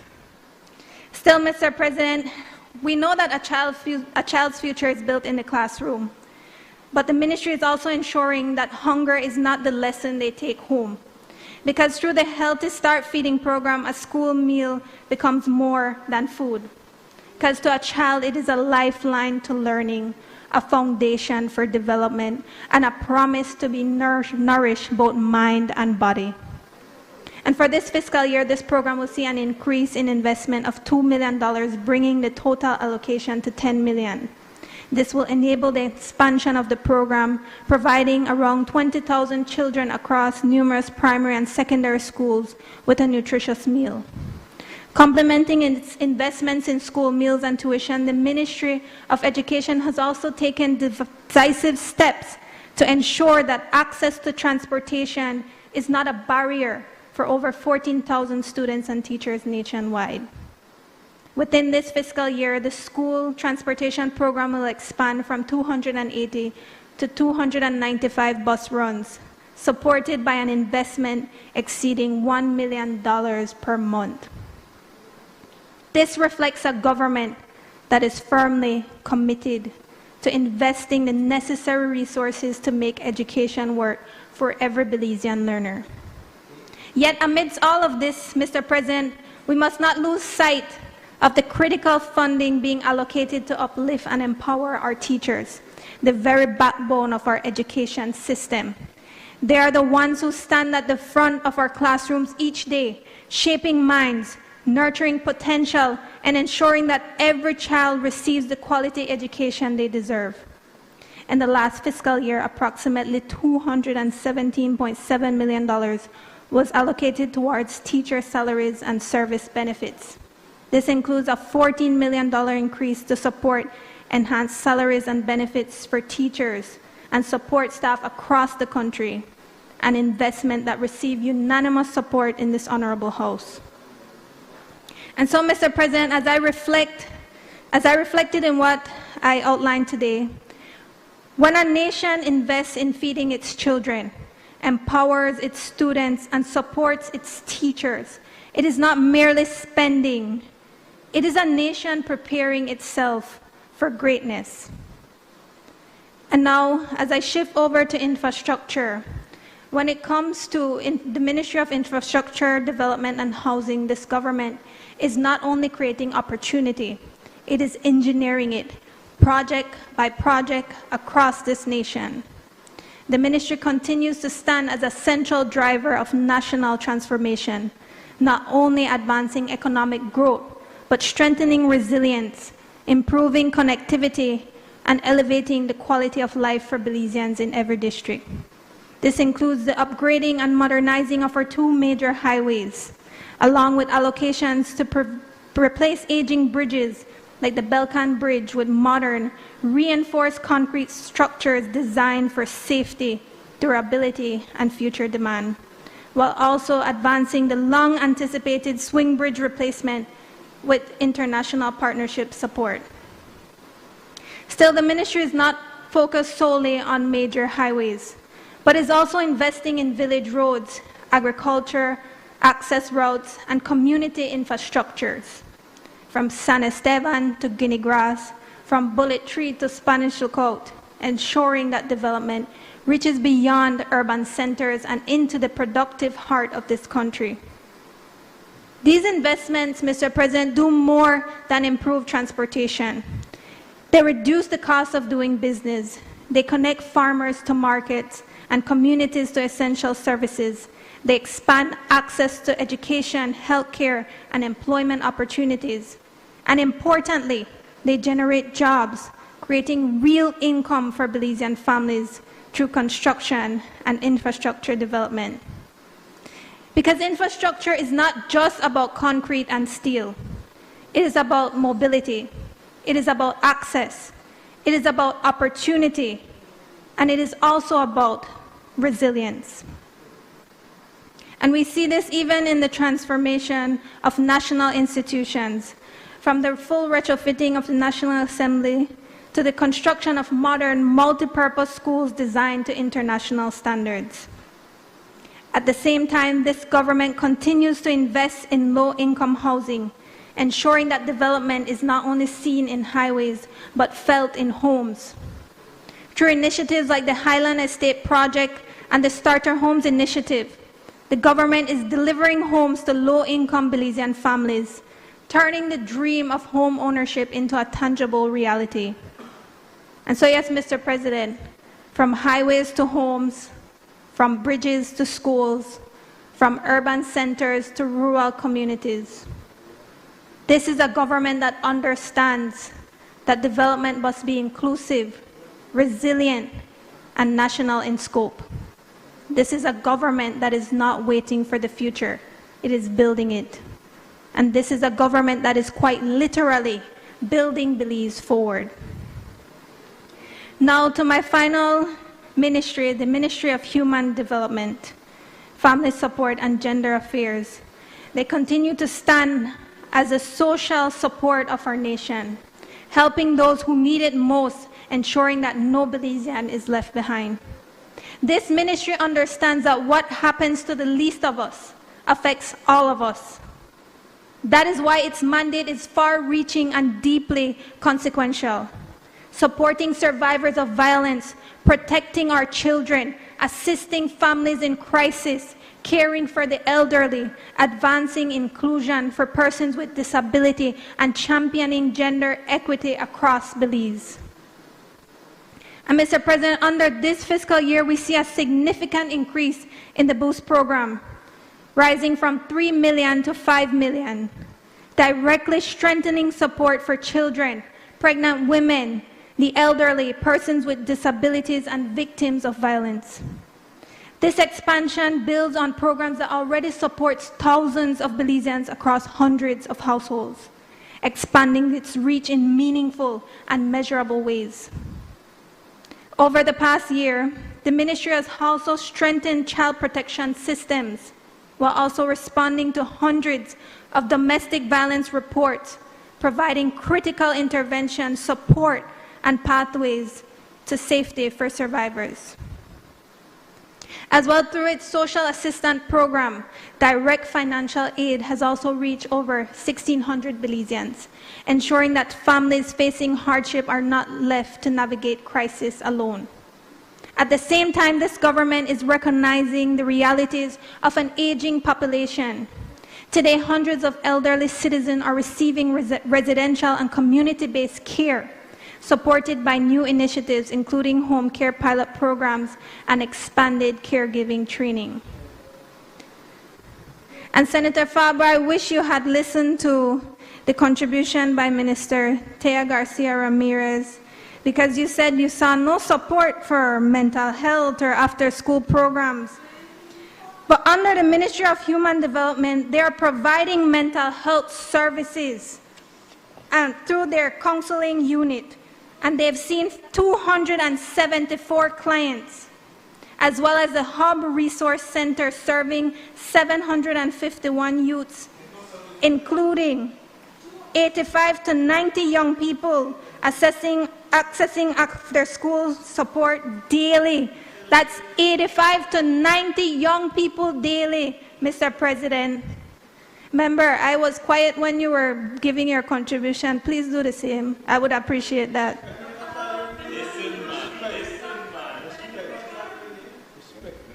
Members, please, may I please remind you of Standing Order 40? Please respect the member when she's making her presentation. Thanks. Thank you, Mr. President. The ministry is also reshaping how we approach justice and youth development. Through the Community Rehabilitation Department, hundreds of juvenile cases have been managed, with many young persons diverted away from the formal court system and into rehabilitation and support programs. Because this government understands that sustainable public safety is not built on punishment alone, Mr. President, but on prevention, intervention, and second chances. And that is why this budget goes further. It includes targeted funding for youth anti-violence initiatives, community transformation programs, and expanded trauma-informed services, all designed to address the root cause of crime, family breakdown, and social instability. It also advances critical legislative reform, including strengthening protections under families and domestic violence laws, as well as continued progress towards anti-discrimination and gender equity frameworks. Equally important, this budget reflects a transformational shift in investment with a significant rise in capital spending to expand and modernize service delivery. Mr. President, this means more social workers, better data systems, stronger frontline services, and more accessible support for communities across the country. And Mr. President, we must also recognize the ministry's role in enabling economic participation.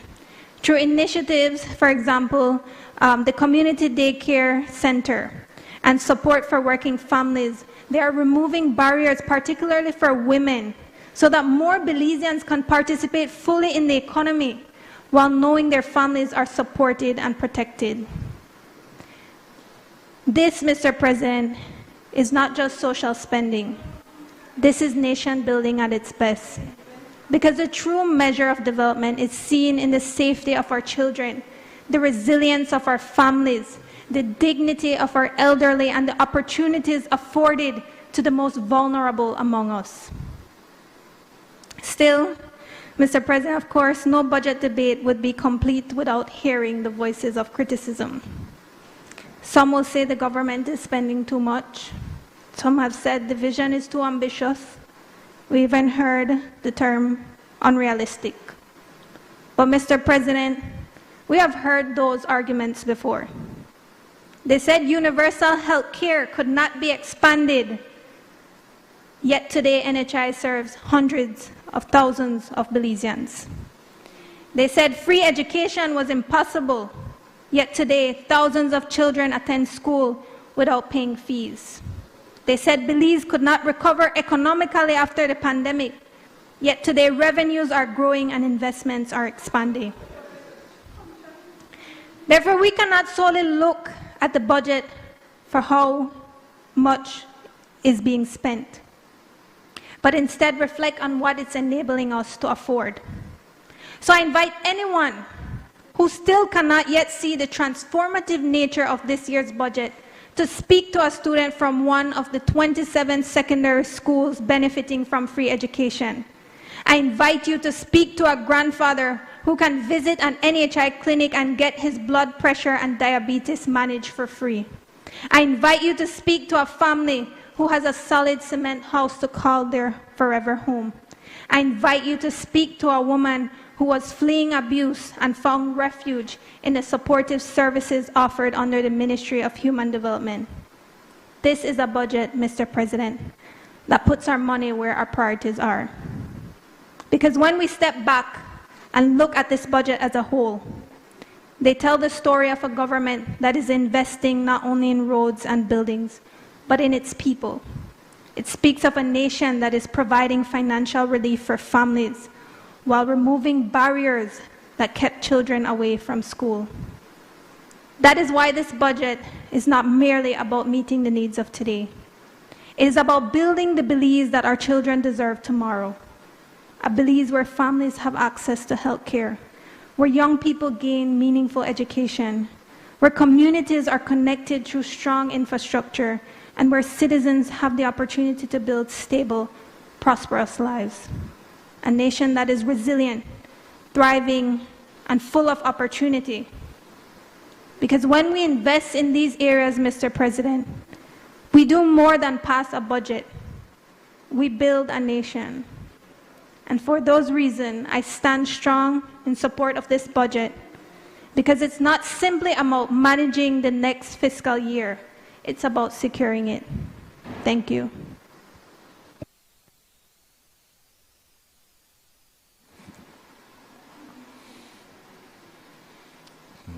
I recognize Senator Denison. Obliged, Mr. President.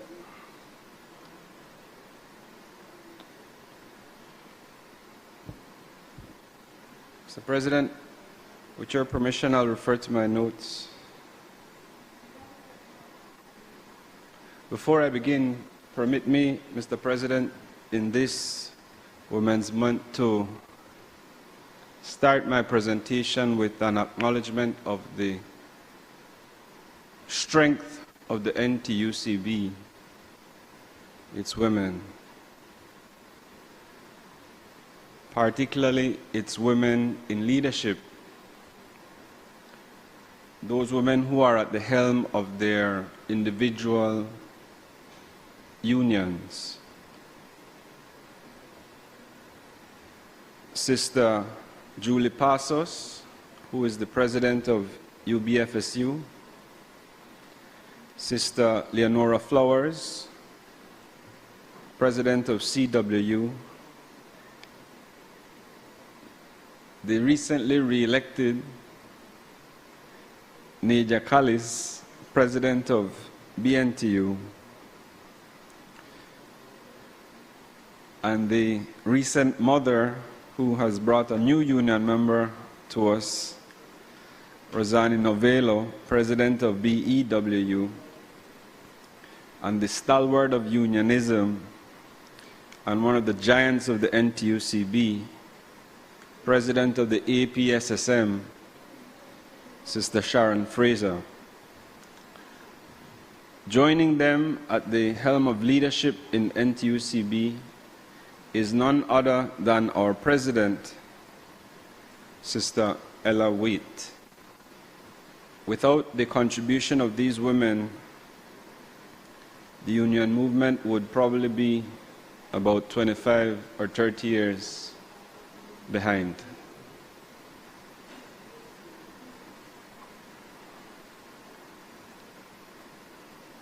Mr. President, we're here to debate and discuss what's it called? Budgeting for Belizean prosperity. Budgeting for Belizean prosperity.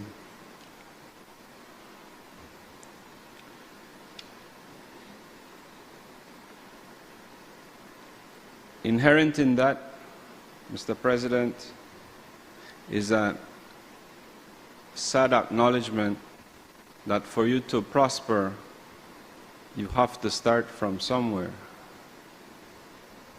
As a representative for worker and a proud boy from Southside, I say it unreservedly that it takes a special kind of understanding to be poor, to sit in this honorable house and be able to debate the budget speech, budgeting for Belizean prosperity.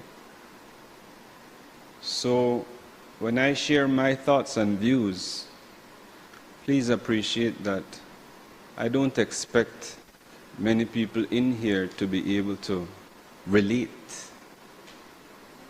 And that's okay, because many a times, Mr. President, I'm speaking to the poorest of the poor. I am here because I acknowledge that there are people who can't even pronounce some of the words in this budget book, or can't even read the figures in the budget book. So, to all the poor people who don't understand how this is affecting them, here we go. Mr. President, I want to start by sharing my own story. There's a lot in this budget that we should appreciate. A path from poverty to prosperity that I took is one of education. And so I make no apologies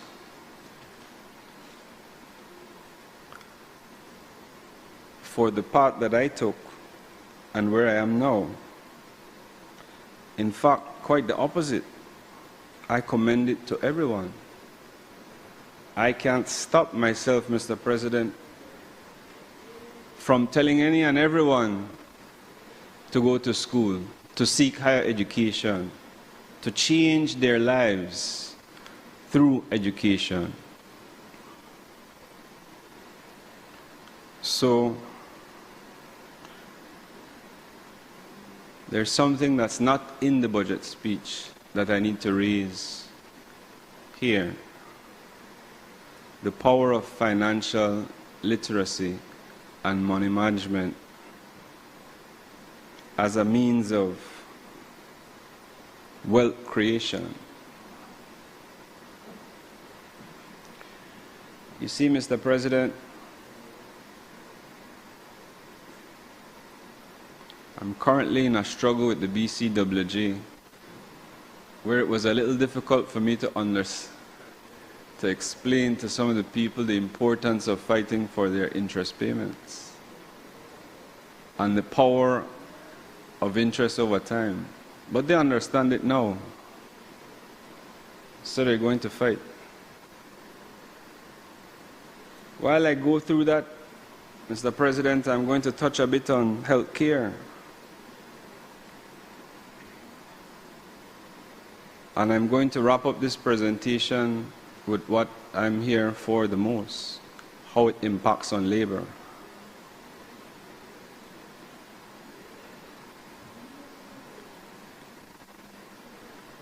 See,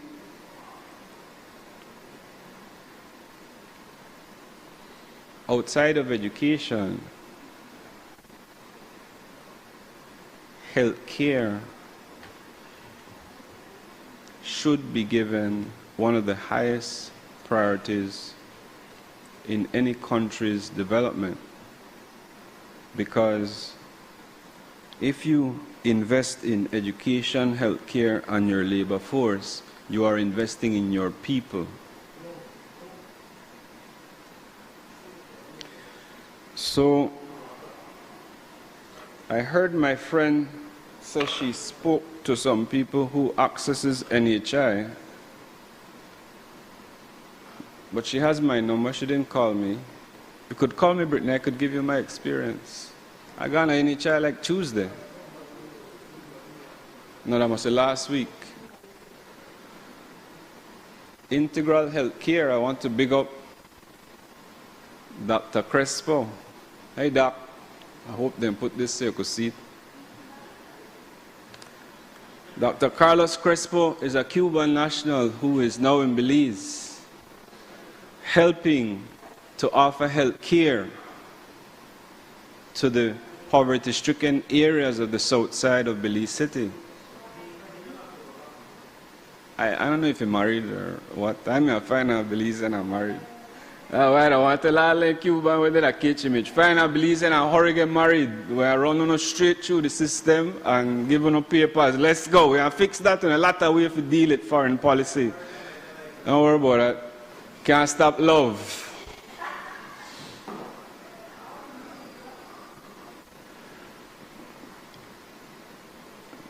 My brother Senator Courtney can't say that, right? Because he ain't getting in trouble, but I can get with it.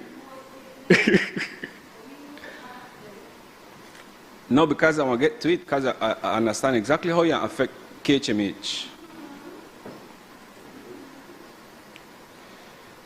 Carlos Crespo, big up yourself. Dr. Candelaria Vitalis, that she treated me last week when I gone. Hardworking Cubans contributing to the development of this country.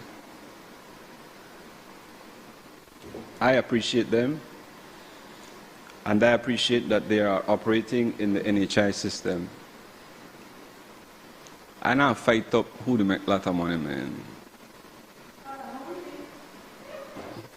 Right? I'm just grateful that... listen, make I address that point. Thank you for that. They asked me, Mr. President, so I have to address it. You see, when I leave Southside youth see my face and then numbers, all that do that inspire Southside youth. So that, bring it. Bring it. Because I want to get a youth understand that you could make real money out here. You could disrupt the system legally. That's how I see that. Man, that just dodge. And I want to sue, but that's our later story. So, KHMH in the Cuban Brigade currently has on staff 1 neurologist, 1 ENT, 1 medical internist, 8 nurses, and 1 X-ray technician. Then they go back, I don't know who will fill the gap. On contract, we have 2 nurses and 5 specialists, 1 X-ray technician, the specialist there, 2 internists, 1 neurosurgeon, and 1 neonatologist. I don't want to deal with the small baby. Then we got a big deal about how we take care of our preemies, the KHMH. The only place in Belize that can deal with children who are born prematurely. So I hope we could figure out how we will fill that gap.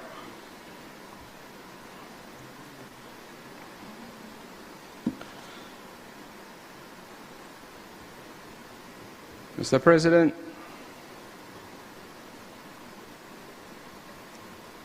I could talk about labor and leave it. Because right now, a lot of the problems the NTUCB they have, they're squarely upon the feet of the Labor Department.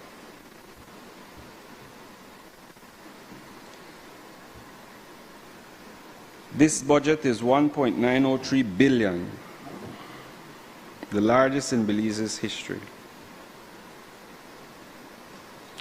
5.7 million is what is allocated to the Ministry of Labor,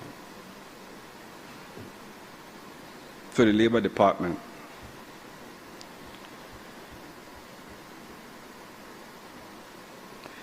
That represents, if you take about 168,000 Belizean workers, about $34 per worker. So when you have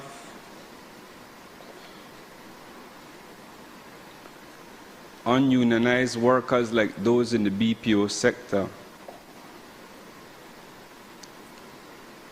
going up against people like Elias Kawat, Transparent BPO,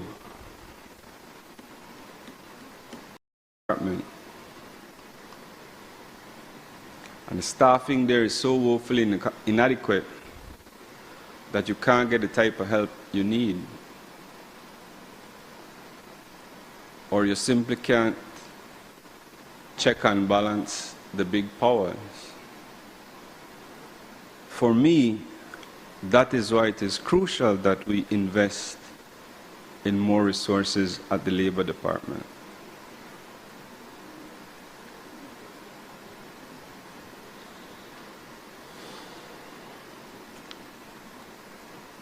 I need to juxtapose that, Mr. President, against the big boys in the budget.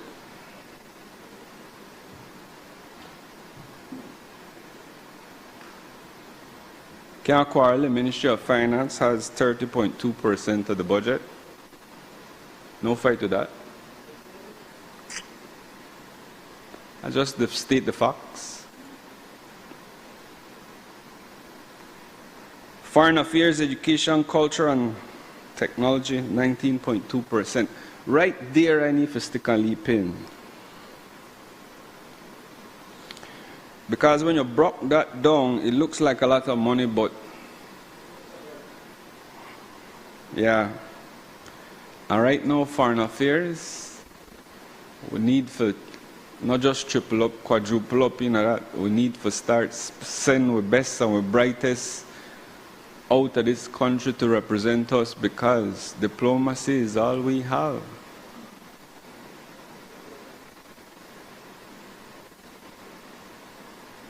You don't want to go back?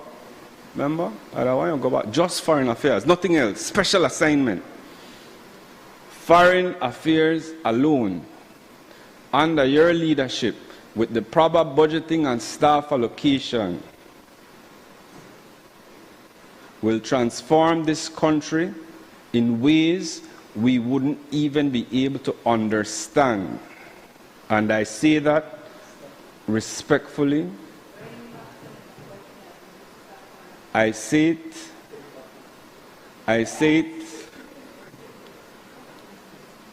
with the least amount of sarcasm I can muster. I know that hard for me. But Senator, a serious, a serious. In the times that we're about to face, the headwinds that we're going into,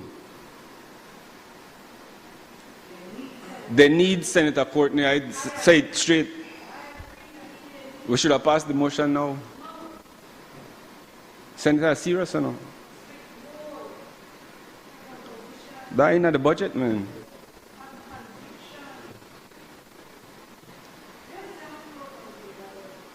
No. Maximum respect to Mr. Fonseca. He has the greatest of my respect. Like, let's be clear. Kudos to him. Just like my friend here, I want him to go back at the Ministry of Finance.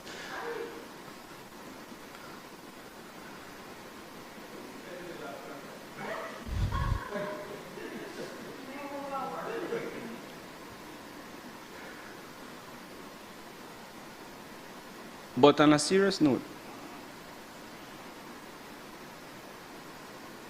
what we're facing in the geopolitics that's going to come in the years ahead needs a structured, well laid out, properly thought out, short, medium, and long-term foreign policy backed by the resources it needs in the strategic countries that we need them in order for us to move this country forward.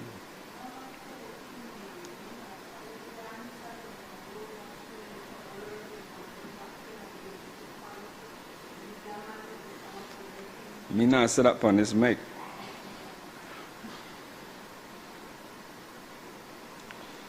Home Affairs, 6.4%. Ministry of National Defense and Border Security get 4.7%. Health and Wellness, 10.5%. Infrastructure Development and Housing, 9.2%. The ministry which houses the one dearest to me, Labour Department, the Ministry of Immigration, Governance and Labour, has 1.7% of the budget, with Labour Department's $5.716 million representing 0.30% of this budget.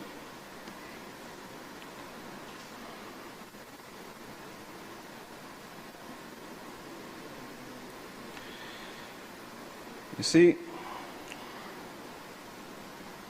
I understand that we spend too much in the personal emoluments as a country, right?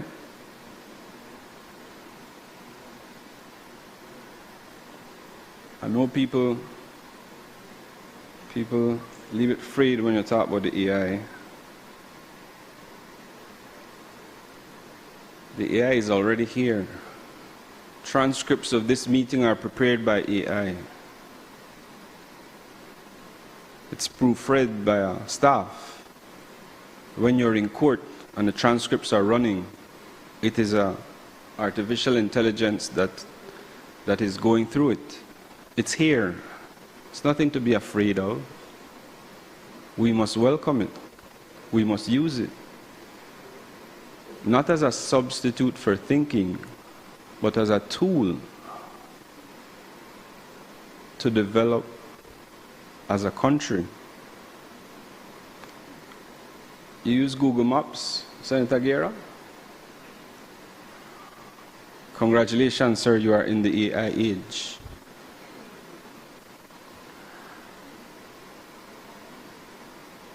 Senator Galvez, you use Siri? Which Google Assistant? Do you use Google Assist? You got personal assistant? Okay. So you Google? Yeah. Would you use the AI, man? So no come here concern no use the AI for no speech. When did you proofread in a Microsoft Word, would you use the AI? That's not something for we're scared of, man. It really isn't.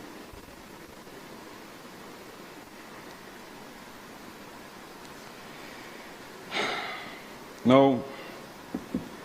Labor Department,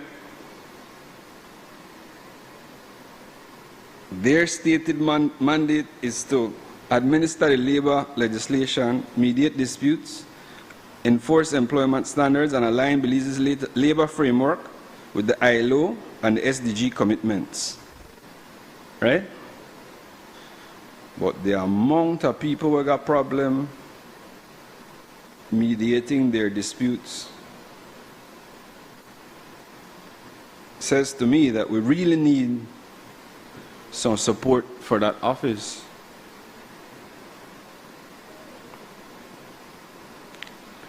I want to juxtapose something in their budget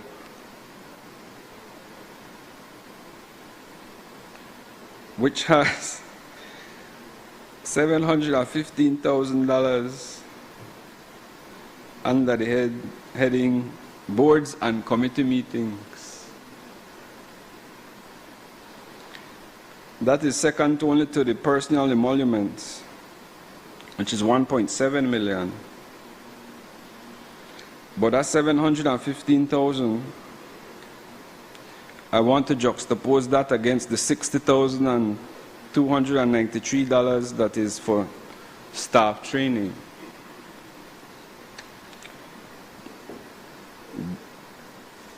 With the staff that they have, that represents about $1,138 per staff member. I don't know what kind of capacity building you can do with that, but I want to recommend that we work on developing that singular area. Because a staff of 53 people in the Labor Department gives you a ratio of about 1 labor officer for every 3,170 workers.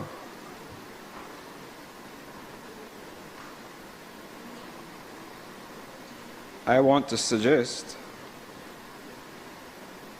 that we add about 15 new labor officers so that we could take that ratio to about 1 to about 2,000, with priority being given to the rural districts and the construction sector. We have in the budget estimates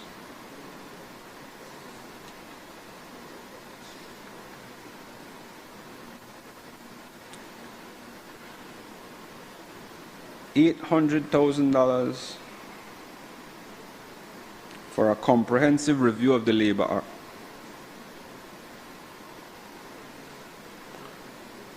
I think that's about 3 years overdue. And last year, they had that 800,000, they didn't use it.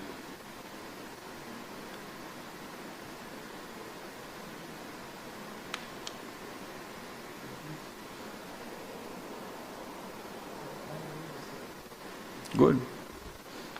So you can't say the top fool.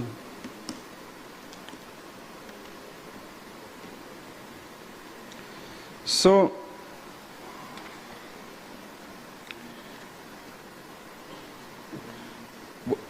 when we look at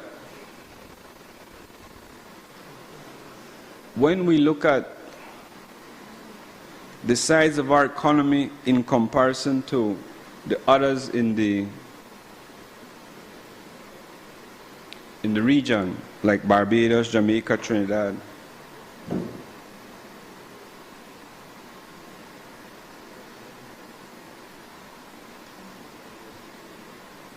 Belize is last in the region when it comes to labor investment relative to GDP, last.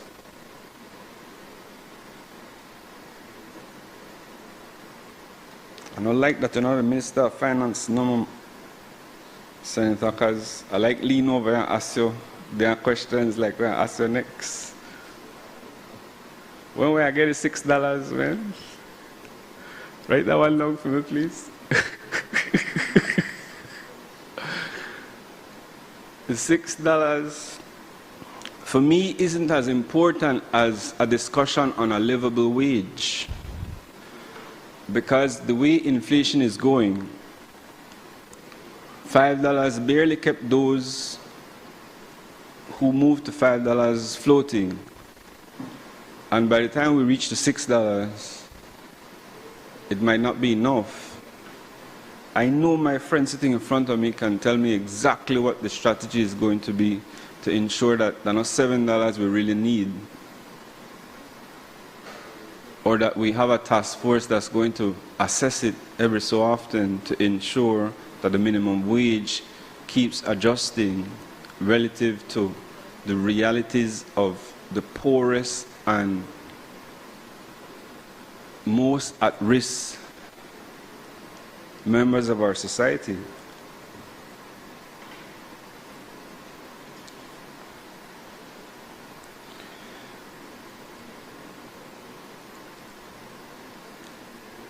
This Labour Act revision, I know the fault Labour Department, I know some hard-working public officers are there.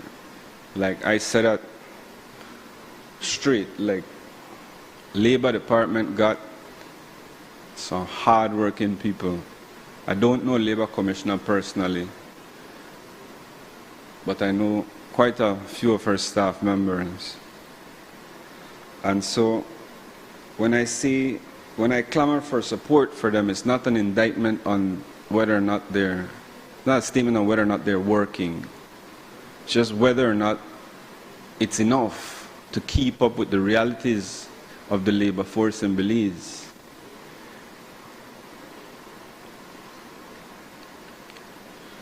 So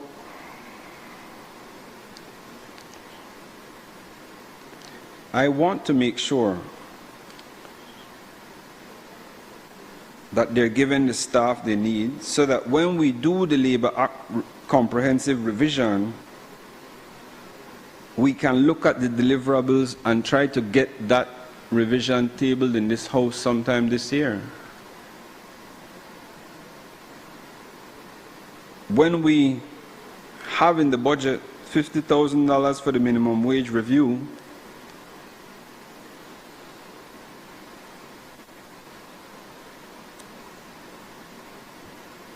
I don't even know where I'm doing $50,000. By the time you start the consultations, the second month that's done.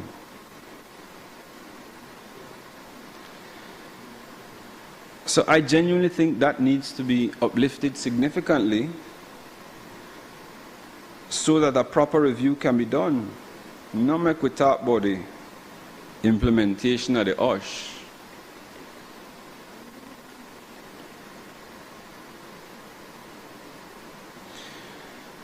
Because there are some sector-specific areas that would really need attention when we are implementing the OSH.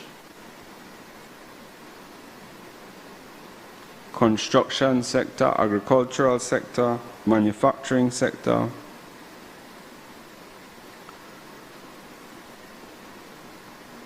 $316,000 they have for that. I could double that up, man.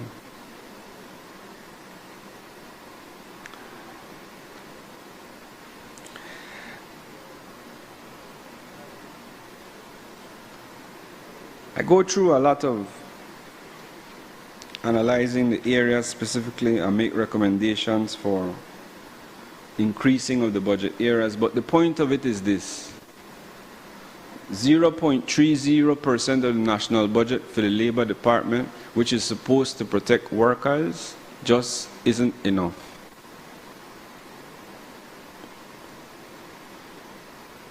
Operating the Labor Department without a strategic plan is a formula for failure.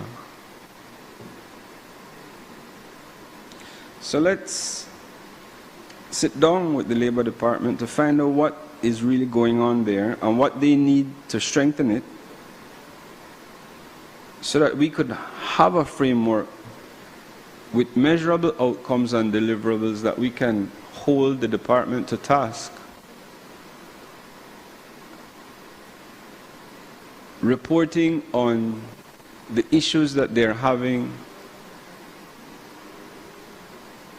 especially in cases where little workers feel they can't fight. Senator Herrera, they feel they can't fight BPO. Can't. That's how they feel. That when the BPO fire there, no recourse. And people like Kowa telling that to their face, go to labor if you want. So I minorate them bally there.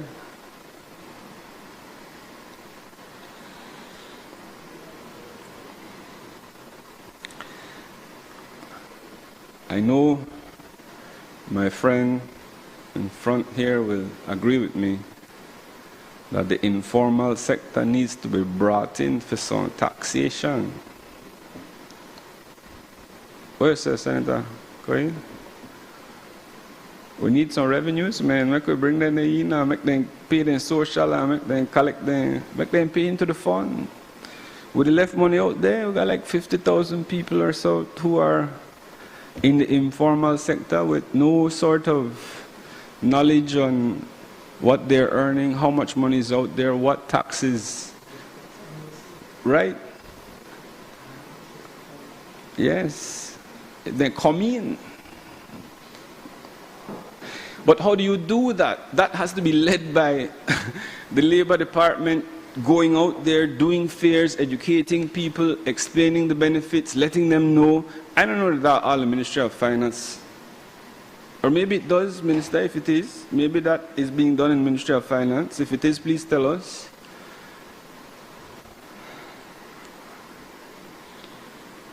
Because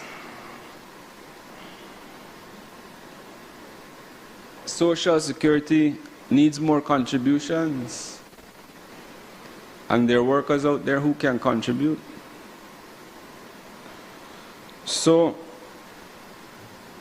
let's find them, bring them in, get them into the system where you say they could get tax incentives, Minister? Yeah, amnesty, see?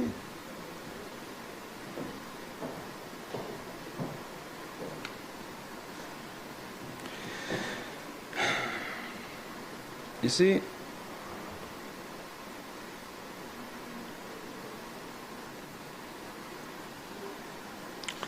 this is a budget for Belizean prosperity. All Belizeans. They never say special categories. We don't govern for a special few, we govern in the best interest of all Belizeans, including the poorest of the poor, including the workers who are right here every month. You know, believe me, got any government department like right round payday, everybody want to know when payday. And I make them they expect it today and they never come today because they don't know how they can catch the bus home tonight. That a real thing that happen or no?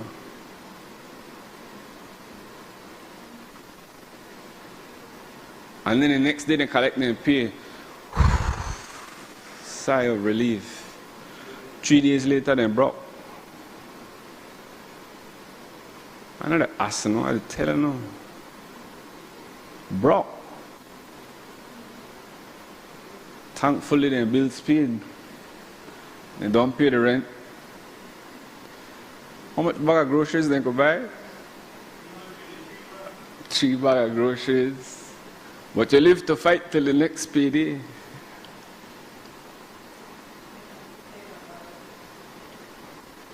Public officers out there, they live like that, you know. No, worse than that, then you wonder why the corruption exists. Right? Then you wonder why you could get something done in a government department where a clerk is making $1,400 a month, or, oh, I have to say this example. I have to say this example. I don't call no department, but I have to call this example. She can forgive me, but there's a marshal whose court I operate in who tell me her salary every time I go in. They're less than $700 every 2 weeks. The only people integrity got files now they disappear, you know.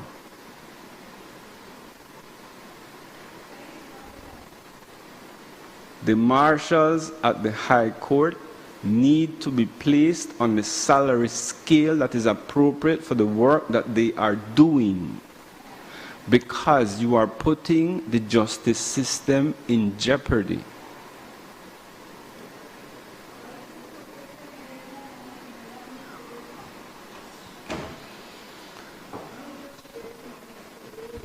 No, we can't anticipate the pension bill because I had to wait for that one.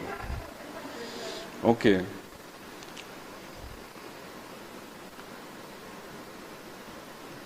$175,000 though. I don't support that one, no, Minister. Senator, sorry. I can't in good conscience. While the marshals didn't make less than $700 every 2 weeks. They know the exact amount, like I can't remember it now. I think I write it down in this book. Hold on. So,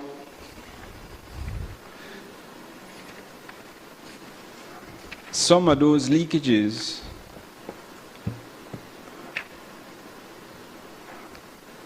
are, I think, a direct result of the people being underpaid.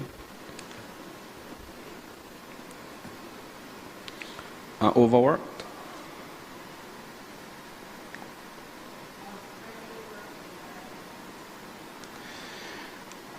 How much minutes I got, President? 6 minutes. You don't have to remind me at 5 now, right? All right. No, I don't need extra.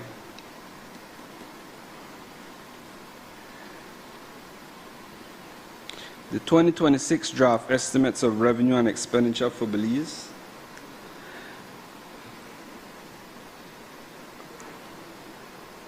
missed a key opportunity to improve labor.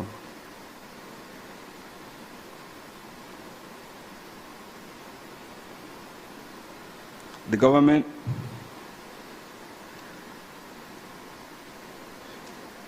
projects the revenues to be $1.793 billion.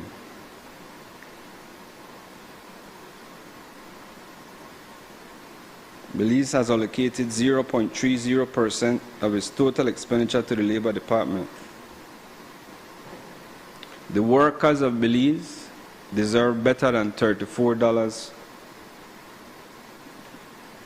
per year in institutional protection. They deserve an updated Labor Act. They deserve a funded OSH framework, a living wage, labor officers who can actually touch their lives.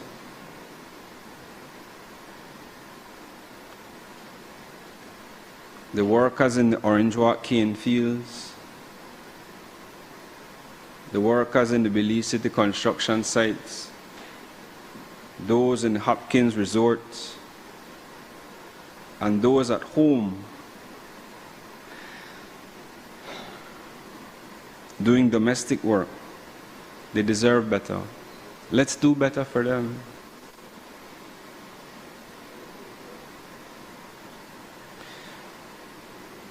This Senate is a chamber of accountability, of reflection, and of national interest.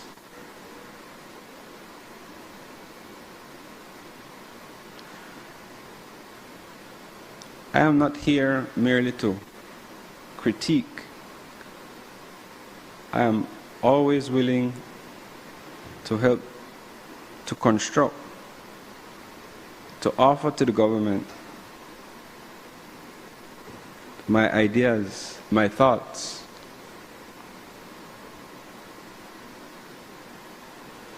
So that we can build a credible, affordable, and transformative alternative path by investing double what we have now in workers this year and beginning the structural reforms that will make Belize a country where decent work is not a campaign but a budget line delivered.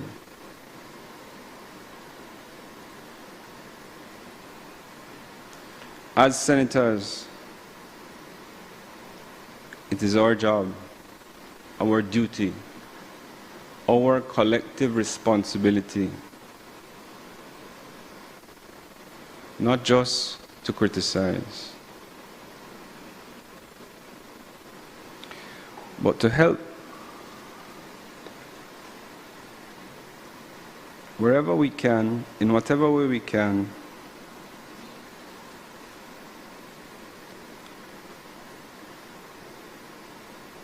in building Belize and assisting in however we can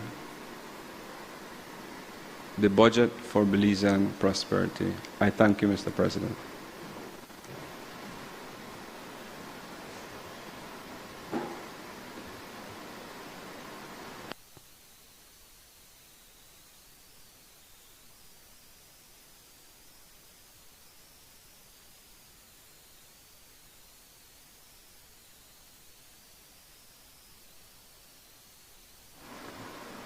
I recognize Senator Linsford Castillo. Thank you, Madam President. To try switch up.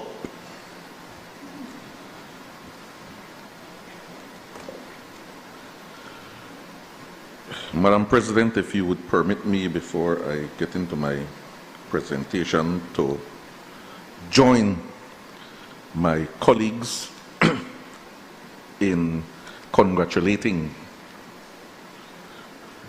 our women who we all know during the month of March we have been celebrating, and I think the proper term is Women's History Month.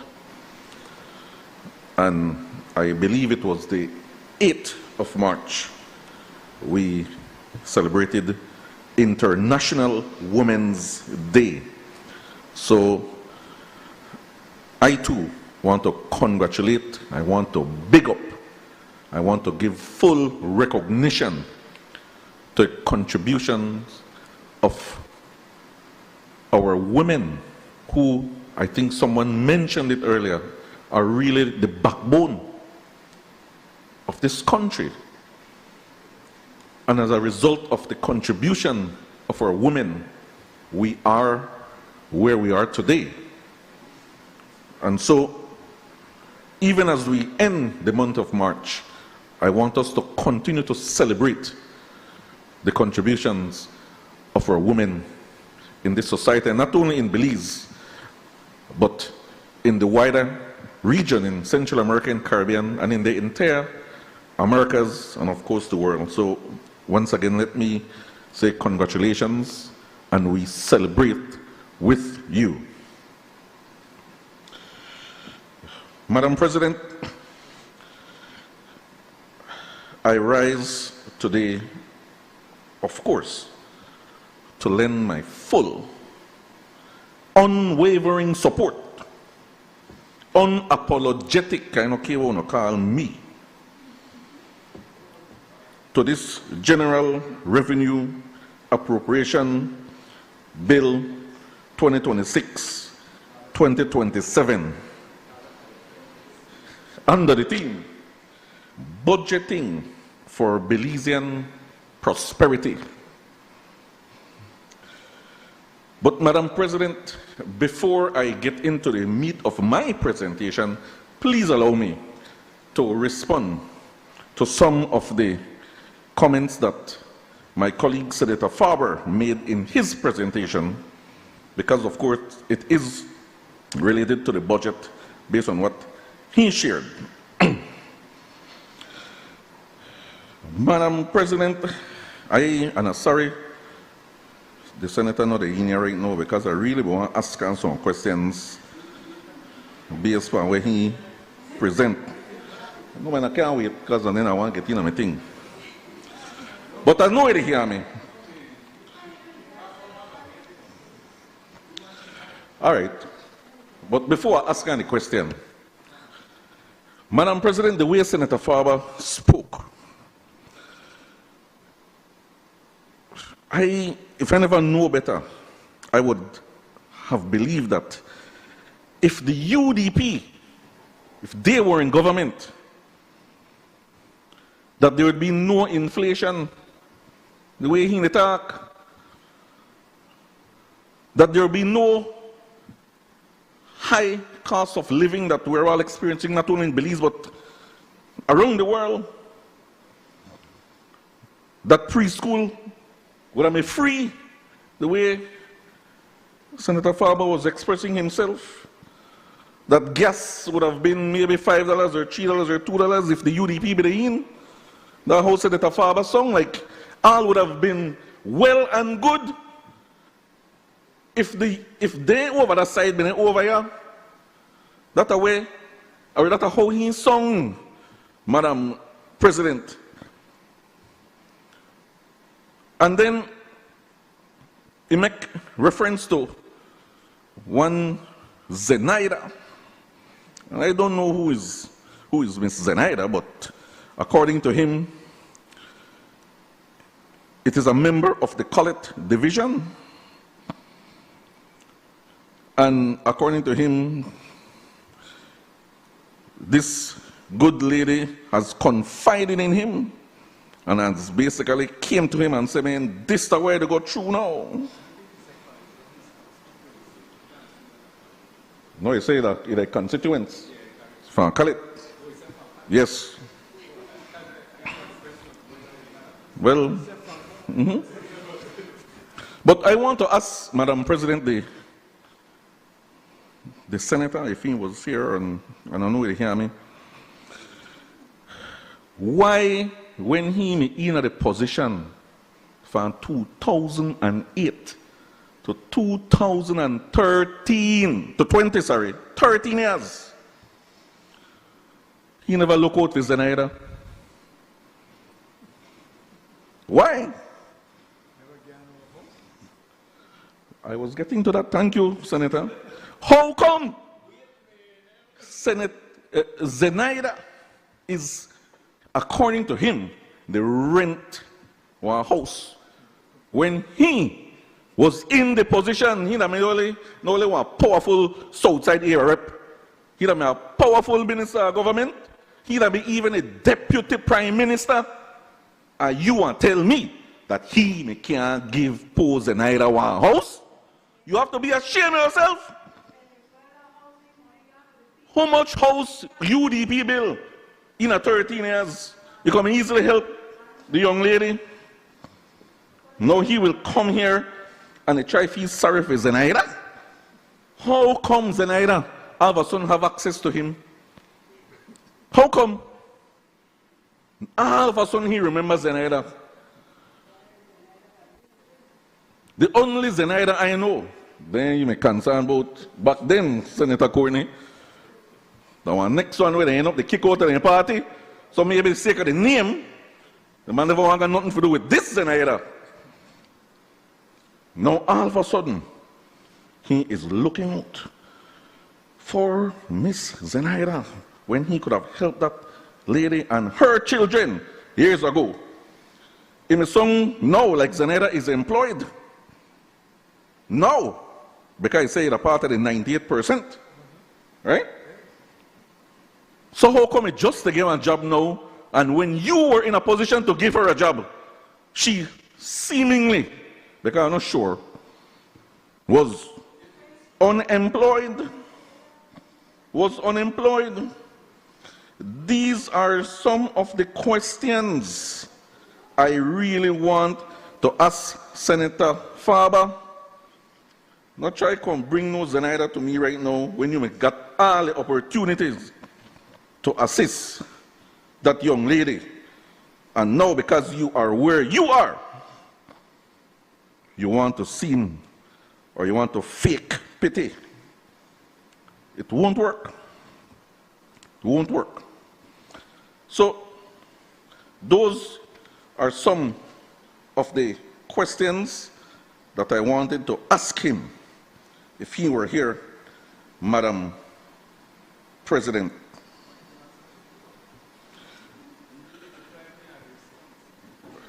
Madam President, as far as the budget is concerned, when you have members of the opposition in the lower house lauding the budget and praising ministers and thanking certain ministers of government, Madam President, you know then that you have a good budget. When you have key members of the UDP, after listening to their leader in the House, write on Facebook something to the fact that, look, that this make I listen to? Use the word. No, I don't want, you know. That the key supporters, they say, it not even makes sense. Why we listen to this? They basically stated and throw up their hand, Senator Faber, that you know what? We want it over this side in opposition for a long while after they listen to their leader thanking and lauding the government. So, Madam President, that signals to me that this budget is indeed budgeting for Belizean prosperity. I'm going too late, man. Show me there.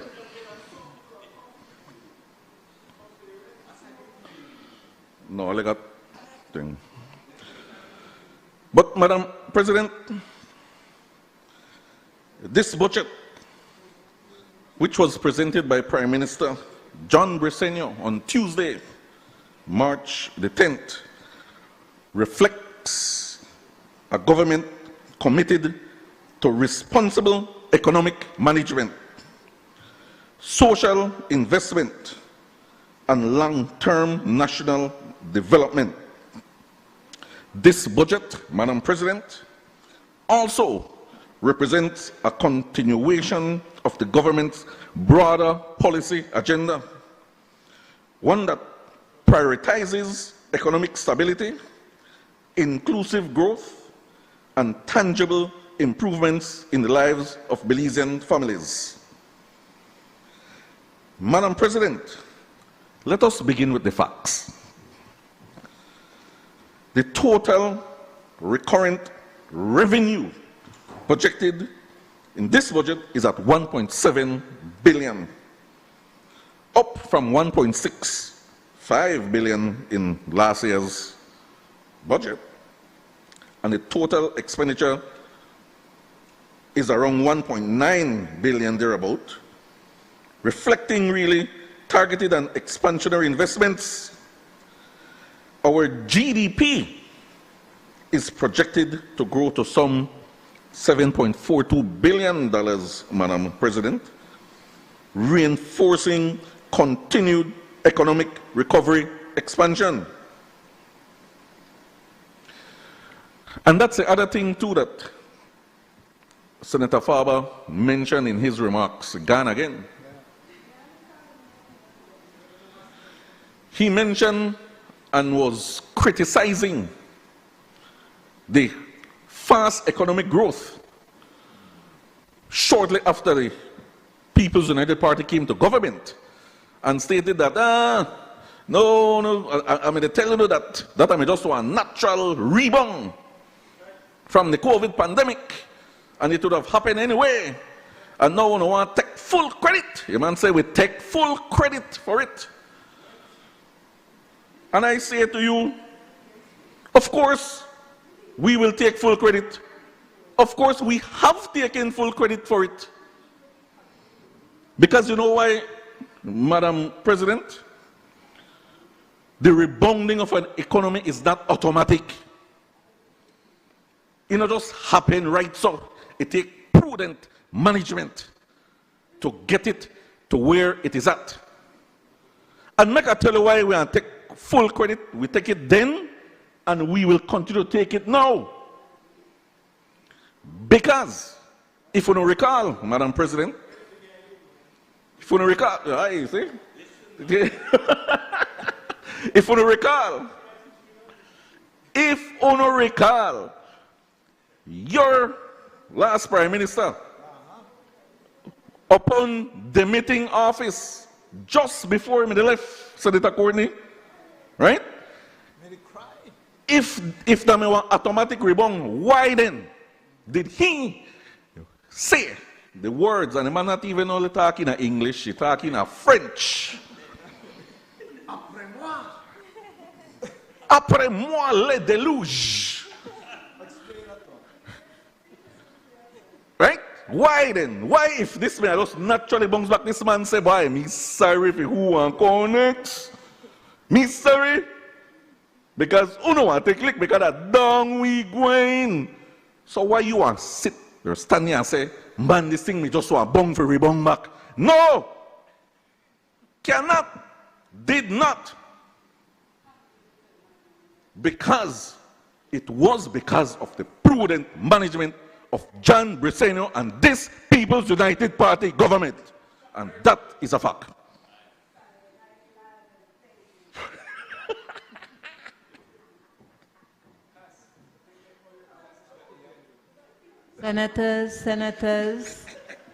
Senators, I ask that you be mindful of standing order. 40B, kindly be silent while the senator is speaking. You may proceed, Senator Castillo. Thank you, Madam President. Madam President, as I stated, these are not accidental gains. These are not automatic rebound.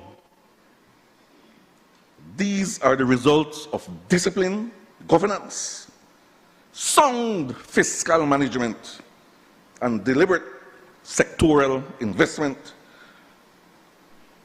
from sector to sector to sector. A key highlight of the budget is the continued growth in government revenues. The projected total revenues and grants for the fiscal year 2026-27 are estimated at approximately $1.79 billion, reflecting steady growth over previous years. This growth is driven largely by improved tax revenue collection, economic expansion, and stronger compliance mechanisms. Increased revenues provided the government with fiscal space necessary to invest in critical sectors without compromising financial stability. Importantly, Madam President, this budget demonstrates the government's commitment to balanced and responsible fiscal policy. While revenues are growing, the administration continues to exercise discipline in public spending. We are not like the UDP when they waste the Petro-Carib bonanza on what we all know.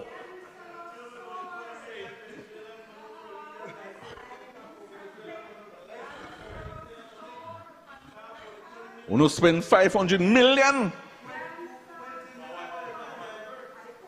Senators, kindly keep the budget debate focused. Senators, kindly keep However, the budget Madam President, debate thank you. focused. The significance of this budget goes far beyond financial figures, Madam President. It represents a political commitment to inclusive prosperity. The government recognizes that economic growth must translate into real opportunities for ordinary Belizeans. Therefore, Madam President, the budget places strong emphasis on social programs, infrastructure development, and I think my colleagues earlier spoke about some of those developments and projects, education, healthcare, and national security. Equally important, Madam President, is the continued investment in education and human capital development. The government understands that Belize's greatest asset is its people. Investments in schools, scholarships, teacher training, educational facilities are designed to ensure that young Belizeans are equipped with the skills necessary to compete in an increasingly globalized economy. And again, listen to Senator Farber, try to take credit. In particular, what Senator Galvez brought up with the, what is school name? It's STEAM Academy. All of a sudden, stuff in here idea. All of a sudden. So was it your idea if we got the IT vet schools? That's your idea too? I don't left it there for waste for 13 years. That's your idea? Was that your idea? You left it for make it rotten and gone down to the dogs? Senators, kindly be reminded again of Standing Order 40B to maintain silence if there is a need for interruptions to elucidate or question a matter. There is Standing Order 35. Thank you, Madam President.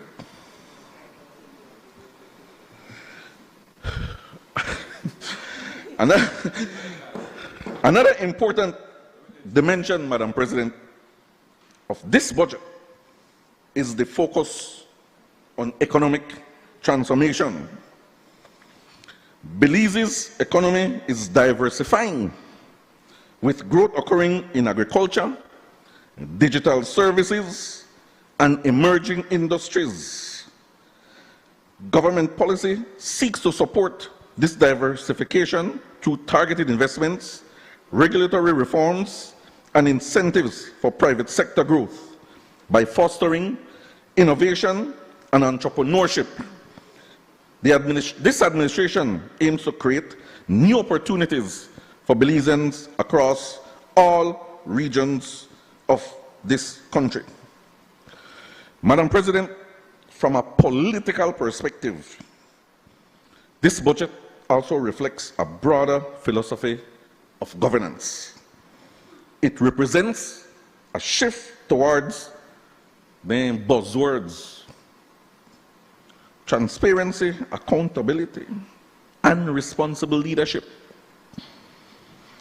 Madam President, this PUP administration, under the leadership of Honorable John Briceño, has emphasized prudent financial management, debt restructuring, and fiscal reforms that have restored international confidence in Belize's economy.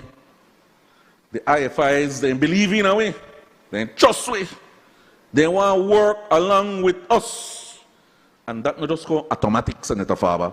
That not just rebound. Takes prudence and discipline. These reforms have positioned the country for long-term stability and have strengthened Belize's reputation among international partners and financial institutions. Now, Madam President, I want to focus the core of my presentation on my ministry, the ministry that I am a part of. No, just to get into it.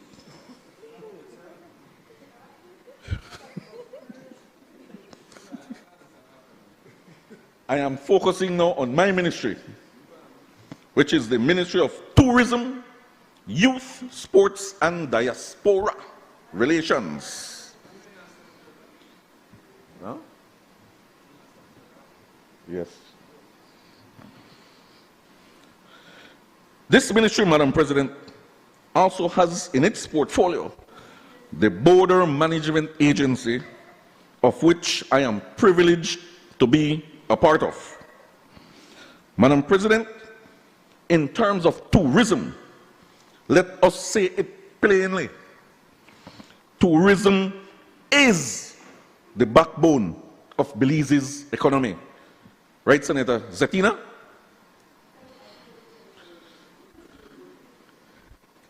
Madam President, tourism contributes, and it was said earlier, over 45% of GDP when direct and indirect impacts are considered.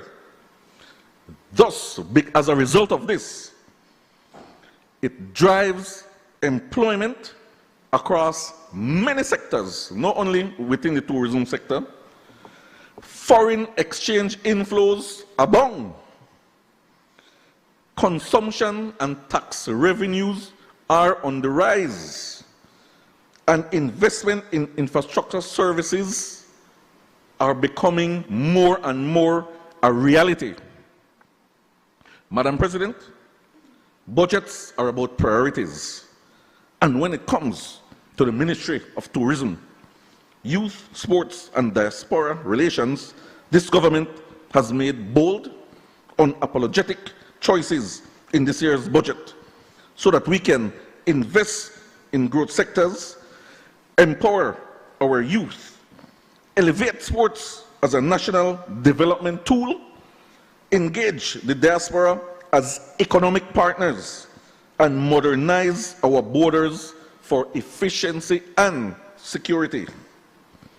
This, Madam President, is what budgeting for Belizean prosperity looks like when it is in action. Madam President, at the center of this growth strategy is a ministry which of course is led by Honorable Anthony Marla, a ministry that has become one of the most dynamic drivers of national development. Madam President, the overall allocation for the ministry went from 9.93 million to 11.25 million, and I think we are now going up to $14 million for this year. This increase is not symbolic, it's not accidental, it is strategic. Because the more we invest in tourism and in youth and in sports, we will see meaningful returns in the not so distant future, Madam President. Madam President, as I said earlier, tourism is one of the main drivers of the economy. Tourism is not being left to chance. It is being actively engineered for sustained growth. And I think in the debate in the lower house, one of the opposition members was questioning and stating some mistruths, that something to the effect that tourism just they happen by chance and there is no plan and there is no strategy. And Minister Mala had to correct him and lay the facts in front of him, because we cannot be misleading the nation, Madam President.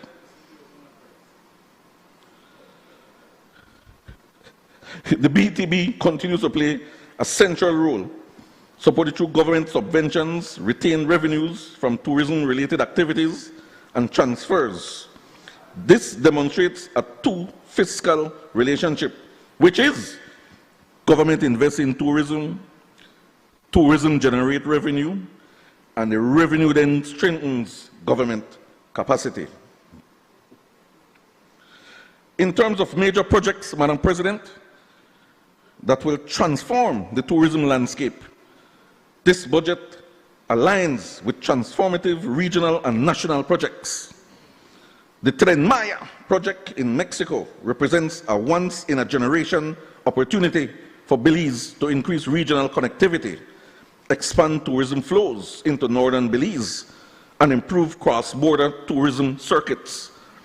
This government is positioning Belize to capture spillover benefits, particularly in the Corozal and Orinduak districts, leading to cultural and eco-tourism expansion.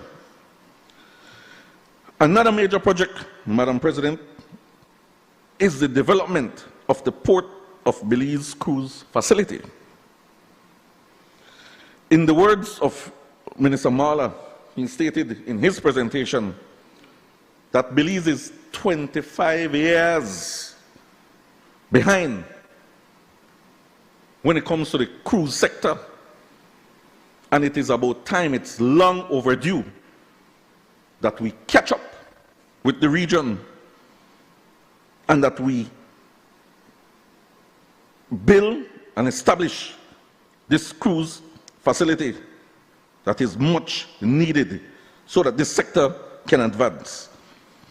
This facility will be prominently located on the south side of Belize City, will modernize the cruise industry, infrastructure, increase passenger capacity, enhance visitor experience, and expand economic opportunities for small business. And so, Madam President, let me turn to the Department of Youth Services.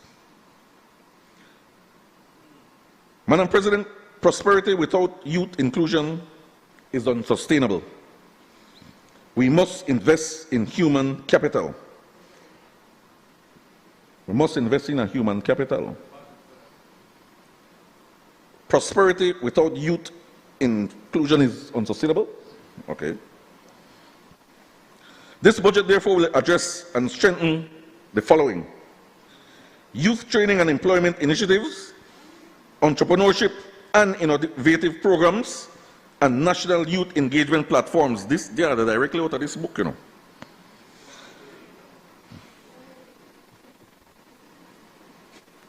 Why, anyway.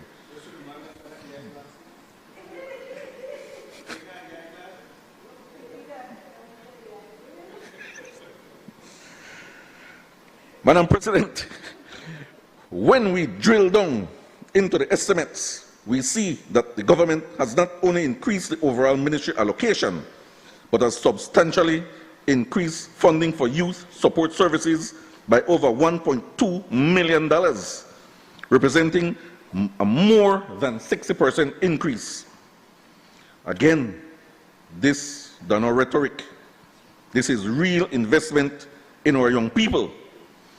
This increased allocation within the ministry will be geared towards skills development aligned with economic demand, youth empowerment across all districts, and expanded access to employment and empowerment opportunities. In other words, Madam President, this government is building capacity not creating dependency. Now, Madam President, let me turn to the National Sports Council. The National Sports Council continues to benefit from increased government support. This year's budget will focus mainly on facility upgrades, athlete development programs, and expansion of national and community leagues. I am tempted to get into this one, leave it, because when I was reviewing my notes from last year's budget presentation, I almost would want to sound like a scratch record when it comes to the National Sports Council, because it really, really irked me, Madam President, what these guys did to that statutory body when they were in power. And I really don't want to repeat it, but it is a shame, and we are still trying to recover from the mess they created. They created when they were in power. But I will not bore you with the details, so back we move on. Madam President, the government is not treating sports as an afterthought. The allocation to the National Sports Council has increased by 25%, from 2 million to 2.5 million. This is a clear signal that we're investing in our young people, in national pride, and in development of sport as a vehicle for opportunity and discipline. But the development does not end there, Madam President. The NSC will continue its focus on rehabilitation of sporting facilities nationwide. It's happening right now.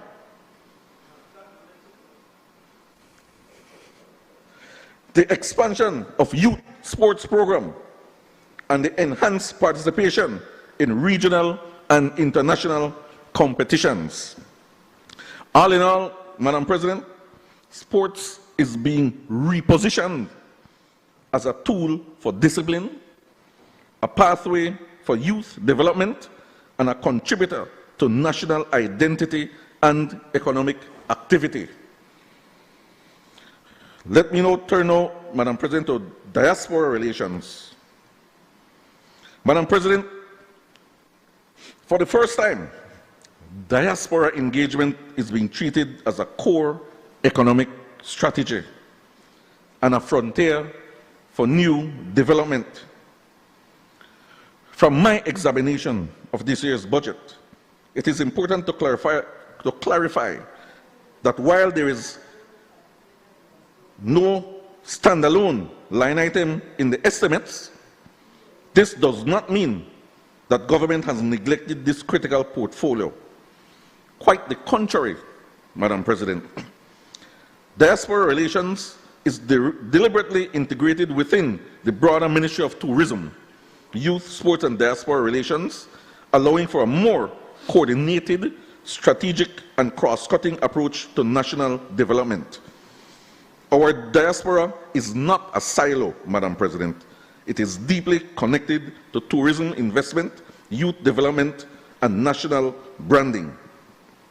By embedding diaspora initiatives within the ministry, within the ministry's wider budget framework, the government ensures that one, policy coherence between diaspora engagement and tourism is promoted. Two, efficient use of resources, avoiding duplication of administrative structure are realized. And three, greater flexibility to fund diaspora-related initiatives across multiple program areas improved. In the new fiscal year, Madam President, we will see enhancement in new initiatives in this area, such as diaspora investment platforms, enhanced consular services where it is crucially needed, and programs to reconnect Belizeans abroad. In other words, Madam President, this is about transforming diaspora from merely remitters to investors. Remitters to investors.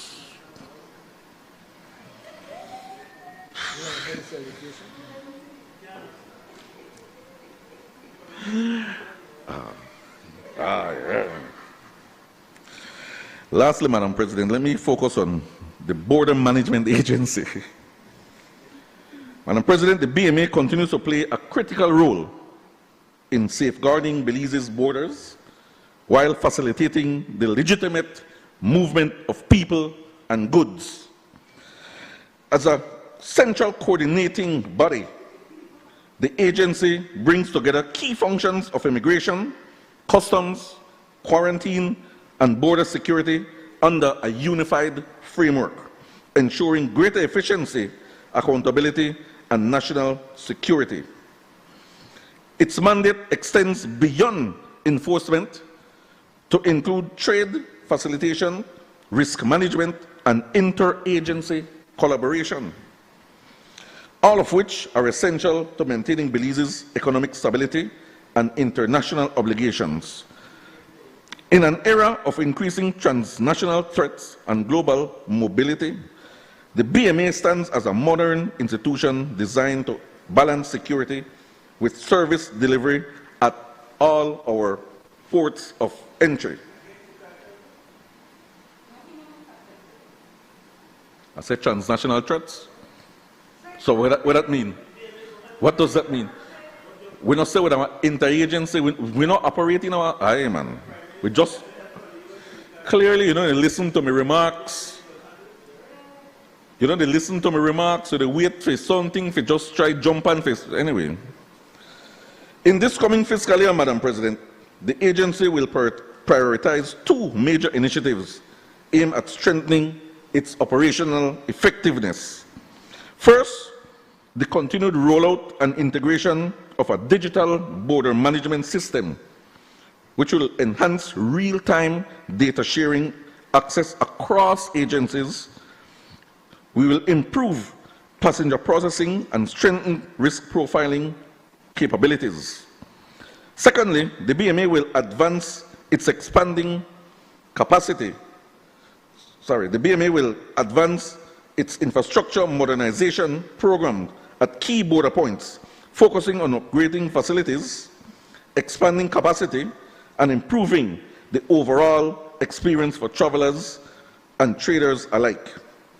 Together, these initiatives reflect the government's commitment to building a smarter, more secure, and more efficient border management system that supports national development while protecting Belize's sovereignty. In conclusion, Madam President, the 2026-2027 national budget is more than a financial document. It is a roadmap for Belize's continued transformation. It reflects a government that has moved the country from crisis to stability and now toward sustained prosperity. Through responsible fiscal management, strategic investment, and a commitment to social progress, the government is building a stronger and more resilient Belize. The message of this budget, Madam President, is clear. Belize is moving forward. The policies outlined within this budget is aimed to strengthen the economy, empower citizens, and create opportunities for future generations.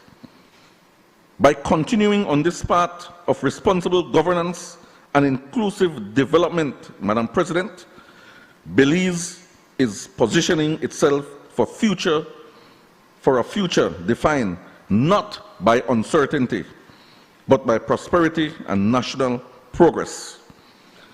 And so, for these reasons, Madam President, I once again register my strong, unapologetic support to this General Revenue Appropriations Bill.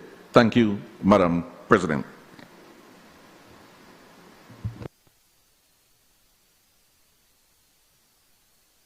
I recognize Senator Gabriel Zetina.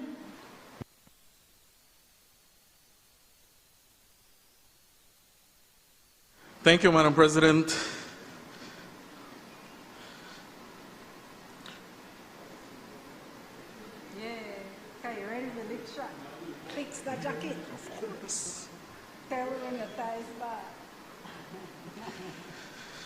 All right. Madam President, excuse me for not asking for indulgence for me to refer to my notes. Unlike Senator Galvez, I was listening at the beginning when you had granted us leave that there was no need for us to request, to make that request, right? So, just to get started, man. But, Madam President, I want to take a moment to reflect. Today marks 1 year since I was asked to take this position. And since then, I have taken this job extremely serious. I will admit, at times, probably I was underestimated. But since then, because it's going to be almost 1 year since I came to do my first budget presentation, first speech on the budget presentation, I'm getting nervous again as I make this reflection, but I remember clearly on the first budget presentation, I was extremely nervous, especially the warm welcome I got from Senator Castillo and Senator Courtney. I'm being ironic, by the way, sarcastic. You know, it's the way how things are carried out, and I know the attempt is to try to get this myself to lose my train of thoughts. But I have gained the experience, and I'm pretty sure there's still more to learn.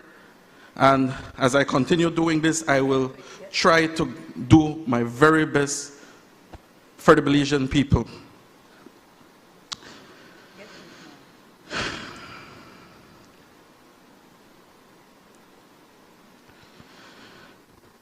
I also want to acknowledge the month that we're on, which is Women Month.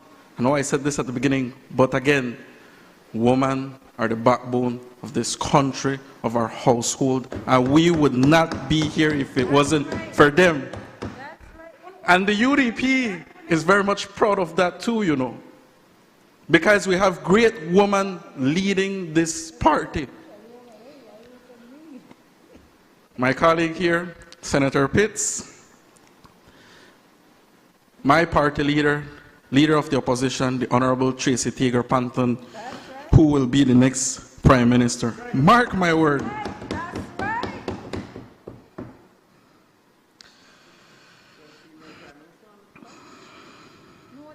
But, you see, when it comes time to acknowledging women,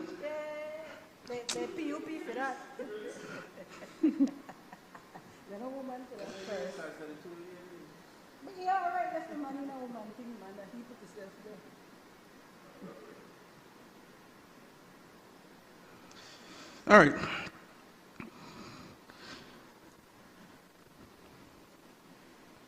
Belize prosperity, Senator Galvez. That is what she said, right? I ask, how disconnected can you be? How disconnected can your government be from the Belizean people? Jokes finish, you know.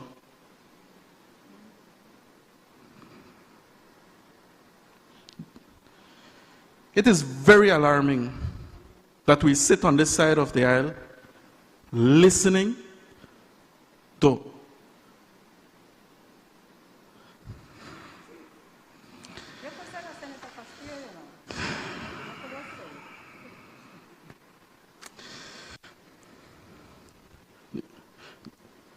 I'm sure you know how much we're borrowing to meet our fiscal budget for 2026-2027.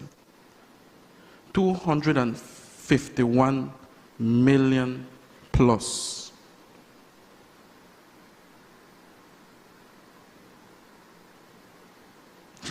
And I wish it stopped there.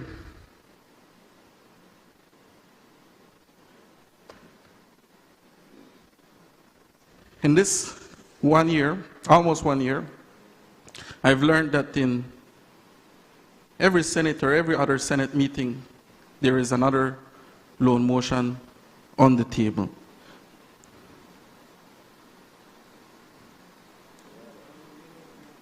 I ask senators, let's take this job serious. Study your materials, man. Educate yourself.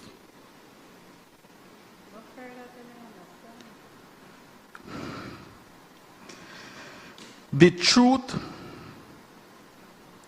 isn't in the vocabulary of the ministers.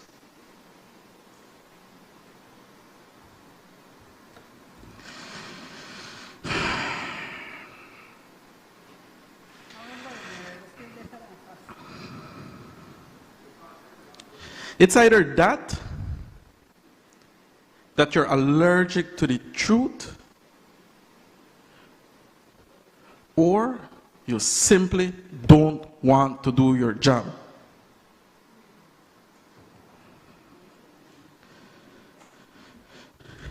And I'm starting to have my doubts with you guys. Because when the Ministry of Education was brought up, all the goods that happened, you quickly distance, separating, even though they currently exist today, and you brag about it today. Initiated by my colleague, Honorable Patrick Faber, then Minister of Education. But then it wasn't good. But now, same thing. Today, oh, it's good.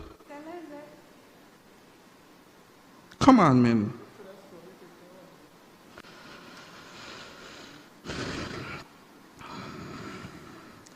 And fact check.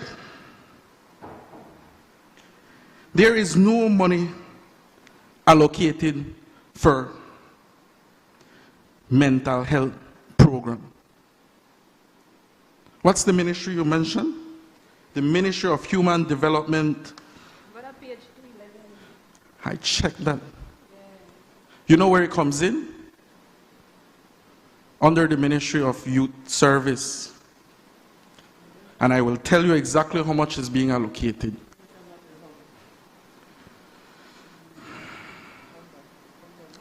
It's too bad Senator Castillo left, because I wanted to give him his roses. I have to be careful though. I don't want to end up in the news.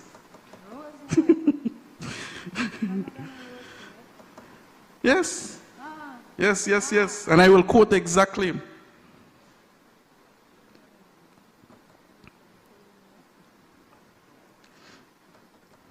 Because he said, I am unsure. He confirmed something to me. That he doesn't know what he's talking about. But yet he pushed a narrative, false narrative. The government tells us that this budget is balanced and prudent.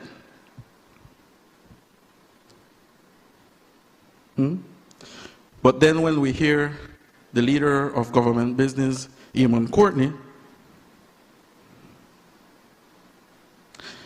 he says we must be cautious.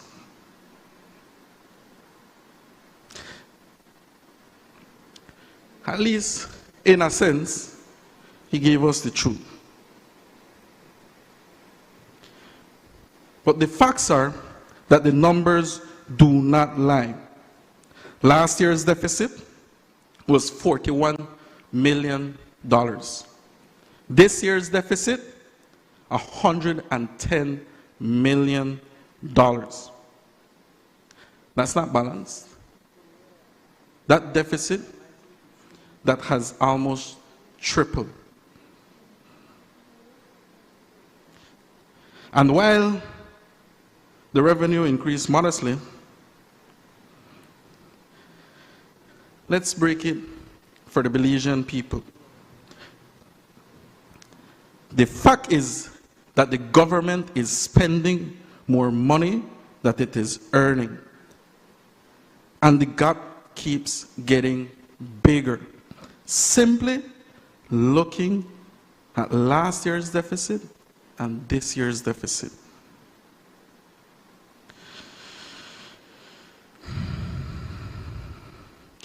Madam President, last year, the first thing I tackled was the Youth Development Service, or the Youth Development Program. And I ended that year's speech on this. I said that if we don't invest in our youths now, we'll end up investing in our youth detention centers.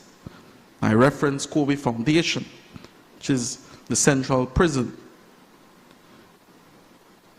saying that if we don't pay for their growth today, we end up paying for their pain later. And I thought that that would have struck the Minister of Youth. Because then, shortly after that, I saw him on national television being interviewed and talking on this.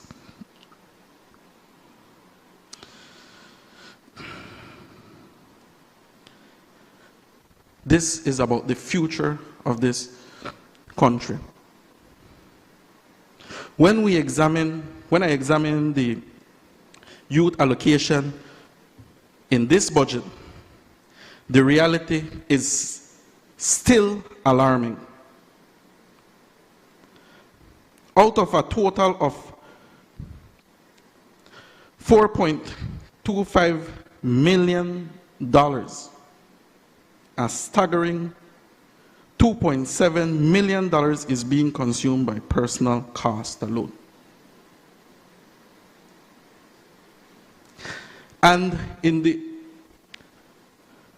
capital total expenditure,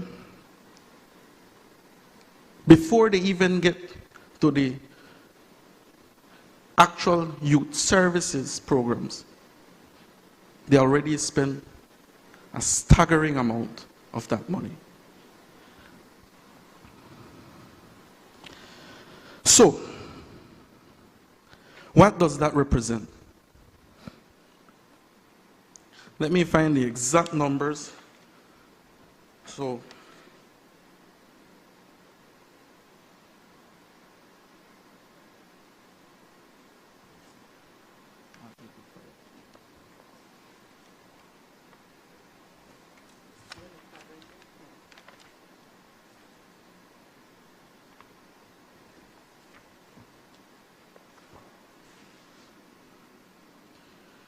total recurring expenditure 2026-2027, $4,251,872. Where is that going? Personal emoluments, travel and substance, operating costs, maintenance costs, public utilities, rent and leases. I think you see the pattern. In Cap 2 expenditure, where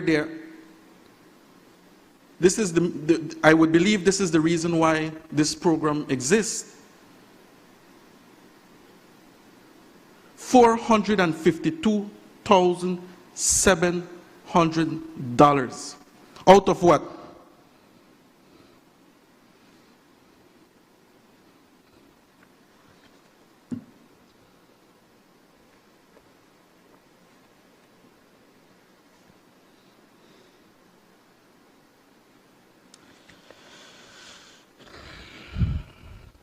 I seriously thought that maybe after highlighting last year, that this year youth would have been taken serious in this country. How much are they spending for at-risk youth program? Nothing again. For adolescents development program, or initiatives. Zero, nada. For sports excellency and youth advancements, nothing. And we have Senator Castillo there bragging about Sports Council.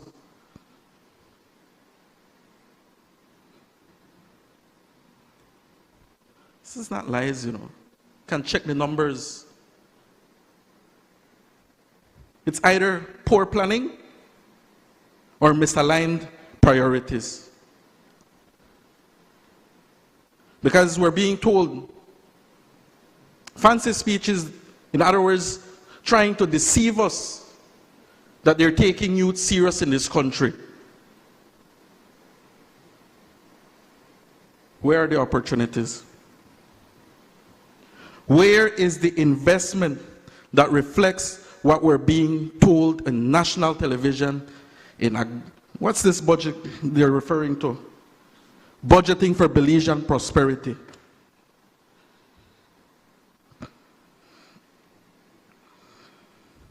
Seems to me that you're funding for what? For structures, not substance, not in the youths.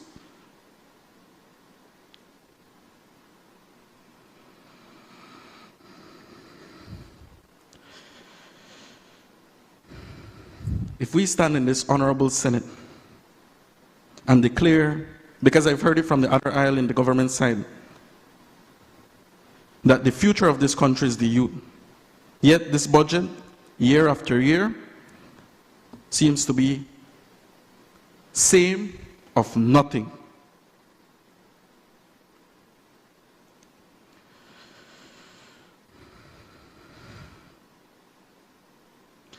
If the Minister of Youth simply doesn't know what he's doing, I'd ask him, please seek for guidance. There's no shame in that. So that the proper investment can go into the program on what it was originally created for.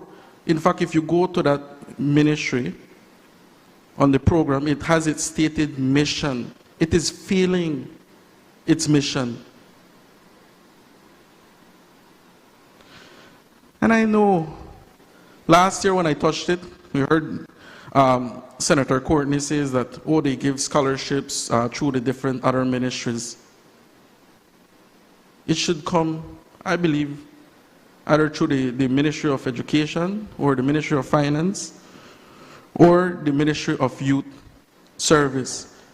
If so, it should be reflected in this budget. Transparency.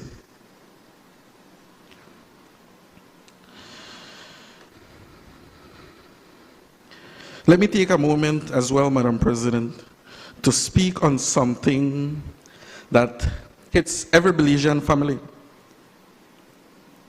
but in a way that we all can understand. This is about health.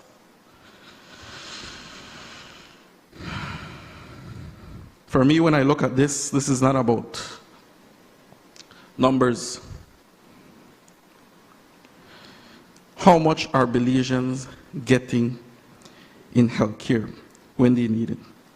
Now, before the government starts with their NHI, which I acknowledge people are getting access, I acknowledge that we're being told that it is expanding, we're told it is helping people, we're told it is progress. That's not where I'm going.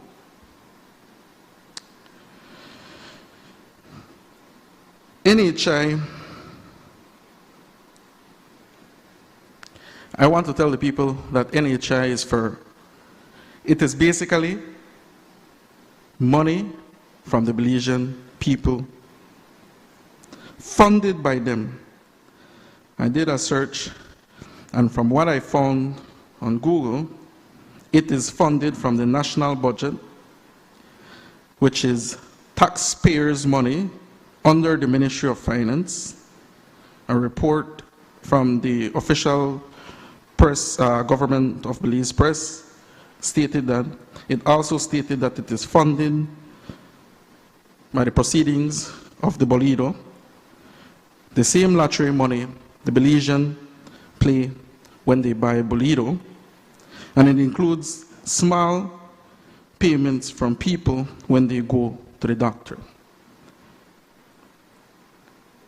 So, Belizeans are paying into that system. But here's the real issue that comes in. The money, that money, is not primarily going into our public hospitals. That is the issue. I don't want to see any POP propaganda saying Senator Gabriel Zetina is against NHI. What I'm saying is that that money is not primarily going into our public hospitals. Instead, the government takes that money and pays private providers. Private clinics, private doctors, private pharmacies. Now, I want us to pause and think about this. If all of us are putting money into a system, wouldn't you want it to go into the public hospitals and public clinics, which in turn owned by the Belizean people? I think all of us should be striving for that.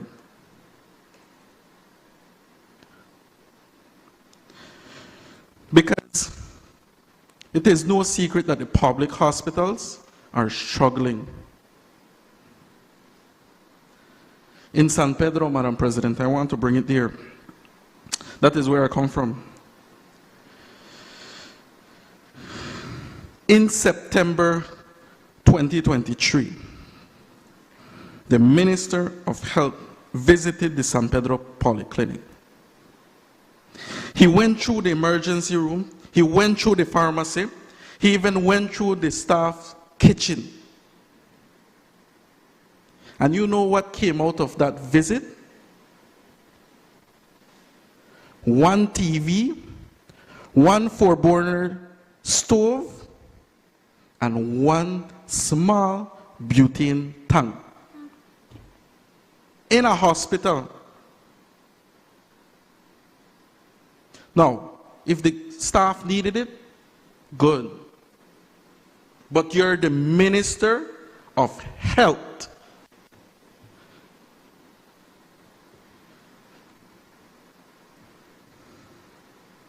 Now, I want to give a very short story. I'll make it in a minute.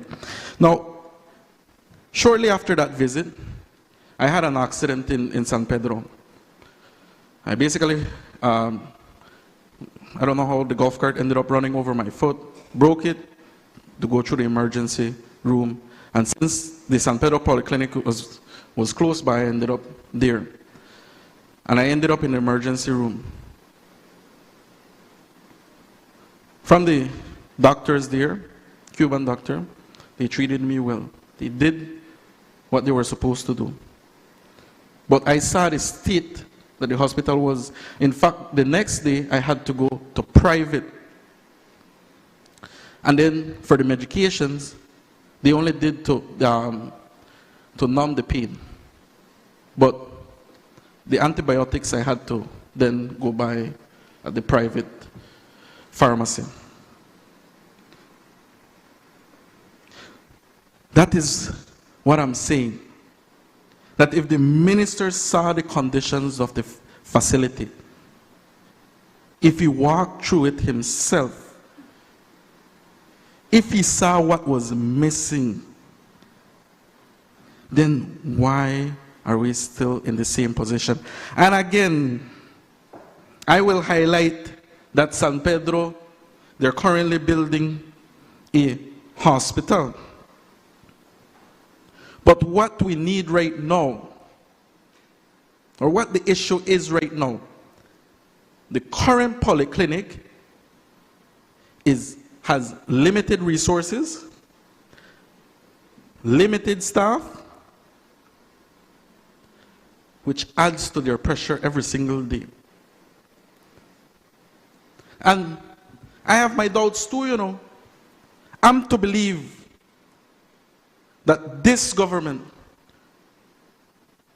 will manage a full-fledged hospital, 42 beds,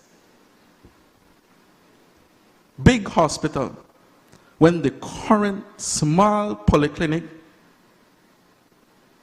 is deteriorating, lacks the necessary resources.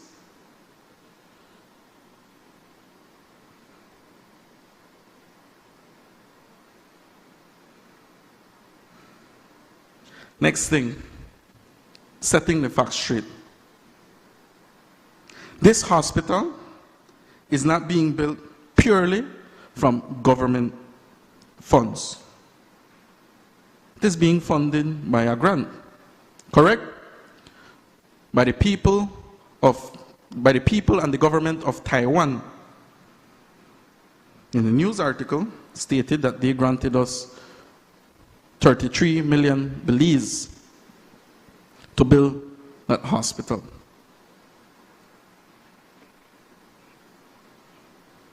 I want to also know how much is the government of Belize contributing to the construction of that hospital too. Because if it is being fully funded by Taiwan grant to Belize, a particular minister should not be taking credit for that. Give credit where it's due.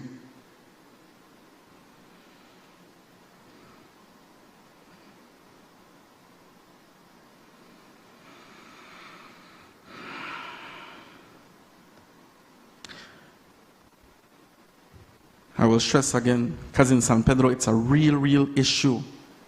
The issue is not that we need a new hospital. In fact, I think there is a need, sorry. There is a need, but the trust, are we to trust that this government will manage it properly?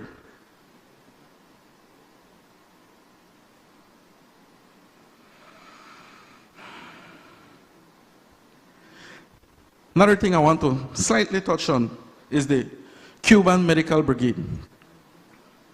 We have approximately 140 medical personnel. And currently, they help to keep parts of our healthcare system functioning, and we're very much grateful for that. But now, we're hearing that there's uncertainties, and there may be a deadline with that. Now, there has been no clear explanation from the government of Belize to the Belizean people addressing it.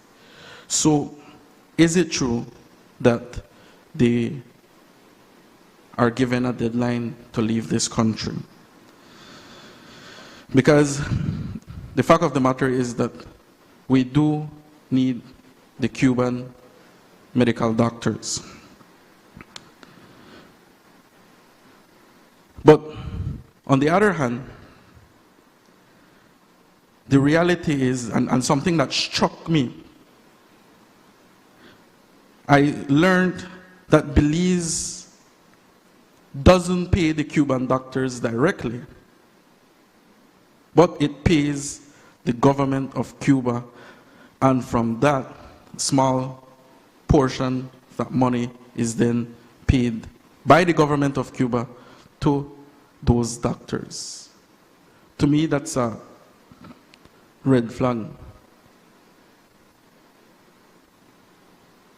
I'm not trying to turn that into a political issue, but if we're paying thousands for a doctor's service, but they're only getting a small portion because a huge chunk of that is going to their government.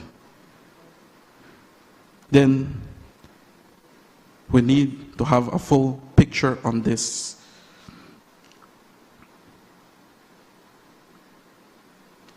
I would suggest, and this is something Senator Dennison had alluded to, he said, marry a Belizean. But I think this is where the government of Belize should step in to find a way how we can keep them here permanently while we work on the Belizean to become doctors.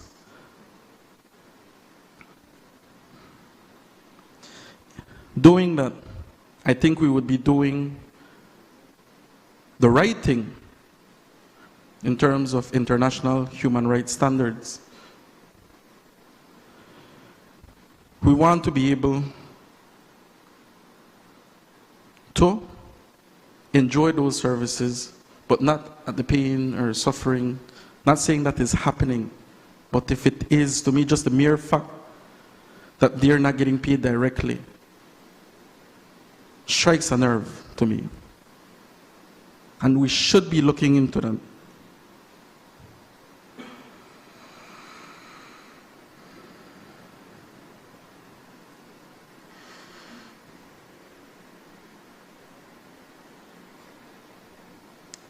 Also,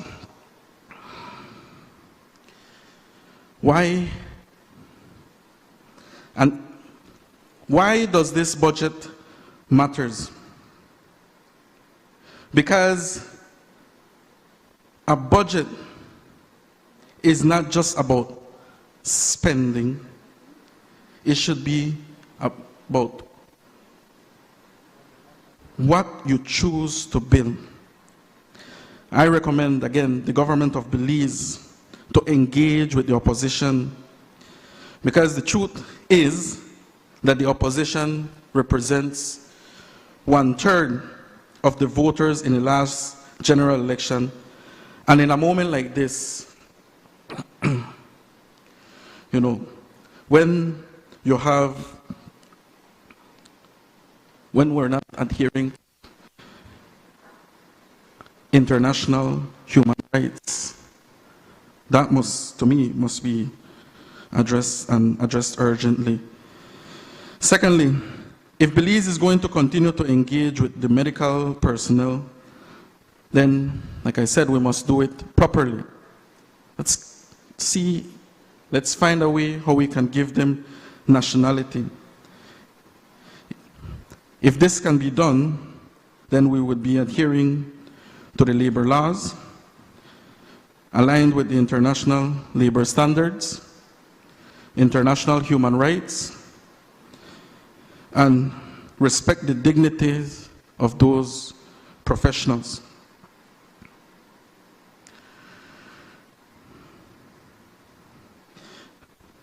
And also, I would want them to be in control of their personal documents.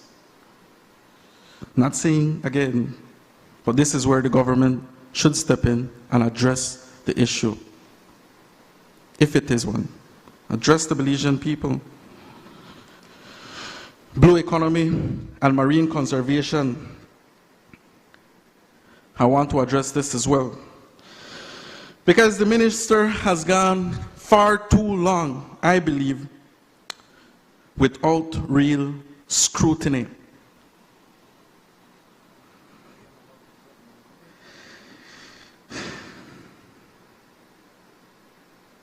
This ministry is responsible for the backbone of this country. They're responsible for our reef, our fisheries, our marine ecosystem, and ultimately our tourism product. And under this budget, the ministry is receiving $5,730,000. I ask for 5% 1.72 million. What exactly are we protecting? And more importantly, what are we allowing to be destroyed? Because while we're still debating in this Honorable Senate, Madam President, currently there is still dredging happening in San Pedro, destruction of mangrove, and in an extension, destroying our tourism product. Places like San Pedro, Key Carker. This is not rumors.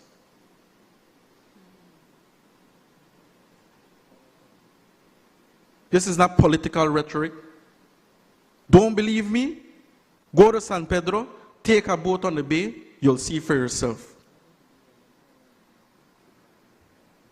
I'm not talking about one. There's many.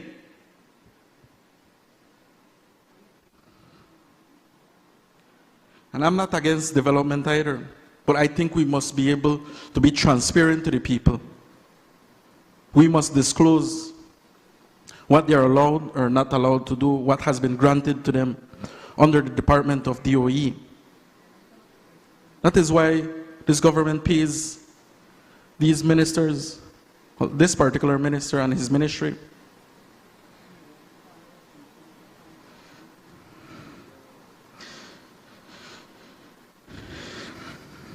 Whole Child Marine Reserve falls under the minister as well. One of the most valuable marine assets in this country. Generates revenue, supports the tourism products, creates jobs like fishermen, tour guides.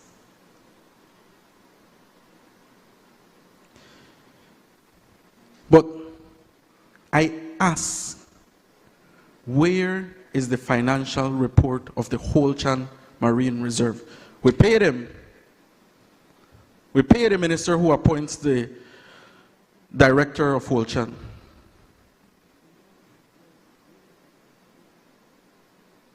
And when he was in opposition,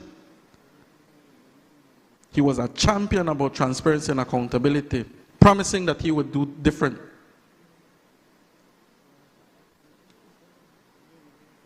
But today, there has been no financial report and much less any audit.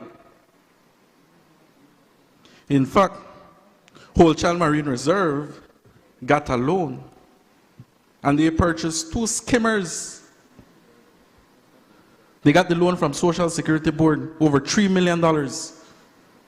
What did we get in return? 2 skimmers.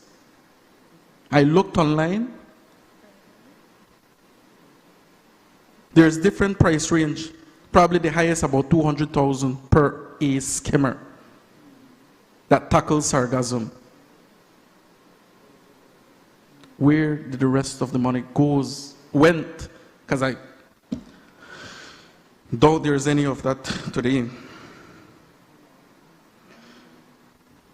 And this was part of what I wanted to speak on the adjournment in the previous 2 Senate meetings. This is very important. We cannot afford to lose the tourism product. We must strike a balance with development and protecting the tourism product. San Pedro, for instance, again, out of the total tourists that comes into this country, about 60% go to San Pedro and Key Carker. We can't afford to lose the largest living barrier reef.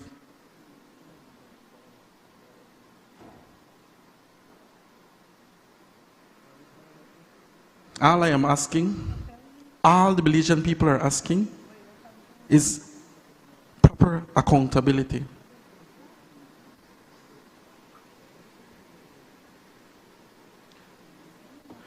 The Minister of Tourism, I wish that when he had spoken in his contribution, that he would have addressed it, the bond that he floated. How many millions?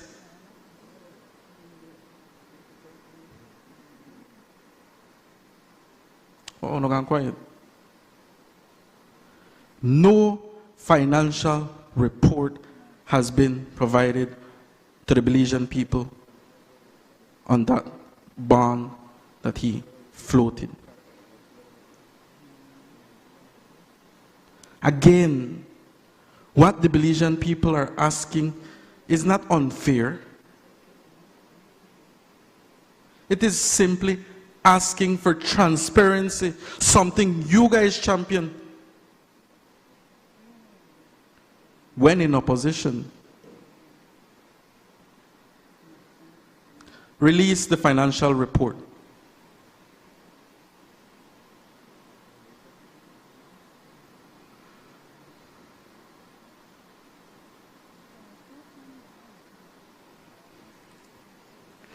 The reality that every single Belizean person is living today, that is my next contribution. Madam President, I will tie in something that we went, I believe it's quite similar when we're talking about a world crisis. During COVID, Madam President, Belize faced one of the most serious economic in history. Borders closed, airport shut down, the tourism collapsed almost overnight. Foreign reserves dropped. And yet, import continued. Because we do import a lot, eh?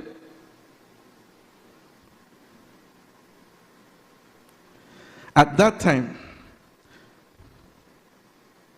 the country was told something honestly. And I think you guys used it as propaganda, saying that the Prime Minister said we're borrowing about $1 million to run the day-to-day operations of this country. Right? Do you know how much your government's borrowing to run the day-to-day operations of this country today? Almost $700,000. That does not include the supplements that come in, the overspending. That does not include every other loan motion that's brought after this.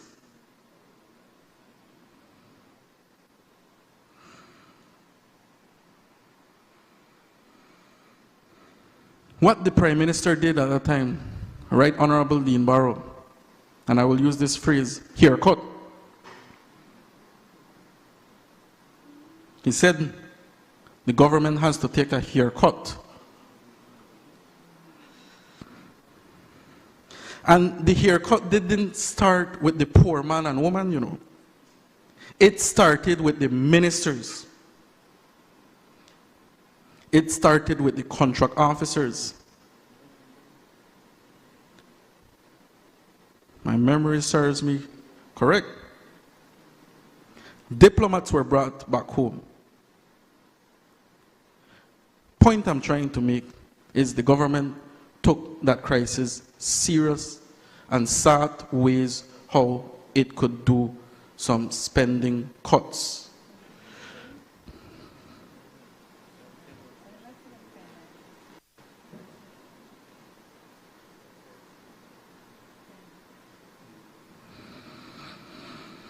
In simple terms, Madam President, today we're probably in another world crisis. You know who's having to take haircuts? Senator Zadina, you need to start wrapping up. How many minutes I have? You have 2 more minutes, but you did spend a few minutes recognizing women for the month of March. So let us move to 5 more minutes and then we wrap up. Actually, you have 1 more minute, but we will extend it to 5. Thank you, Madam President. So, today, the belt tightening is coming from the Belizean people. It's not coming from the top.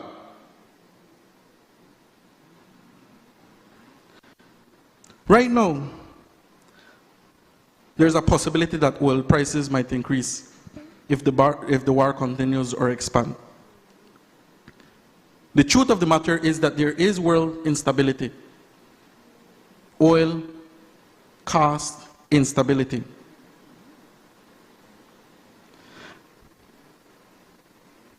And when that happens, the first reaction from this government is to increase the cost of gallon at the fuel pump. Reaction, no plans. Yet, not to forget that electricity has gone up, water has gone up. When the fuel cost goes up, the food goes up, everything else goes up with it. Straining on the Belizean people. Budgeting for Belizean prosperity, though. From the top, you guys aren't taking any cuts. Any haircuts? Nothing about relief for the people.